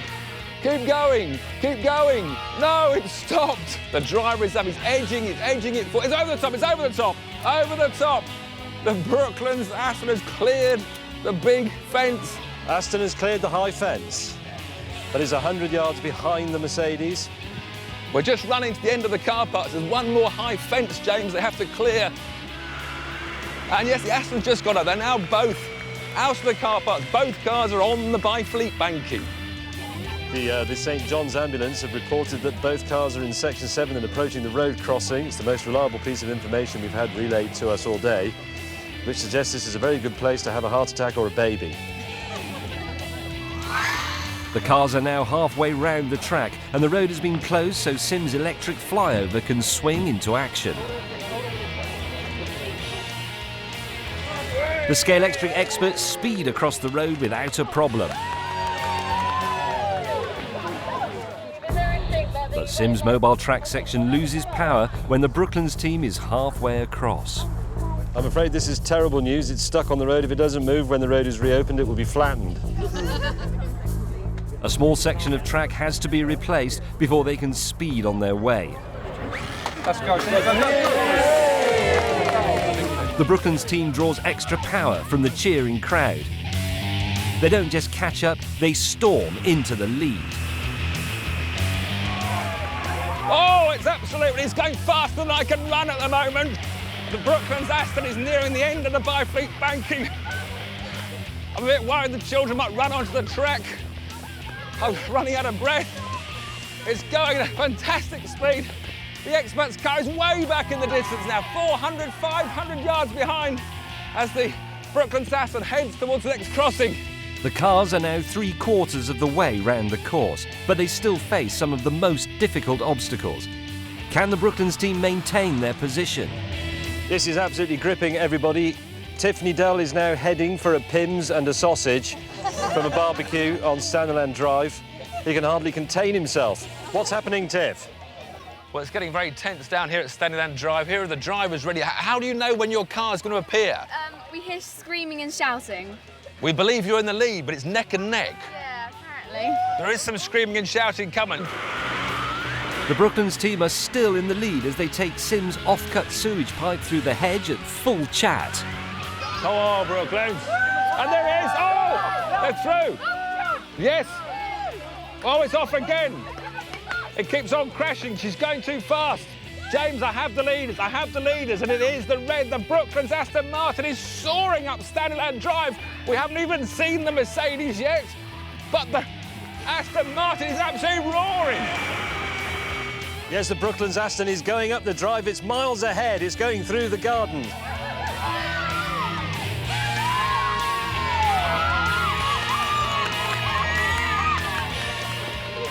Fantastic driving there from the local residents of the 90s-built housing estate.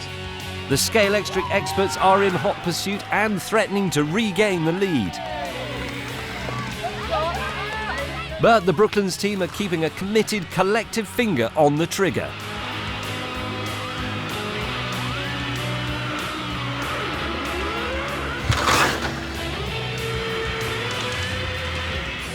They may have picked up a leaf from Stanleyland Drive, but they make short work of Dead Fox Tunnel.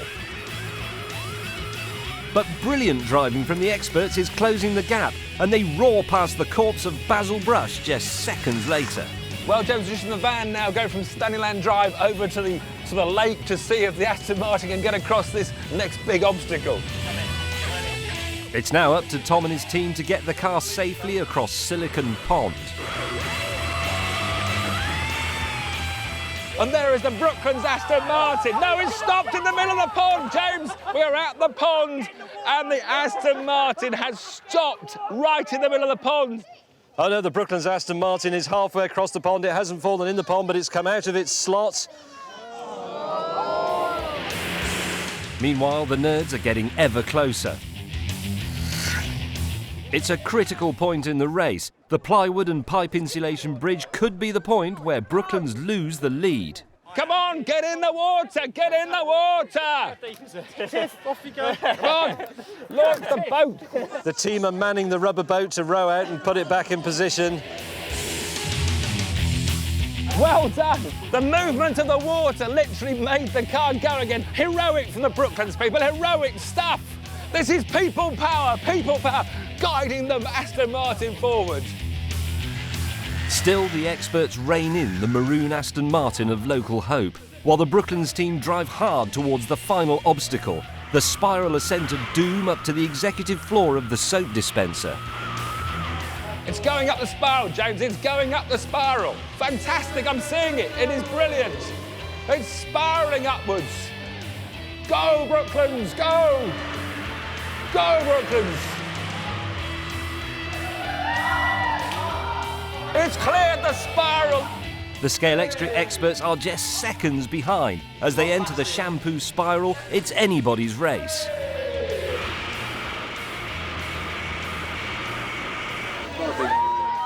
But then, with less than a quarter of a mile to go, everything goes strangely quiet. Tiff, the action is very unclear from this end. I'm not sure what's happening. Can you inform me? Tiff's radio battery has run out. All I know is that the cars were neck and neck. Any reports? And all I can do is wait and see which one comes round the final corner in the lead. At last, a lone car appears on the home stretch. And I can hardly believe it. It's the Aston. Here it comes, everybody.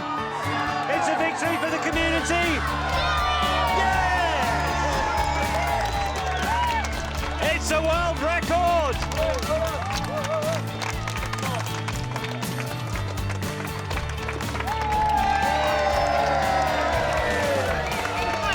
Record-breaking Community Racing Group's Aston Martin DB9. Fantastic. So glad we actually did it and it actually went all the way round. Any crashes? No. Crashes? I came off once. That's okay. And moments later, the nerds also complete the longest Scalextric track the world has ever seen. Hoves into view and streaks down the finishing straight. Looking gorgeous here. Fantastic.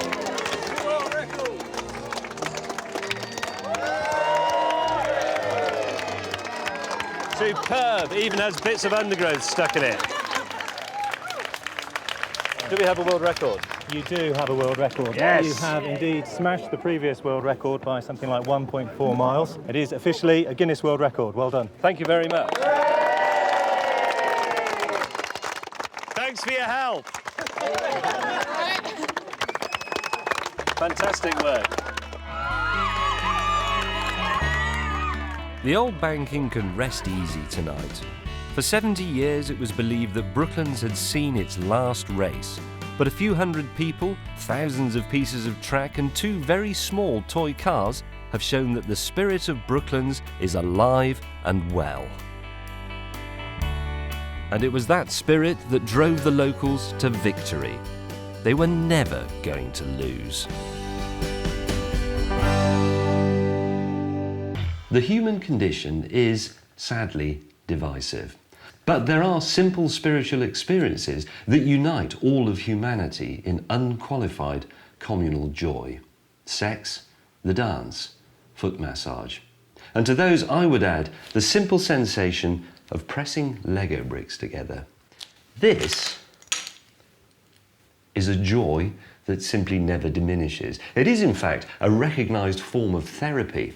Lego is also an unerring mathematical model and a handy tool for town planners. It is the world's premier rapid-fire reusable constructional medium. Over 300 billion of these have been produced. And for what? For this? I think we can do better. Lego, which means play well in Danish, is probably the most successful toy of all time. Whole theme parks have been built from it, and it has spawned dangerous global subcultures populated by subversive artists and sculptors. In the 1940s, toy makers were still producing building blocks to ancient Egyptian standards, simple wooden pieces held together only by gravity.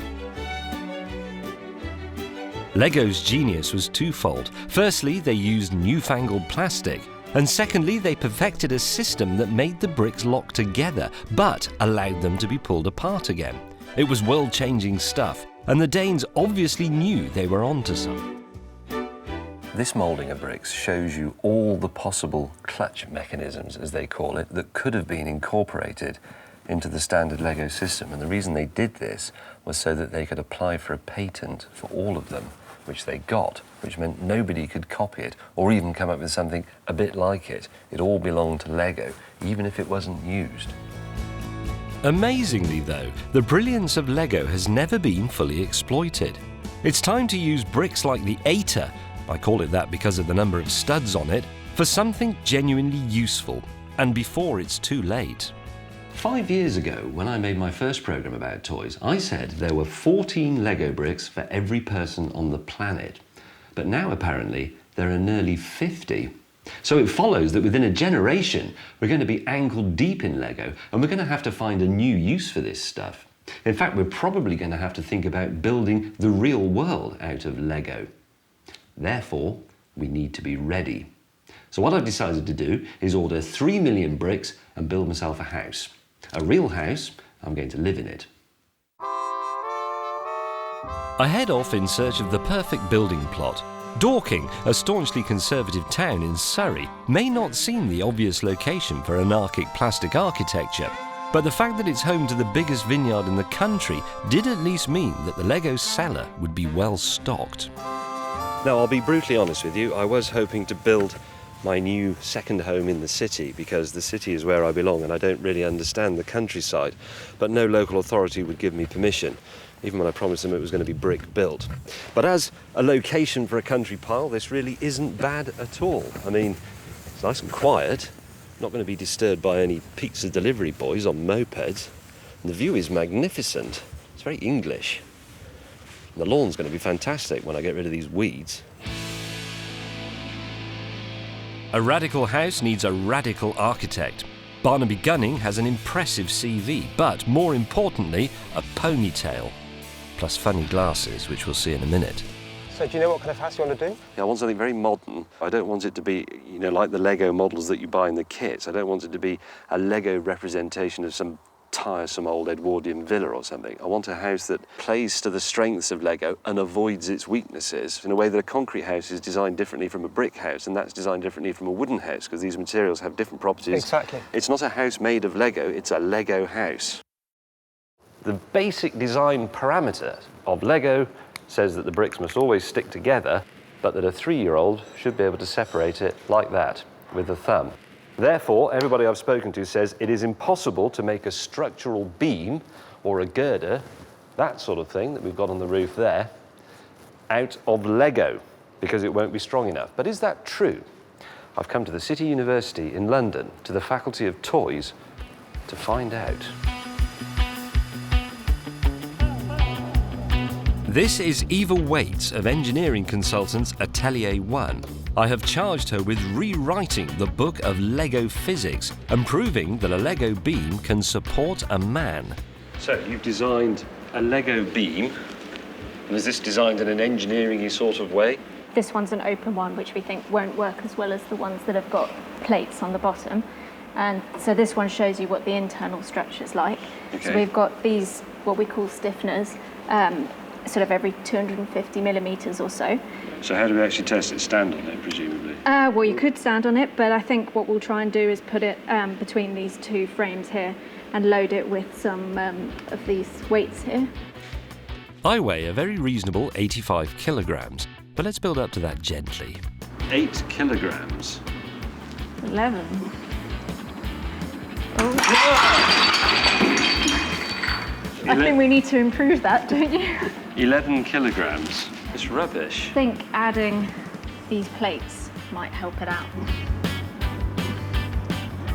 What are we up to? 16 kilograms. Let me just have a look. It's not very good, is it, really? Let's give it a chance. The steel beam has benefited from 1.5 centuries of development. And when we double the thickness of the Lego beam, we reach 39 kilograms and counting. So you could open a book on this and bet, build a Lego beam, bet what weight it will sustain. That is incredible. 43? Oh, it's going mad. That's almost precisely half your weight, James. Now, was that really exciting, or was it just me and I'm a bit of an idiot? I found that fantastically gripping. Why isn't it in the Olympics? Lego beam loading. This is something Britain could be great at.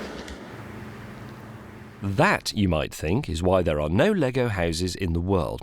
But that's defeatist. I ask Eva to carry on with her efforts to defy the life's work of Isaac Newton, while I slope off to do some internet shopping.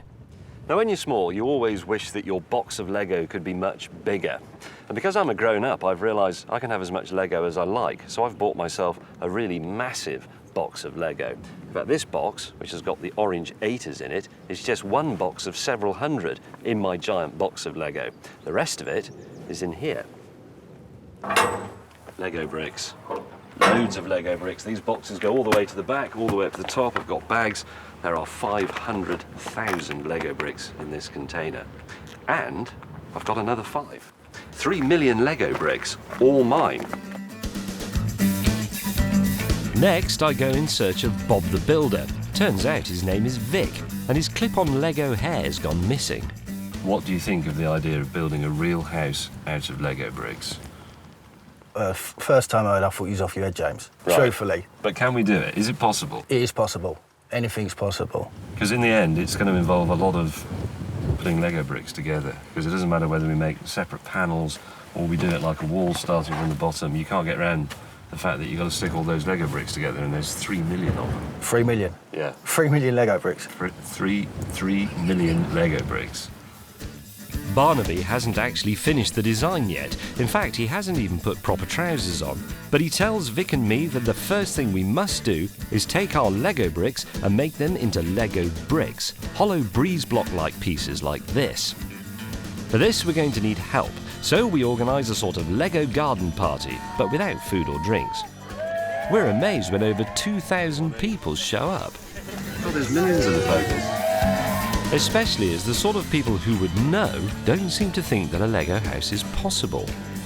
I think the most difficult thing is everything, basically, because the size, plumbing, the toilets and everything, really, isn't it? The TV, I think, is going to need a lot of engineering. I have a feeling it might not be strong enough to hold its own weight. Right, in you come. You thinking of staying for a while? Hello. My mum fancies you. Don't blame her. Right, listen up, workforce. You've effectively been employed in the Victorian workhouse on a repetitive task of great simplicity for which there is no reward. You are making the building blocks of the big house out of the small bricks. They must be squeezed together properly. If any brick is compromised, it actually compromises the structure of the whole house because it's all a bit marginal. Carry on. There's 272 small Lego bricks that makes a Lego block that we will be incorporating into the house. To give you a rough idea, on a 6-metre wall, you'll need 203 blocks, and that is approximately 55,000 and change of small Lego bricks. So it's a phenomenal amount. My message about the Victorian work ethic hasn't quite got through. Some people think they can just turn up and play with my Lego. Digital photo frame. Oh, it's a virtual digital photo frame, yeah. What's all this? You've hardly touched them. Come on. We're on our fourth lot. Them. Keep going. No slacking. Have you made any bricks? I've made 2. No point keeping dogs and barking yourself, as the army used to say. Vic! I use Vic to quell any signs of dissent in the ranks. Look what this bloke's done. What? It's affordable housing.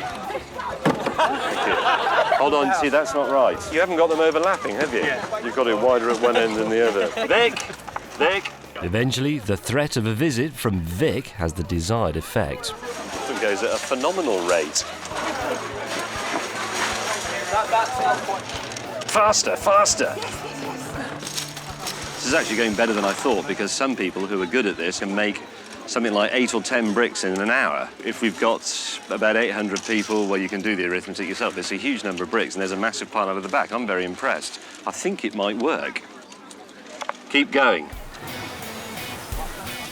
God, this is miserable, isn't it?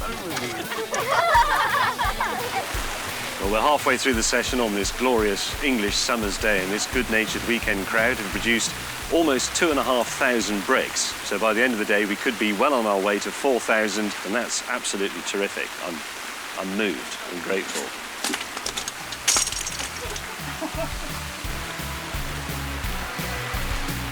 What we're doing here is turning a supposed toy into the modular, real-world building material of the future. Not everyone grasps this. If I found out that one of my friends or my boyfriend was playing with Lego in the evening, I hate to say that I probably would think twice about going out with them or twice about being seen socially with them. It's kind of more of a one-off, I think, to play with Lego at this age. It's not really the done thing. Do I still play with Lego? I couldn't possibly answer that. Nevertheless, by the end of the day, the sense of common purpose that made Britain great has turned over 1 million of my bricks into bricks. We have here approximately 3,800 bricks that now simply need to be clipped together into the form of a giant house. And that is a job for Vic.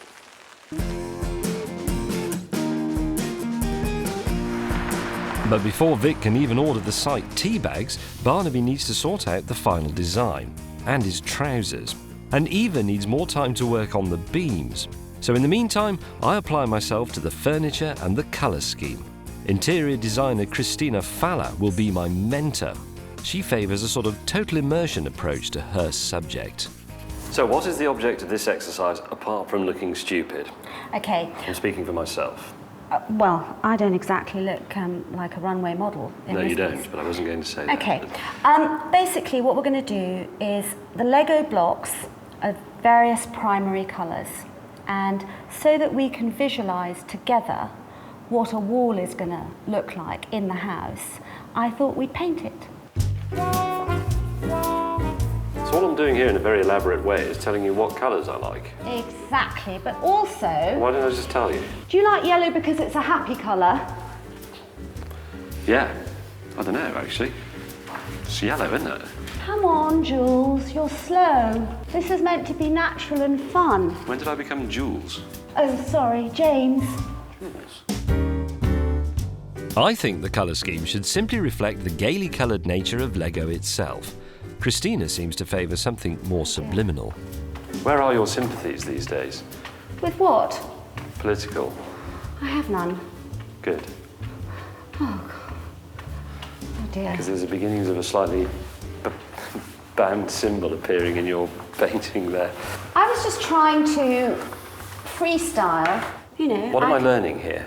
What are you learning about me? Well, I've learnt that your yellow and your blue are the same size. So that means you prefer yellow as a happy colour, and then you have blue, but you want a hint of green. And the idea... Do you know what, Christina? I've got no idea what you're on about. That looks like Lego to me. Okay. It's bright, it's vibrant, it's childlike. Yeah. It's sort of juvenile, it's okay, fantastic. It's uncomplicated. Okay, and this looks too complicated. That looks slightly oppressive. Okay. This is a fascinating and new experience for me. I've never employed an interior designer before. Having reached the profound conclusion that the colour scheme of my Lego house should be Lego-y, Christina promises me a great day out. Although it turns out this is a ruse to get me into a second-hand furniture shop. No, we're here to look at furniture, not toys. That's Hornby O gauge. I know, but we're here to look at old. furniture. All we're here for is to see whether you can sit in the stuff and what your reaction is onto the shapes. That's it. Okay. I'm not asking you to buy anything from here. I'm not asking you There's to actually choose. no point sitting on that because we could... No, you'll break it. It's a chair. No, you'll break it. It's mother of pearl. Rocking chair. Difficult to do in Lego. The rock will be more sort of... Yeah. And then it'll come apart. The comfort factor from this is because of the rake, is the angle and the upholstery on the back. Well, this is why we shouldn't try to imitate existing designs in Lego. We should think of a new Lego design language. I've said design language now. Yeah. God. That's a plane, not a chair. But it has a chair in it. It's real. Is it really? It's not an airfix thing. Can I be really honest with you? I've been in places like this before. And my honest reaction is when I come in a shop like this full of sort of slightly old, supposedly interesting stuff, is that it should all go on what I call the antiques bonfire. Interior design clearly isn't my thing. So we reach a compromise. Christina will do it. We still need to see if Eva's new and improved beam recipe is good enough to take my weight when I go up the Lego stairs to floor 1. Right, so these are the beam designs we're hoping to use. And these are low walls, but they're made out of our bricks. Yeah. Right, so it's got to be able to take my weight plus a bit, so call it what, 90 kilograms? Yeah, just do me a favour, just hold me on in case you go. Oh shit, I ain't going nowhere. Feet off. Feet off. Done. Whoa. It's the best. Oh, there you go. That's it, done. God, when it goes, doesn't it? It does. This is more of a disaster than it might seem. Because my Lego house is full size and in a public place, it counts as a proper building, and that means it must satisfy building regulations. Barnaby and Eva have to sign the design off, which means they're responsible if it falls on someone's head. In short, this has turned into an issue of insurance and public liability. It's certainly possible to prove that this building can stay up. The issue, because is. it's definitely possible to prove it. The problem is, can you prove it in a very short space of time in a way that is going to be satisfactory to the insurers? So we haven't tested every eventuality on that, so we can say in all confidence... What, you haven't tested it for meteorite strikes? In order to be able to sort of sign off a blanket guarantee that the structure will never have any problems seems to be just about impossible. The first time somebody made a house out of concrete, nobody knew what concrete did until they tested it. I mean, to be fair on that, though, I mean... There's lots of failures. Yeah, there were a lot of failures, and yes, but you have to have failures for human... Well, so be it. Humankind has to progress. What do? We either don't build anything, or the alternative is a system where we've got a parallel structure going on, where we have a Lego construction in Lego masonry, but where we provide permanent support for the floors in timber. I don't like it, but I don't have much choice. We can build the house out of Lego, but we will have to build it around a passive wooden safety structure to convince the men with laptops that it can't actually fall down. But behind closed doors, we're also going to carry on with our pioneering Lego beam experimental work, just to prove that Lego, and Lego alone, is the future of building, and that wood is just so last century. The next day I go back to Dorking, determined to do just one thing: start building in Lego. First we need to put up a huge plinth, perfectly flat and level. Otherwise all we will do is produce a latter-day biblical parable about the Lego house built on sand. Right, this first course of bricks are special ones with cutouts designed to sit over these wooden battens to keep the whole thing square and stop the house sliding around on top of its plinth here. That's the special corner piece. These are laid down in a line. Nothing's actually joined yet. Big bricks made out of small bricks. Until we get to the special end brick, that's right. That's going to be the doorway. Right, same sort of thing going this way. Special first course cutout bricks. Placed in position. But now for the big one, the commemorative cornerstone. Thank you, Vic. This is the first time in this project that Lego brick will join Lego brick and become structural. Here we go.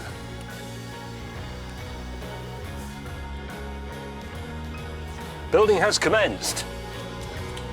Thank you.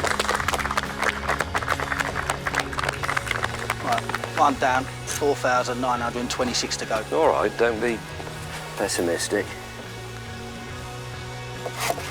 Wooden uprights are then slotted into the plinth. These will keep the exterior walls in place but won't support them.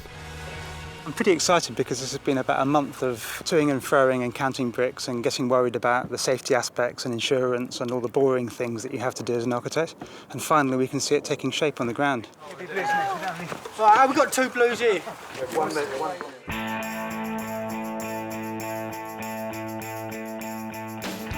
Meanwhile, Christina and her team of expert brickheads are wrestling with the science of Lego cabinet making, with depressing results. It's going terrible. It looks beautiful, but it's a structural nightmare. And the furniture is collapsing, and I always like everything perfect. And it isn't perfect. You see, I've just built this, and it was strong, and now it's not. So at the moment, I'm in a situation where I'm destroying a chair that looks beautiful because it's not structurally sound. Last night, after laying my cornerstone, I decided to leave my unpaid Lego workforce hard at work and go home and relax in the jacuzzi. And this morning, look what they've done. It's terrific. This truly is how all houses should be built. Our big brick scheme means the walls are quite literally leaping up at an astonishing rate. Because you don't have to mix mortar, you don't have to line things up with a spirit level and a piece of string, this is actually much quicker than real building. So in the future, we may be able to have cheaper, more sociable housing at a lower cost and in much brighter colours.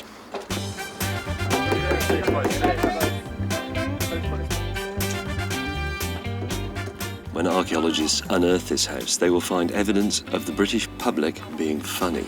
Here it is. Introducing a pink brick to an otherwise red one.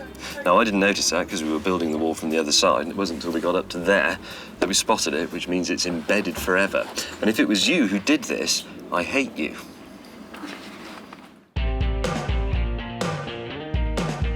Then I am summoned to the winery workshop by Christina, who says she has some Lego furniture for me to try out.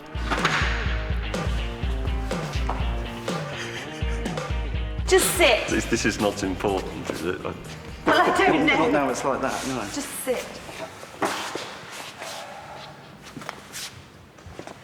I dare you. Okay, it looks beautiful, but structurally it's not sound. Your design is absolutely spot on. I love it, but your engineering is bad. I think that's a good word to describe it. I'll get back to you on that. More volunteers have been queuing up to help with the Lego house than with any other project in this series. There really is something about Lego that appeals universally to the human spirit. How could a simple plastic brick become such a force for good in the world? To find out, I took myself to Lego Mecca, Billund in Denmark. It is a measure really of the esteem in which Lego is held by children, because if it was anything else, kids would come here with their pockets full of stones and just try and knock the people over, or sink the sailing boat, or put the windows through on the hop house or whatever it is. But they don't.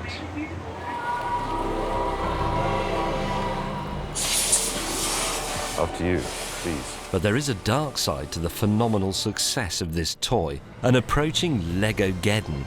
These moulding machines have been spewing out Lego non-stop for 50 years, and it's no longer certain that anyone knows how to stop them. It's absolutely terrifying. Where does it all go? What happens to old Lego? It doesn't biodegrade. It's like polythene bags. It'll stick around for thousands of years. It'll survive the nuclear winter. Where is it? It can't all have gone up the vacuum cleaner. And what if these robots are taking the Lego away and making more Lego robots? What if they take over the world? There's only a tiny number of people working in this factory. They cannot possibly fight this off. There is more Lego in the world than people. We can't win.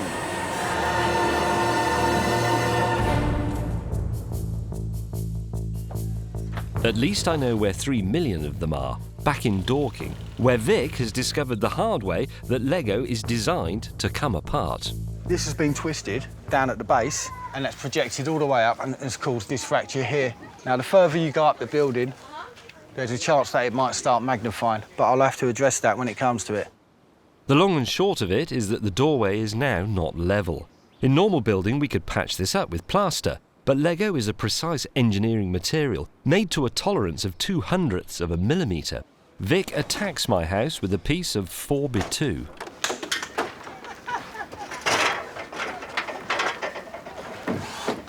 Now, if you put this up on there, just hold that on there.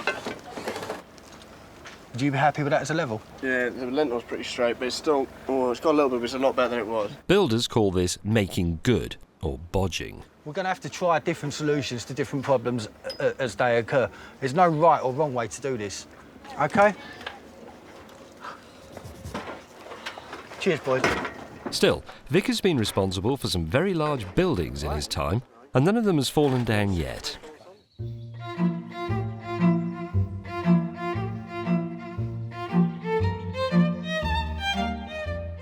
And while we're on the subject of falling down, I may as well go and try some more of Christina's furniture. So this is a kitchen chair for my two-person kitchen table. Yeah, correct.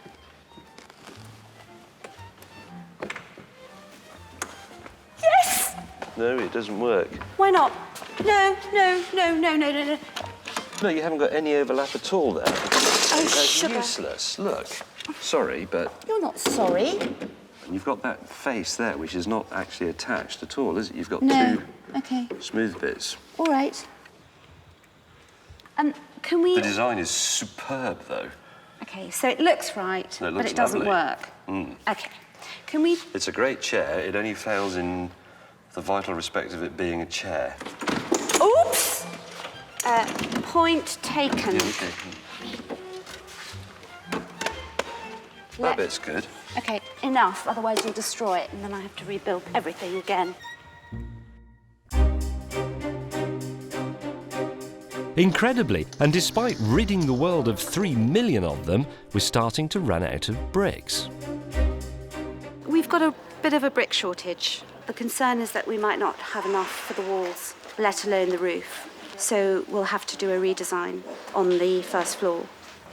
We're trying to establish how many bricks we have. I will be freaking out if I have to dismantle a piece of furniture, which is made and ready to go in. And I'm going to do my best to be mellow and calm and not a prima donna about it.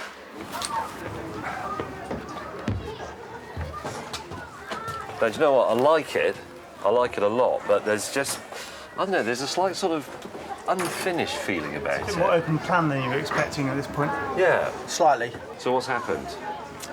Run out of bricks. Well, what are all these then? We're still a lot of bricks light. How many? I've been told approximately 240,000. 240,000 bricks. Your calculations? Well, I think we can do a couple of design tweaks that actually get us the house maybe slightly improved in a way. Let's get you a veranda. Veranda? Yeah, well, look out behind you. You've got a fantastic view. Let's use it. So what you're saying is there's a big gap in the house? Well, I 'cause saw you- so. I mean, on the upper floor, there's an area you could quite cheerfully make into roof No, terrace James, with a that's great so view. good. Look brilliant. Veranda with your croissant. First thing in the morning, a cup of latte, chino. Victor? Terrace, veranda, whatever you want to Could call you it. do me the enormity of shutting the beep up? Was it necessity is the mother of invention? You get great Nobody ever things said out of the Boeing 747 actually looks better with only one wing, and that way we save some aluminium as well. It's absolute Yeah, but the Vulcan bomber was a big bombing. I don't know if you followed all that, but the upshot of it is, if we don't find another 250,000 bricks, then Barnaby will modify my house to have a veranda, which means I will get out of bed in the morning, bleary-eyed, walk through the door and fall straight off the edge of the house into the vineyard. And then I will be recorded as having died by falling from a veranda. A veranda with a handrail might be a good idea.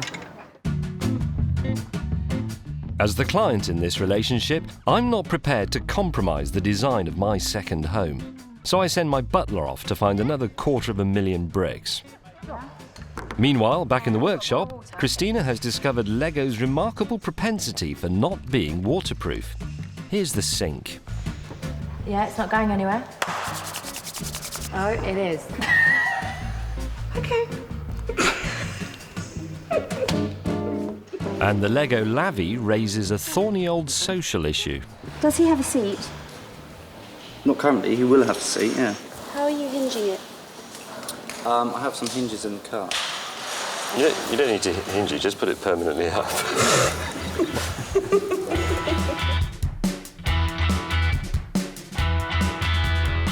Starved of bricks, Vic has taken the initiative and made some expeditious changes to Christina's carefully designed colour scheme. This was a mistake. Vic? What is that?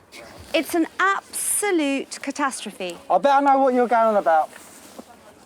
The nice brown section. It looks like poo. It looks like Winnie the Pooh's poo. I thought you'd like it. I know what you're going to say, no. Well, if you knew what I was going to say... I know what you're going to say, I can read your mind. Then why did you do it? Why did you let them do it? You're in charge. No, Barnaby is the architect. He wanted it because he said we do not have enough blue bricks. Vic is a hard man. That much is obvious, but Christina's trousers are bigger. OK, team, can everybody stop? Please. The band of red, blue, yellow, black, blue are lovely. And then we get to this brown, this Winnie the Pooh colour. Then they put the Italian flag up. There's no consistency with the design intent of a slick, streamlined house. Now, Barnaby's not here, so I'm going to put my neck on the line and I'm going to make an executive decision. We are going to rip out from the brown up, and then in its place, we are going to have this pattern all the way up to the top. Right then, people, rip them down and they can redo them down there. Otherwise, we'll be here a month for Sundays. That has just put the build back by 2 days, at a time when we can't afford it. Trouble is, Christina's right. Guys.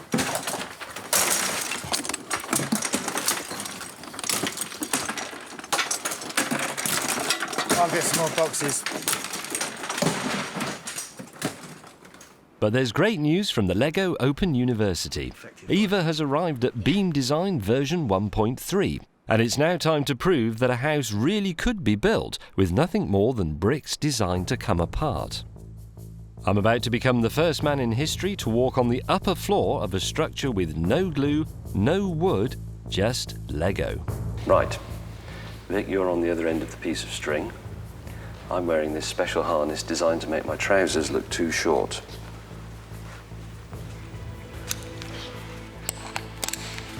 I'll try to lock you up. Right, this is pioneering work. Going up. I've got you. And go. Right, that is, unless I'm mistaken, a 13-stone man standing on LEGO only. Convinced by that, Vic? I knew it'd work in the first place. Eva? Yep. Walk up and down a bit.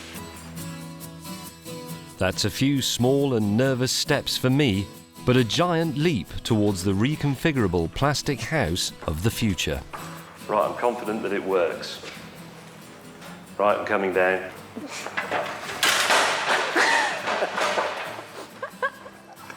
Okay. Am I on it? You're on it, mate.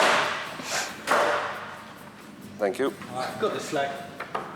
Well, there you go. That means future generations can build whole cities out of LEGO, securing the knowledge that it works. No, I say job well done. Congratulations. Yep. Yeah, that's good. It's good stuff. Excellent. Can I take this off? It's really crushing the gentleman's area. I think it looks quite nice on you.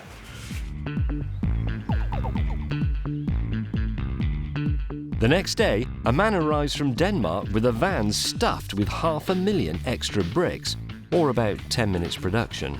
Oh my gosh! This is like being in a sweetie shop. Yeah, bricks. Liberation.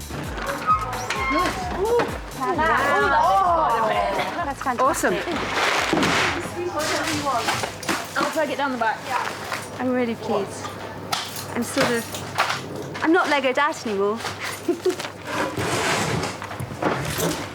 It's like a delivery of gold. I know, perfect. And some yellow we need.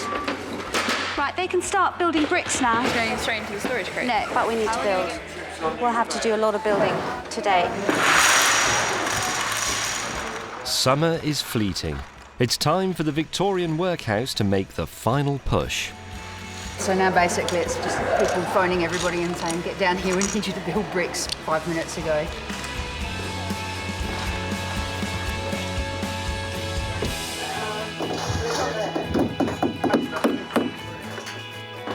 All right, mate? Sweet.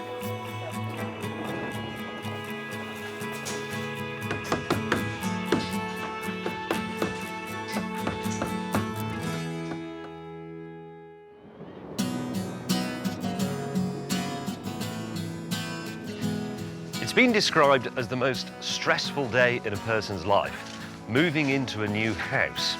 But actually, I have to say, I'm very much looking forward to it. And what I'm actually doing here is answering a question I asked myself as a 6-year-old boy, and which I'm sure millions and millions of other people have asked as well. If you had enough Lego bricks, could you build a real house? Yes, you could. Here it is.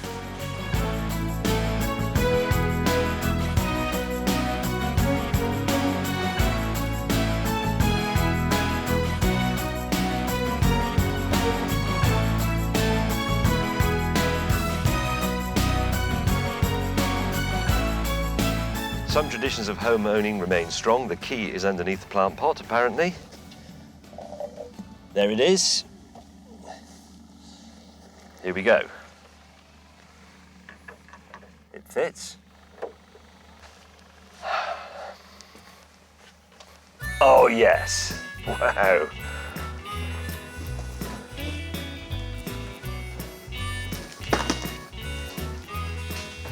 Look at it.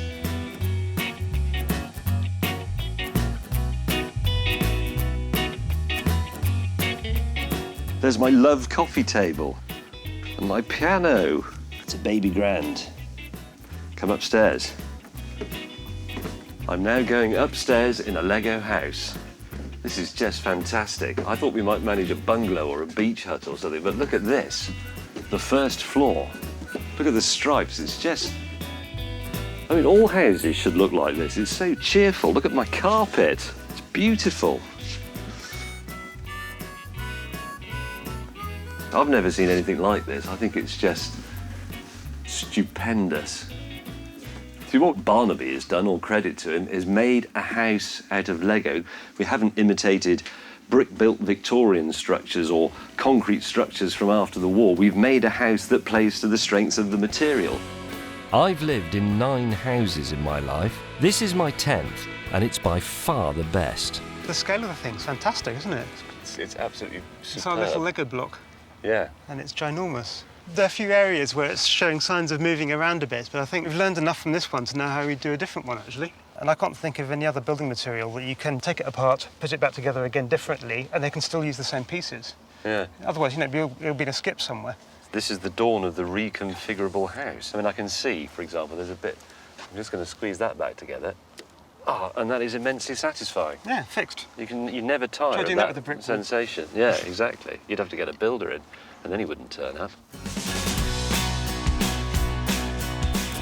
For the next 24 hours, this will be my home, and it's all Lego, all of it, complete with Lego's undeniable shortcomings. Here are my dumbbells. There's my whisker. Now, it's a well-established fact, treading on a Lego brick is the most painful thing a human being can do. But let's see what happens if you tread in some slippers made out of Lego. Here we go. No. I've always wanted one of these.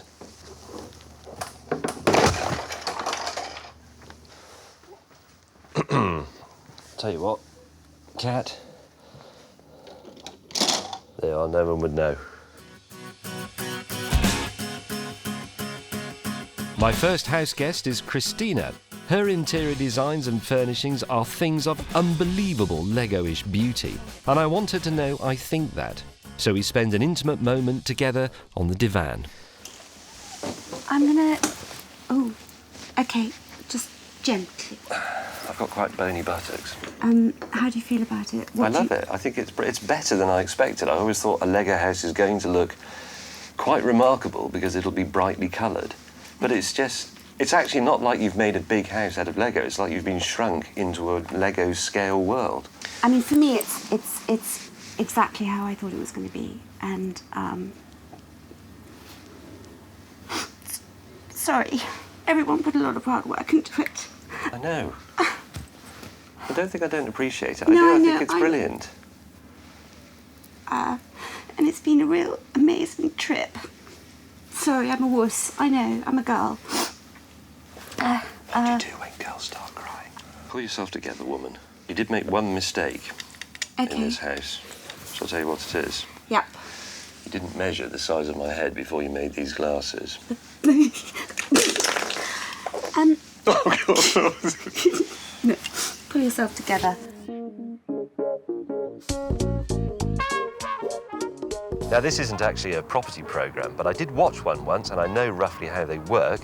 So what I've done is invited a couple of estate agents along to value my house. Not just give it a value, but also comment on the style, the taste of the fittings and the decor, decide what sort of person it would appeal to. This is very tight. No cupboards to speak of, no sink. Definitely a bachelor pad. Who likes takeaways, I would say.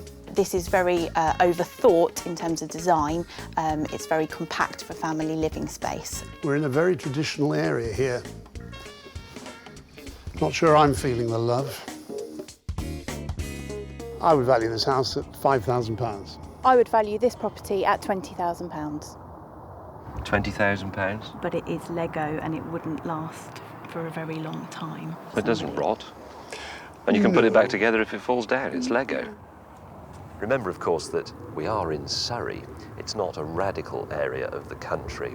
And for that reason, I've also invited an art expert, because this is, of course, not merely a house. It is an objet d'art. It is a Fabergé egg amongst buildings. So I'd like to see what he thinks it's worth. Personally, I think it's worth millions. Would Paul Nelson of Surrey's University for the Creative Arts see the aesthetic merit in my plastic clip-together dwelling?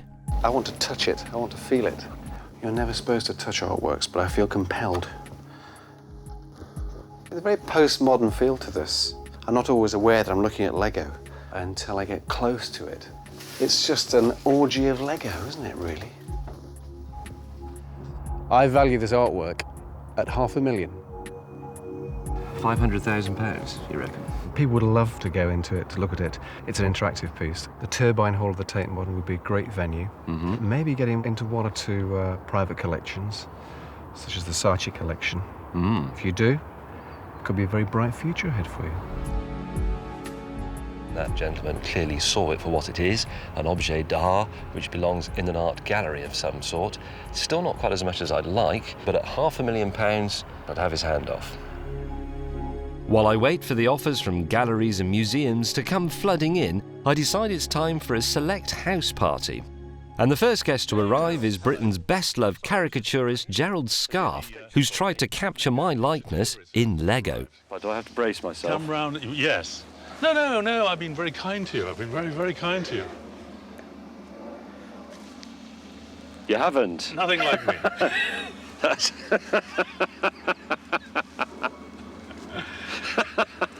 It's been weird because I can't do any kind of curves with it, you know, and you're a very flowing sort of man, if I may say so. No, it does look like me.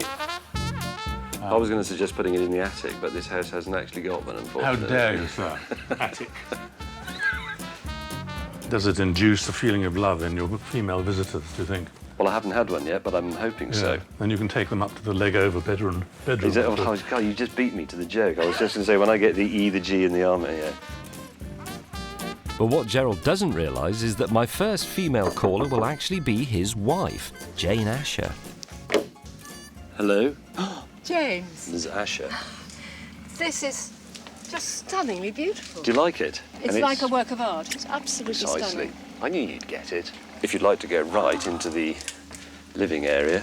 Look, before we go any further, James, like a well-brought-up gal, house guest, I've brought you a little housewarming present. Thank you. They are hard-scented, I think. So, are they? yes, perhaps tough on the teeth, so be a bit careful. Famous for acting and cake making, could Jane take the heat in a Lego kitchen? Should we try making a sandwich? Yeah. I'm very keen to know if Lego equipment The knife works. and stuff works. Yes, of course. Look. Going to spread like a dream. Oh, that works very well. Here we go. Oh, look, it's making a really cute pattern on the cheese. See? So it is. It is a bit thick. That was... That's not a cheese shaving, is it? Anyway, the knife works. That's something. Yeah, it's good. I was determined to have a jelly with the impression of Lego on it. Yes! Oh, well, it's coming out. It's not quite the effect I was expecting. I was expecting like a castle with lots of little pips where It's a they're little all... inscrutable, isn't it? My next guest isn't really a guest at all because I didn't invite him. He's just some wino who I spot wandering around the vineyard. Oh, spicy, grapey, floral scent. Oz! Oh, look, Chardonnay. Oz has brought a bottle, but only because he always carries one. I decant it to the Lego Magnum. God, it's leaking like a... Oh, for James. James, this is good wine. Hold it. It's very nice. Get them. These don't leak. I've waterproofed them. What are those, James? Look like bird baths. They're goblets. Cheers. Cheers. Clonk. Clonk. Well, good evening, everyone, and welcome to my new house. You're supposed to cheer. Welcome to my new house. How tremendous. Well, it's definitely wiped clean, isn't it? I quite like the very English way that the floor's clashing with the walls, and if you get bored of a wall or something, just move it. So. Yeah.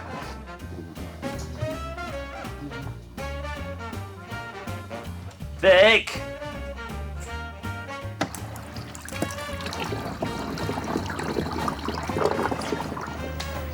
And the fluorescents go down, and that's your moody, moody, sexy lighting.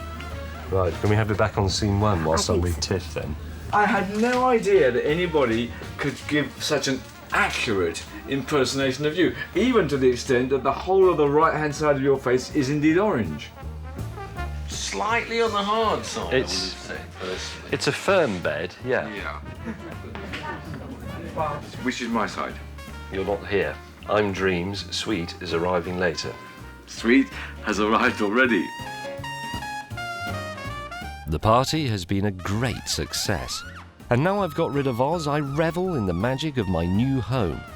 Put on my dressing gown, climb the Lego hill to Bedfordshire, and prepare for a night in the Legoland of Nod.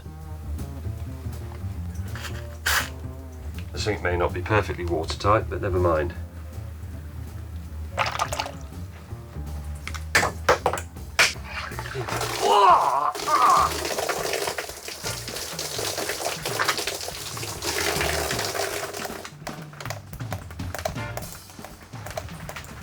This is one of the fundamental problems with Lego is it's not actually waterproof. I'm off to bed. This Lego floor is very painful. Well, viewers, it's been absolutely terrific. I hope you've enjoyed seeing my Lego house as much as I've enjoyed being in it. But so far, to be honest, all I've done is mince around, have a glass of wine, speak to some people and all the rest of it. Now, it's the acid test. I am about to become the first person in history to sleep for the night in his own full-size Lego house. So, here goes. Good night, everyone. God, you thought French hotel pillows were bad. This is terrible. I wish to make it quite clear at the beginning of this programme that I have never, ever been a train spotter. Neither have I ever been a railway modeller. And yet, for some reason, I absolutely love train sets. I think it's because the train set embodies everything that I love about mechanics. The locomotive is a superb piece of miniature engineering. It has to be maintained. The track is an inexhaustible geometric puzzle. And toy train operation can be as engaging and as baffling as the real thing. Hamburg, Germany's second city, is home to Miniature Wunderland, the world's largest model railway. I went to spy on it. Guten Tag. Hi, James. You are Freddie or Garrett? Freddie. Freddie. Garrett. Hello, James. Garrett. Nice to meet you. Yeah, and you. Let's have a look at your train set. Yes, we look forward to have a look. Brothers Freddie and Garrett used to run a successful and very profitable nightclub and record label. But one day they sold up and spent everything they had on a massive train set. Amazingly, it's Hamburg's second biggest tourist attraction. Good God. Here we have about 6 meter high the Alps. Those trains actually going round the mountain. That crane's actually moving. Is it getting darker? It's getting dark every 15 minutes, and the night took 3 minutes, and you can see now here in Switzerland we have 40,000 lights going on. You can see it now. So every single car has lights as well? Yes. This is fantastic, I have to say. It's much better than I expected. Germany, inevitably, has a model railway TV channel. And you can probably guess who are Ant und Deck. You are a celebrity railway modeller. Yes. That's fantastic. that would only happen in Germany, I'm afraid to say. You wouldn't get that anywhere else in the world. Yes, but because of very much TV shows. Over there is a HO scale live outdoor concert.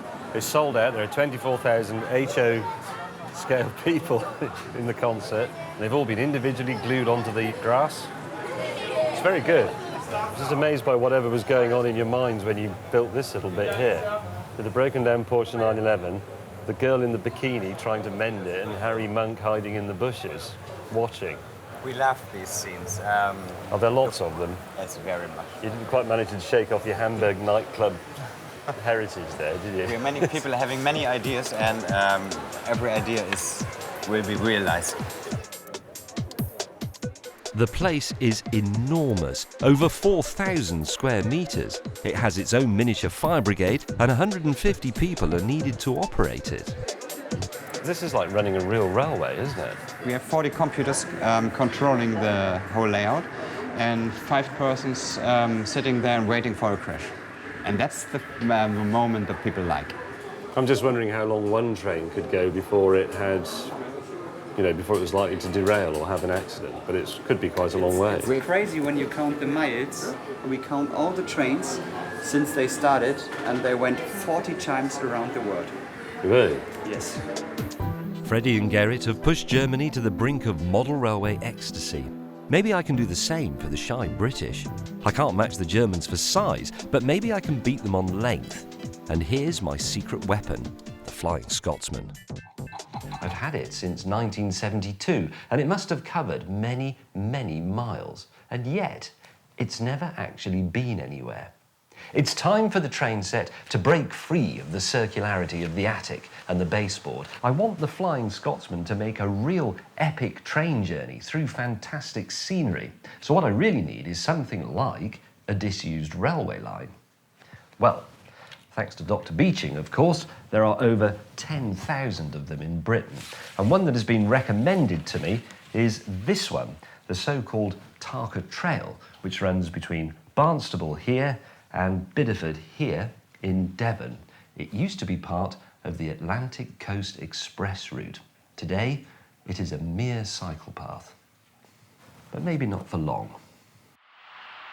The Atlantic Coast Express service once provided 8 trains a day, taking holidaymakers from London Waterloo to the sunshine of southwest England. But then the British discovered the Costa del Sol. The tourist trade died, and the once thriving Barnstaple to Bideford line disappeared completely.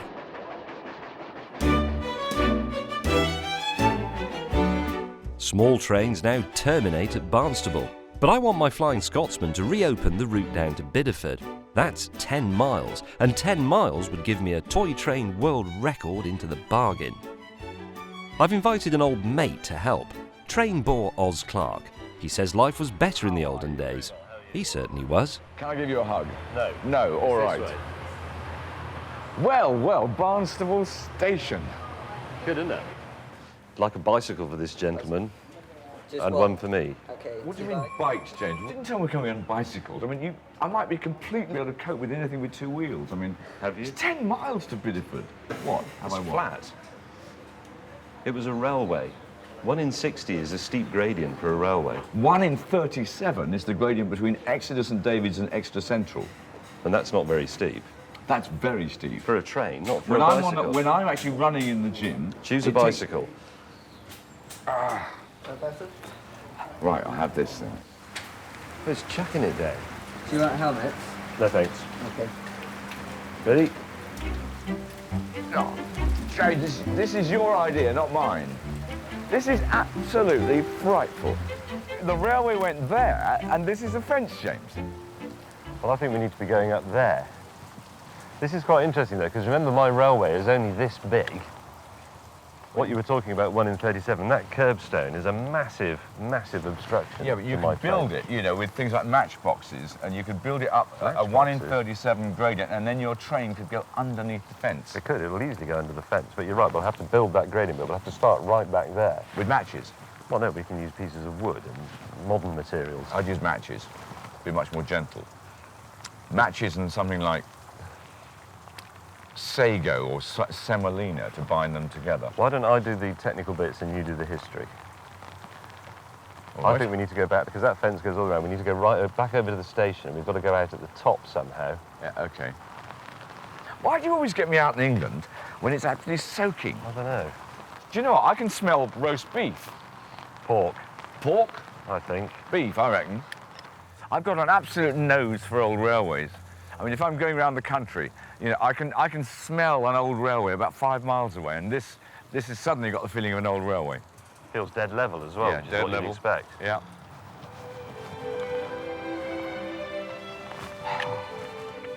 Gorgeous. I mean, it is lovely, and railways so often took a gorgeous route through the countryside, and you just sort of think, if only someone could have stopped them all just being ripped out and ripped away, we could find uses for lots of them nowadays.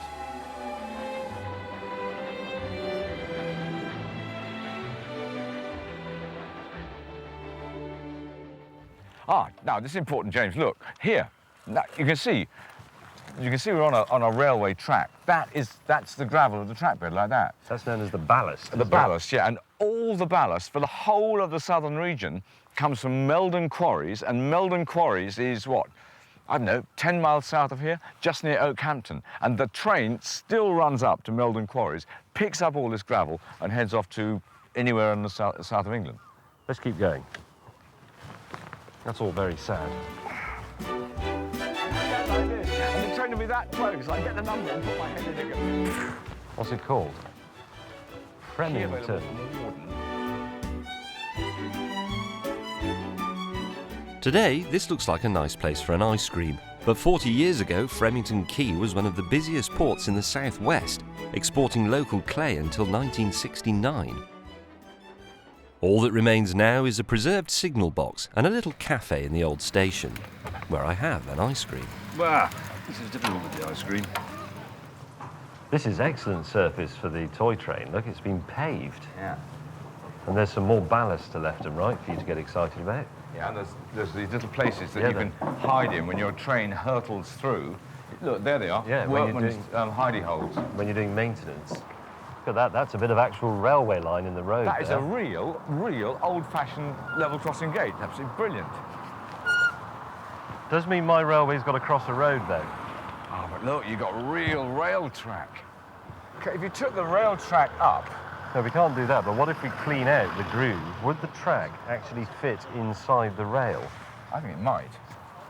It would be all very well unless a large car came along precisely when your train is going to... I mean, how many trains are you going to run? Well, for the record, one. If it's the Atlantic Coast Express, you need to run 6. Yeah, I know. We're not trying to match the original timetable. And also, by the way, the Flying Scotsman never performed on the Atlantic Coast Express. No, even I know that. You have to be sharpish, Oz, or you'll get killed. Oh, God! You trying to kill me or what? Although I mock Oz for his slavish devotion to an outdated railway philosophy, I must admit that the mystique of this place is beginning to rub off on me. Railways are magical, and even a toy train could rekindle the romance of this great old route. If it rains this badly on the toy train, I think we might have problems, mightn't we? Well, weren't the trains all short? Weren't all the electrics short and the whole thing go up in smoke? No. Why not? Well, because it's only very low voltage. I think it'll be all right if it's just a bit damp, but if it rains really heavily, we could get all sorts of problems. I'll tell you what, it's not brightening up. This is worth doing, isn't it? Yeah, it really is. I mean, all today, I've been hit by this fact of this slightly wistful, but powerful sense of what's been lost here. Yes, exactly. Yeah. And I'm looking over there at sleepy old Bideford and thinking of sleepy Barnstable, both long resigned to not having a railway, and yet not realising that in a few weeks they're going to have one again. Yeah, it's going to be a bit small for what they really need. Yeah. I mean, about 1/76th of the size that they prefer to have. You were listening, weren't you? Yes, I was. And so was I. Oh, good. And as usual with you, I've ended the day more knowledgeable than I was at the start. And as usual with you, I've ended the day wetter. The Tarka Trail is, frankly, a gift to the aspiring model railway engineer. So the next step is to do some testing with my project manager Paul and his assistant Stephen. Right. Let's go. Well, what we've got to test, because we haven't actually done this yet, is how well it runs on this trail, which feels fantastically flat and smooth when you're on a bicycle. But every obstacle and every bit of grit and every dent is effectively scaled up 76 times for the locomotive and its carriages. Yeah. So I think we put a piece of track down, we'll build 100 metres or so, and just run it, see if it works. This is going to take ages, isn't it? Yeah. Do you think we can reasonably employ the crew? Yes. In the absence of any capable people? Right, production crew, to work. Fish plates go on. The first obstacle to consider when laying a miniature railway on a popular cycle path is the bicycle menace. Bicycle. Bicycles. Yeah. I may have to ask the council to ban them on our big day. The cycling lobby cannot possibly object to railway building. This is, after all, a railway. They've just borrowed it. Could you tell that urchin to stop riding into the line? I thought that you just missed it. What's he doing? I like building railways. We're testing a model of the Atlantic Coast Express, or ACE, the original steam train that ran this route. Because there's no electricity in the countryside, we have to power the track with 12-volt car batteries. Boring considerations of voltage drop mean we need to work out how far the train will go on one battery. A typical train set is 5 metres long. This one is 16,000. In scale terms, it's almost the length of Britain. Are we ready? Yeah. And we're off. I'm going to look at it as it would have appeared to a small boy sitting on a fence in 1938. It is slowing down. Yeah. Stop! Well, it lasted. Congratulations. I'd call that successful. Brilliant.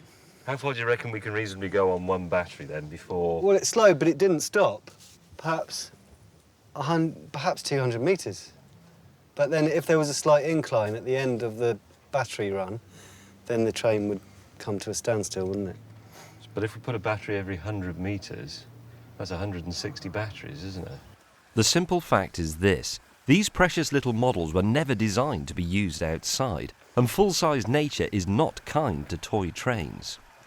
The inclines, slight though they are, go on for hundreds of scale miles, and something as harmless as a twig is like a fallen tree to our 76th scale train driver. That's looking a bit worrying. Oh, derailment. No. Oh, disaster. It's still going though. Right, so we do need a sweeper. Okay. I'm only allowed to have the cycle path for one day to complete my world record, and it's going to need a lot of care and attention. Whoa. And for that, I'm going to need a lot of people.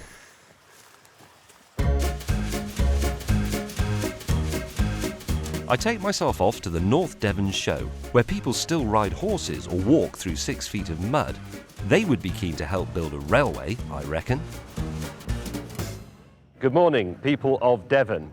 Now, we need volunteers to drive the train, lay the track. It's many thousands of pieces of toy train track. It's quite difficult to do. It's never been done before on this scale. I'm appealing to volunteers in my special tent. There's a massive picture of me outside it, which will cause you to confuse it with one of the livestock enclosures. If you could make your way over there and sign up. I'm probably looking for somewhere in the region of 350, 400 people simply to plug the track together. We have to do the whole thing in the day, build the railway, complete the trip, and dismantle it again. Thank you very much for listening. See you later.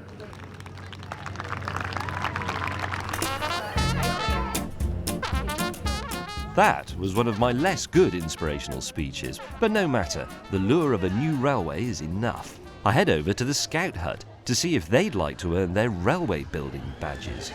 Okay, listen up. This is the objective. I need a team from you to lay part of the track, probably at least half a mile. It's made out of these sections, which are 1 metre long. I've given them 10 metres of track, and I'm timing how long it takes to lay it. It's a fiddly job though, because the metal plates that join the track, known as fish plates, have to be fitted first. Can I check it? Spot on. Perfect. This should give me an idea of how many man-stroke-woman-stroke-Arcala hours the whole job will take. There we go.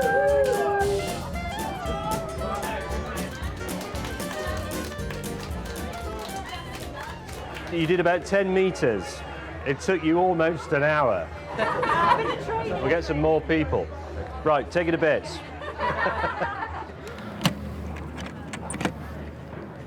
Ta-da! Well, that's something. We've cycled the Tarka Trail, so we know what a long way it is. It's 10 miles of flat stuff. Well, I think we can safely say we've got the workforce. What I am slightly worried about, though, is the track. Because watching the scouts do it, and they did do it very well, but it took them an hour to lay 10 metres, putting the fish plates on themselves. And that means it would take them 1,600 hours, roughly, to lay the whole trail. So I'm going to have a word with the manufacturer and see if I can get pre-fish plated rails. How exciting is that? That's not the only issue with the People's Railway. We have to convince the local council that North Devon isn't going to be brought to a standstill by all this toy train tomfoolery. Not easy. We have to cross 3 major traffic routes. Or we can use cones, tape. But these people do not wear those yellow jackets for nothing. They have solutions. Shape it, bring it down to the right level, run it through the train line here, and straight out the other end. If we gun all this track out, the width-wise shouldn't be a problem at all. With the train, But what we can do though, we can suspend the traffic along this section of road, as long as Devon are okay with that. Yeah. You can actually physically stop the traffic both sides whilst people are laying the track, and also when the train wants to come across. So that's very important, we need to do that. Top marks to the council for embracing our vision of a revived Barnstaple to Bideford railway. But there's a proviso. The route is a public highway, so everything must be put up and cleared away within a day. And that's going to be tough. Yeah, I'm feeling a lot less confident now than when we met James last week. The testing went well, and the first time we cycled along, everything seemed okay, seemed nice and flat, but now we've got down to the nitty-gritty, the actual logistics of it. Pretty daunting, actually, to get it all done in one day. Yeah, it's just epic. Like... But let's make it a bit harder still. I suppose a train set ought to have some buildings. I never bothered with them when I was a boy, but now I suppose I should make an effort. Now, so far we've talked about the joy of toy trains and of train sets, but now we're going to enter a very different world, that of the deadly serious railway modeller, the sort of people for whom train set is a bit of an insult. This is the Pendon Model Railway Museum. Its staff have devoted the last 50 years to reproducing 1930s England in perfect detail in miniature.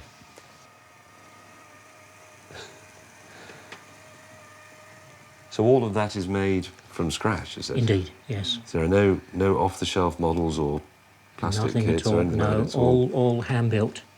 How long would that bridge have taken? Oh, years. 2 or 3 years, I think, at least. You talk in very hushed and reverential tones in the Railway Museum. Is that correct form? It's sometimes when we're looking at our best models, yes.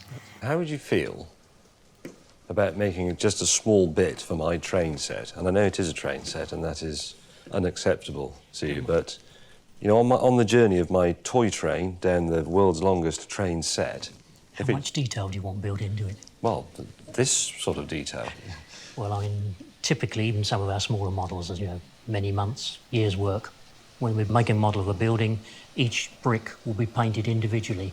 Really? It's the only way that we can get a proper representation. You could build a real house in that time, and it's time I don't have. I need a more down-to-earth approach from Yorkshire. You must be Eric. Good morning. Yes, I'm Eric. 4 years ago, after visiting a model railway exhibition, Eric decided to build one in his front garden.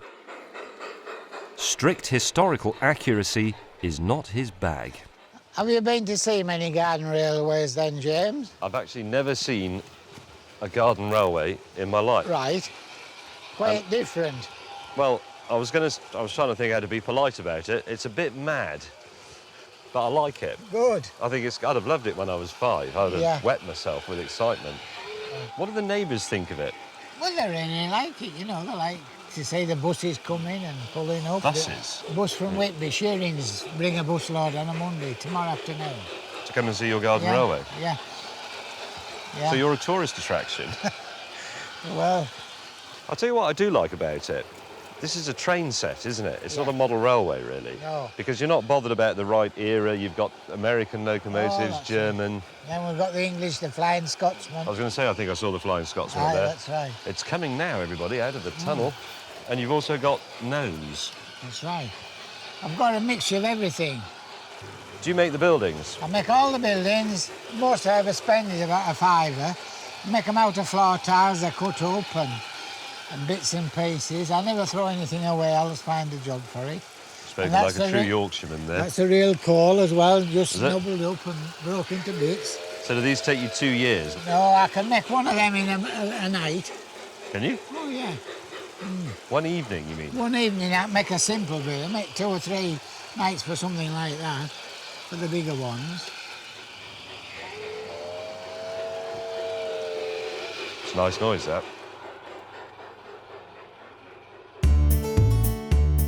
Inspired by Eric's build all pay now approach, I come up with a solution using these pop-out cardboard models.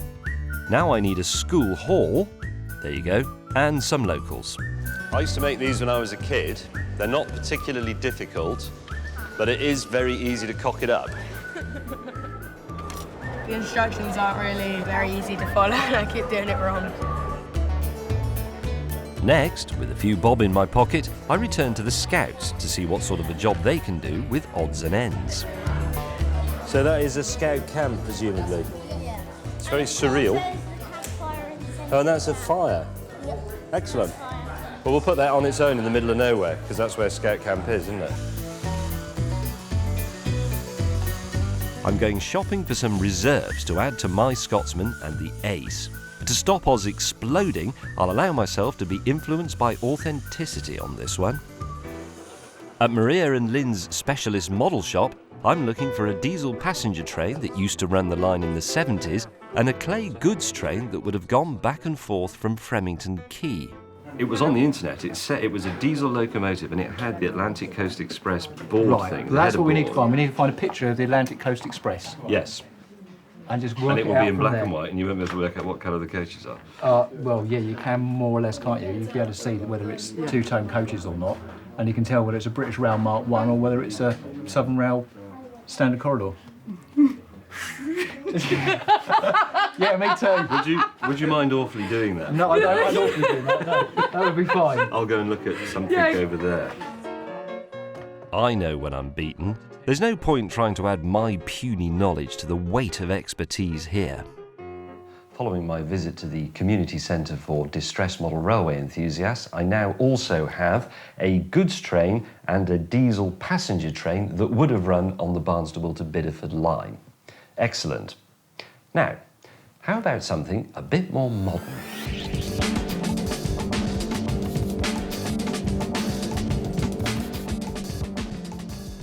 Now, Britain is the country that invented the railways, but if they are to survive here, then we have to shake off all this misty-eyed railway children waving handkerchiefs, sentimental rubbish, and embrace the future in the form of this, the Hitachi high-speed bullet train from Japan, running, by the time you watch this programme, between London St Pancras and the southeast. And here behind my back, I have Hornby's new model of it, which is so new that this is in fact the prototype.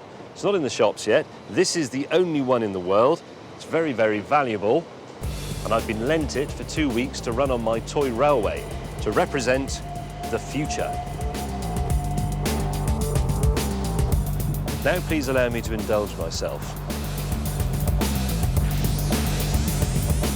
This is what train travel should be like. We're heading out of London to Ashford at 140 miles an hour. On the regular train, this journey would take 90 minutes. On this train, 30. That's got to be the best view in the world. It's the most enjoyable train driving experience we've got. Secretly, I've also asked for the miniature bullet train to be tweaked to go like the clappers. That'll put the divine wind up Oss's Ace. Can I do that? Yeah, you can have a go at that.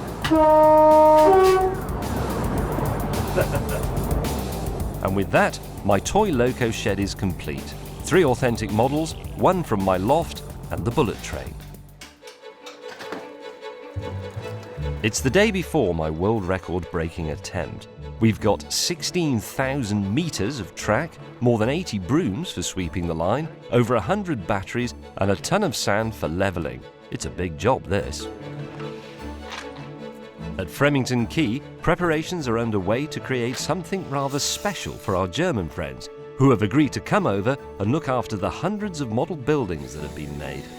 And here it is, our version of their miniature Wunderland, which we are going to call, by way of an homage, Miniature Wonderland. It's set on this grassy meadow here in front of the Fremington Cafe. The track will wind up and down for 0.6 of a mile between all the lovely cardboard buildings that the local community have built for us.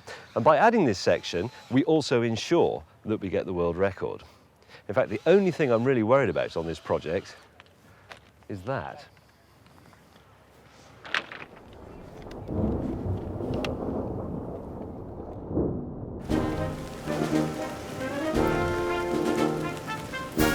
It's 5 a.m. on Toy Train D-Day. The weather is why people go to Spain nowadays. Project manager Paul and his team are heading out with boxes of track, ready for the volunteers to lay in a few hours' time. But the rain is truly torrential. And that's a huge problem.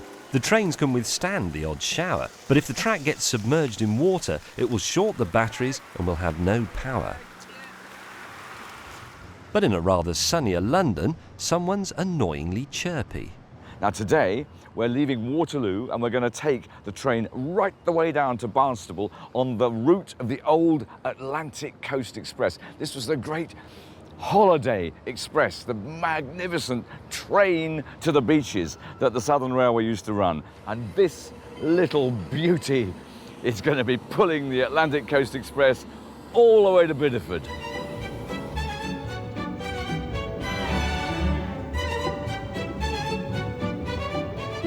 Amazingly, on the train, Oz gets a whole table to himself.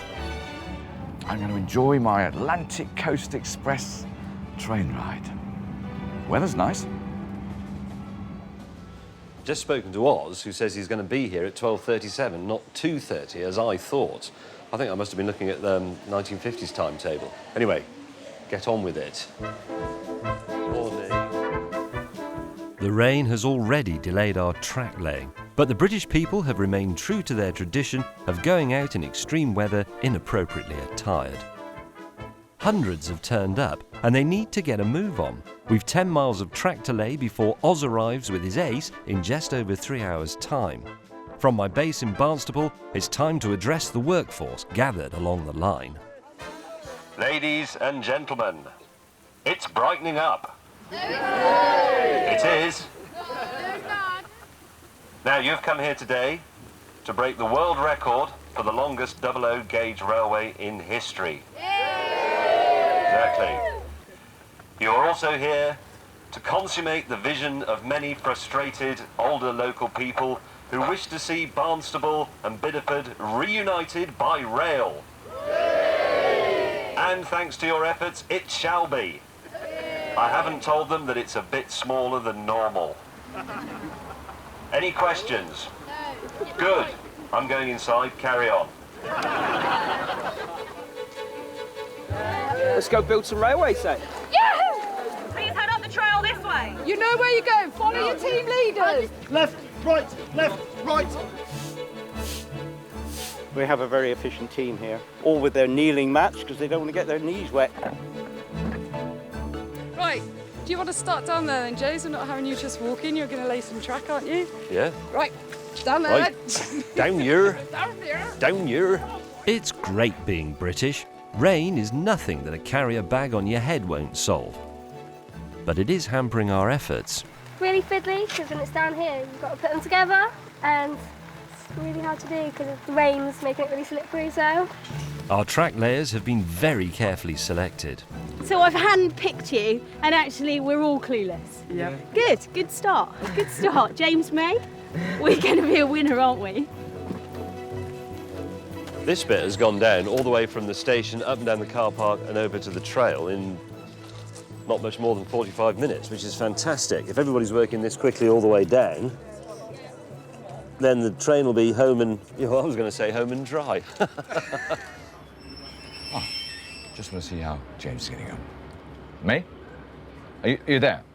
Oz. Excellent.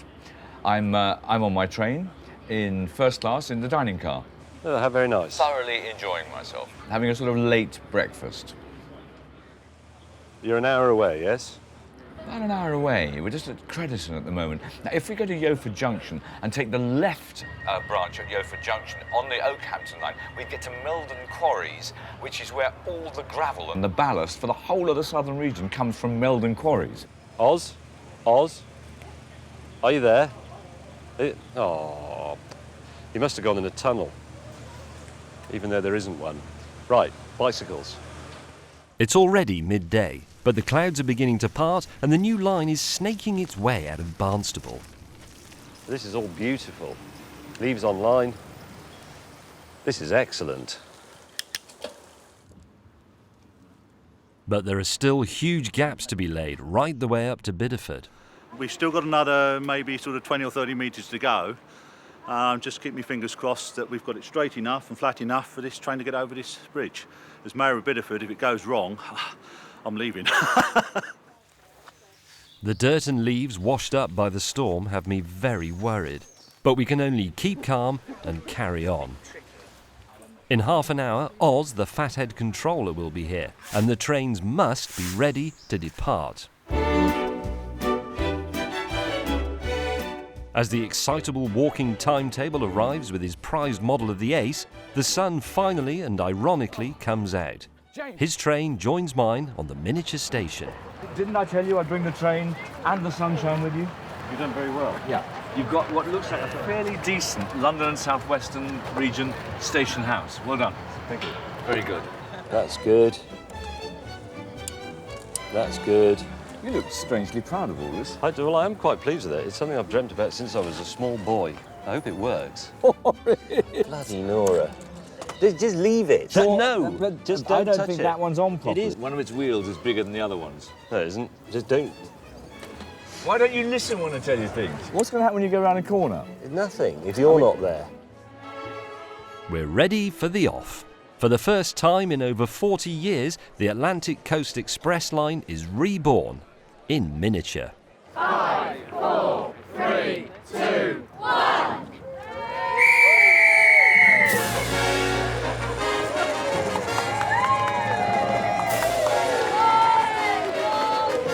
Long live the Flying Scotsman!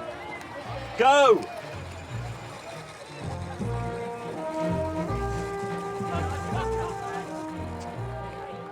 It's the wrong train. Oh, it's stopped. Oh, good. Serve him right. Power! This cannot possibly have happened. Poor little thing. It's the wrong engine. Do come on. Doesn't work. This is a disaster. Seems okay. Yeah. But it's not my Scotsman that's the problem. It's a lot simpler than that. That's on the wrong side. So that's the problem. The batteries are all around the wrong way. Yeah. Someone didn't look at the wiring diagram and will have to be executed. This is not a good start. Let's hope it's not like this all the way up the line, because we're already several hours behind schedule. 3, 2, 1. Nothing. Oh, God. Hang on. What would a small boy do? That's it.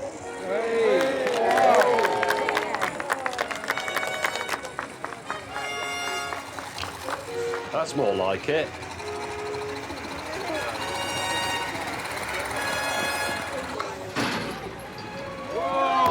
That's better. More power. Go on. Willpower. More. Sounds like the engine's faltering.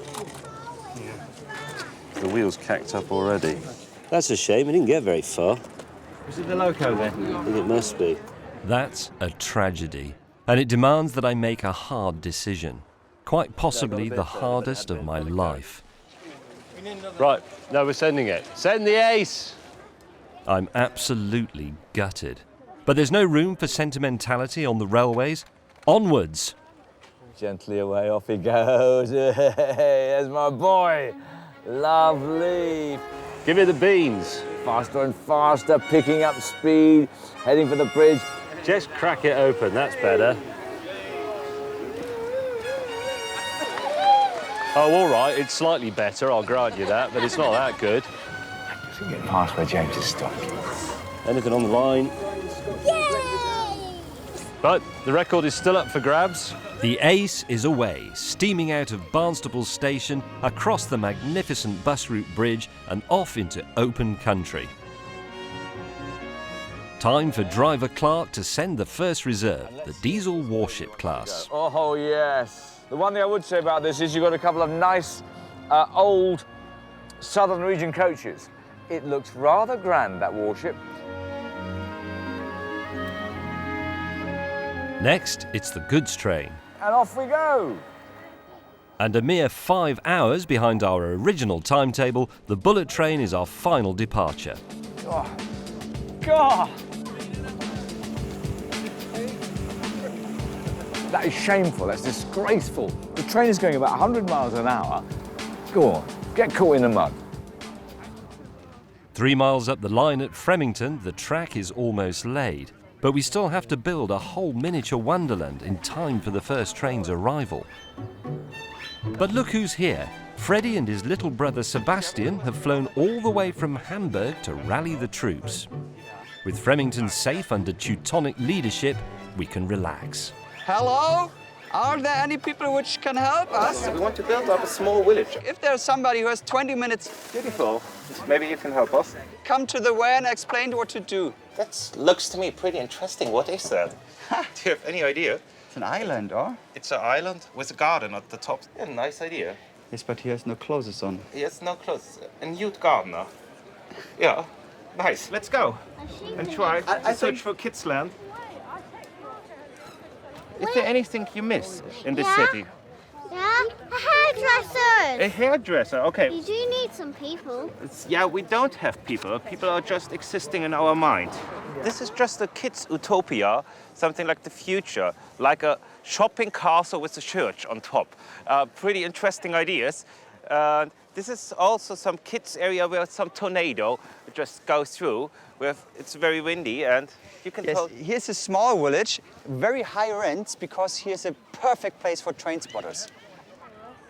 While the crowds wait expectantly at Fremington, further behind, the slow old goods train is being caught by a rather sprightly bullet, which needs to overtake. Luckily, we've planned ahead. I'm not suggesting for a moment this has turned into a race, but I think the bullet train may overtake everything. Right, you ready with closing the points? And close. Here comes the bullet train. And a cracking speed.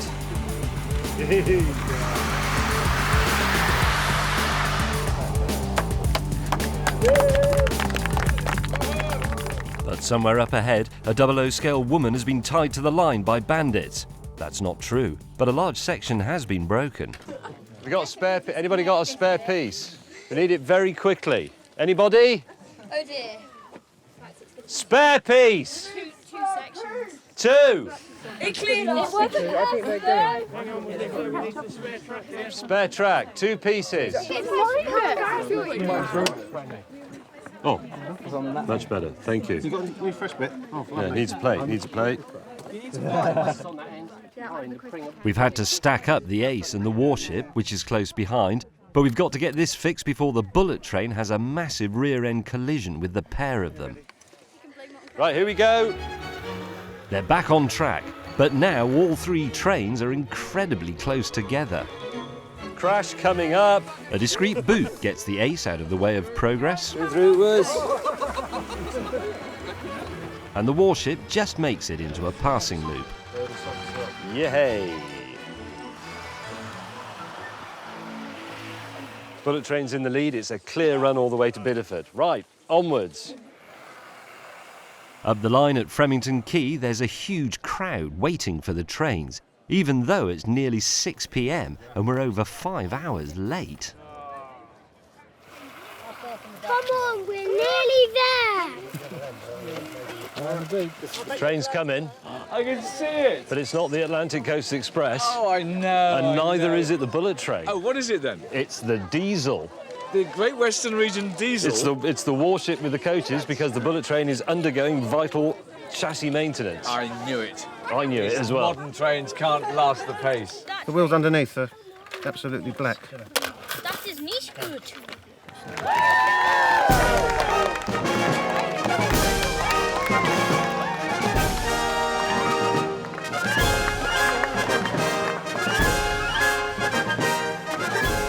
That's wonderful, this plucky little train. It's been going mile after mile through the open countryside.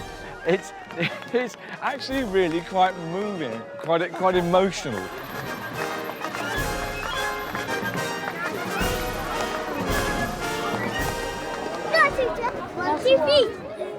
Oz's Ace has made it to Fremington in second place. Fantastic. All the way from Barnstable. Bringing up the rear is the freshly serviced Bullet and the goods train. Thank you for organising Miniature Wonderland. Yes. British building, German organisation. Could have been worse, it could have been the other way around. Could be a model for the future. It was working pretty good, though. I think it was. We had very much help with very friendly childs around here. They helped us very, very Yes. good. Oh, those have been made by young children who haven't been paid or given shoes or food or anything. You notice the sun. I mean, it's still reasonably high at the moment, but we have been going now for 6, 7 hours, and we're only really a third of the way. So you know how your layout goes into darkness every 15 minutes? Ours is going to do that for real, long before we get to the end. If I'm honest, I'm very worried. We may be celebrating here, but it's 6:30 p.m. and 7 more miles to Bideford, where, despite entertaining themselves, they've started to give up hope. Well, sun's getting down. It's about a hair past a freckle.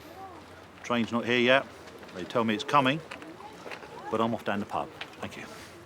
And even I'm starting to lose faith. Get a picture. The dirt washed up by the storm is playing havoc. The trains need constant maintenance. And because some urchins have nicked half the batteries, they're going really slowly. If I look somewhat irritated, frankly, it's because I am. I've turned back into my 8-year-old self. I'm being called for my tea, but I just want my train set to work. But with the light beginning to fade, I'm amazed at how many people are still here, still determined to get these trains to their destination. We've left the goods train back in its rightful siding in Fremington, leaving the 3 remaining trains to battle it out to Bideford. It's now gone 9 o'clock, and the night is drawing in.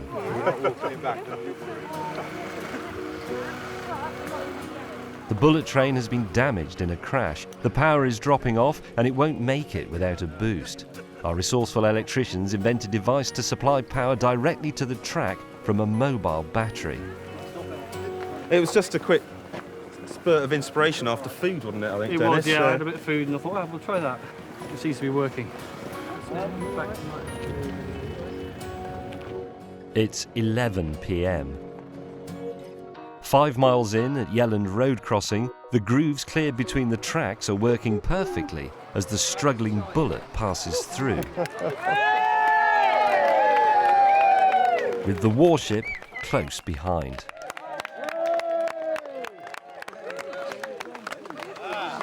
Yes! But where is Oz's Ace? I've just heard a rumour that my train may have burnt out. I'm gazing into the middle distance desperately, willing it to come on home.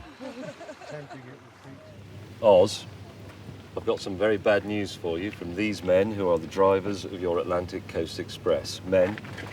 Unfortunately, we're about 100 metres from where we are now, and the little gal has burnt out on us, and we've tried everything to get going, and she's Burnt actually out? give up the ghost and burnt out, yeah. How do you know it's burnt out? Smoking like mad. Well, they call it smoking like it's a steam train, you fathead. Yeah, the wrong kind of smoke, though. Oz, I'm sorry, actually. I don't want to That is tragic. You're not gloating, No, are I'm you? not gloating at all. I think that's very sad. I really wanted that to make it. After That's- all that gutsy effort, Yes. all the way from Barnstable. Yeah. But you see, the steam engine, it's just a thing of the past. Well, it is. What? Come on. We did try. Never mind. It's still. That's probably still a record in itself. Actually, give him a clap. I've never seen a man spend more time on his knees to less effect. We were praying at the same time. Sorry, Oz. It's down to the bullet train and the warship diesel. I am distressed. Bad luck. I have work to do. What? I'm going to chase the bullet, man. But It's still going.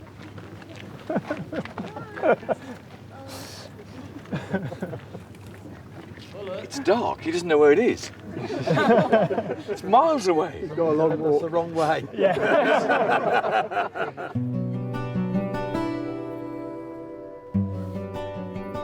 It's past midnight. The exhausted bullet train now has 2 stones strapped to it in an attempt to maintain traction from its weary wheels, and is wheezing towards Instow, where, incredibly, a big crowd waits in anticipation. As we open the level crossing, I've had word that the warship has died somewhere in the dark. So it's all down to the plucky bullet train now. If it can make it through this last obstacle, we've only 3 miles to Bideford. It may now have a craft knife strapped to it as well, but the bullet's giving its all. What a welcome.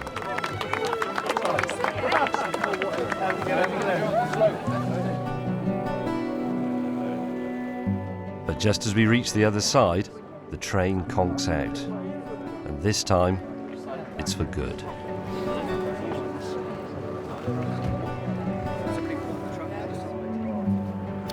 Well, it looked good. Should have been the Flying Scotsman. That would have done it.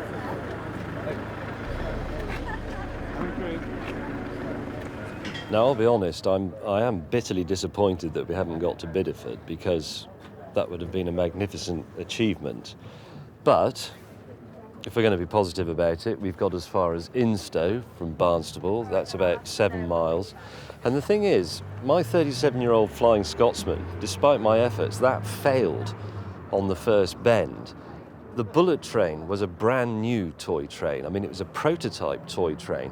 It got all the way here, but that's over 7 miles, and a whole childhood's worth of toy train adventures passed under its wheels in that time. It's got here, it's worn out, but that's noble. Look where it came from. Not the other side of a board, not the other end of an attic. It came from Barnstable, a toy train. Perhaps then the final victory goes to the man who closed the line in the first place, Dr. Beeching. Or does it? For one brief and glorious day, the railway returned, and hundreds of devoted people stayed up all night for the simple pleasure of seeing a train go past. And that makes me very happy.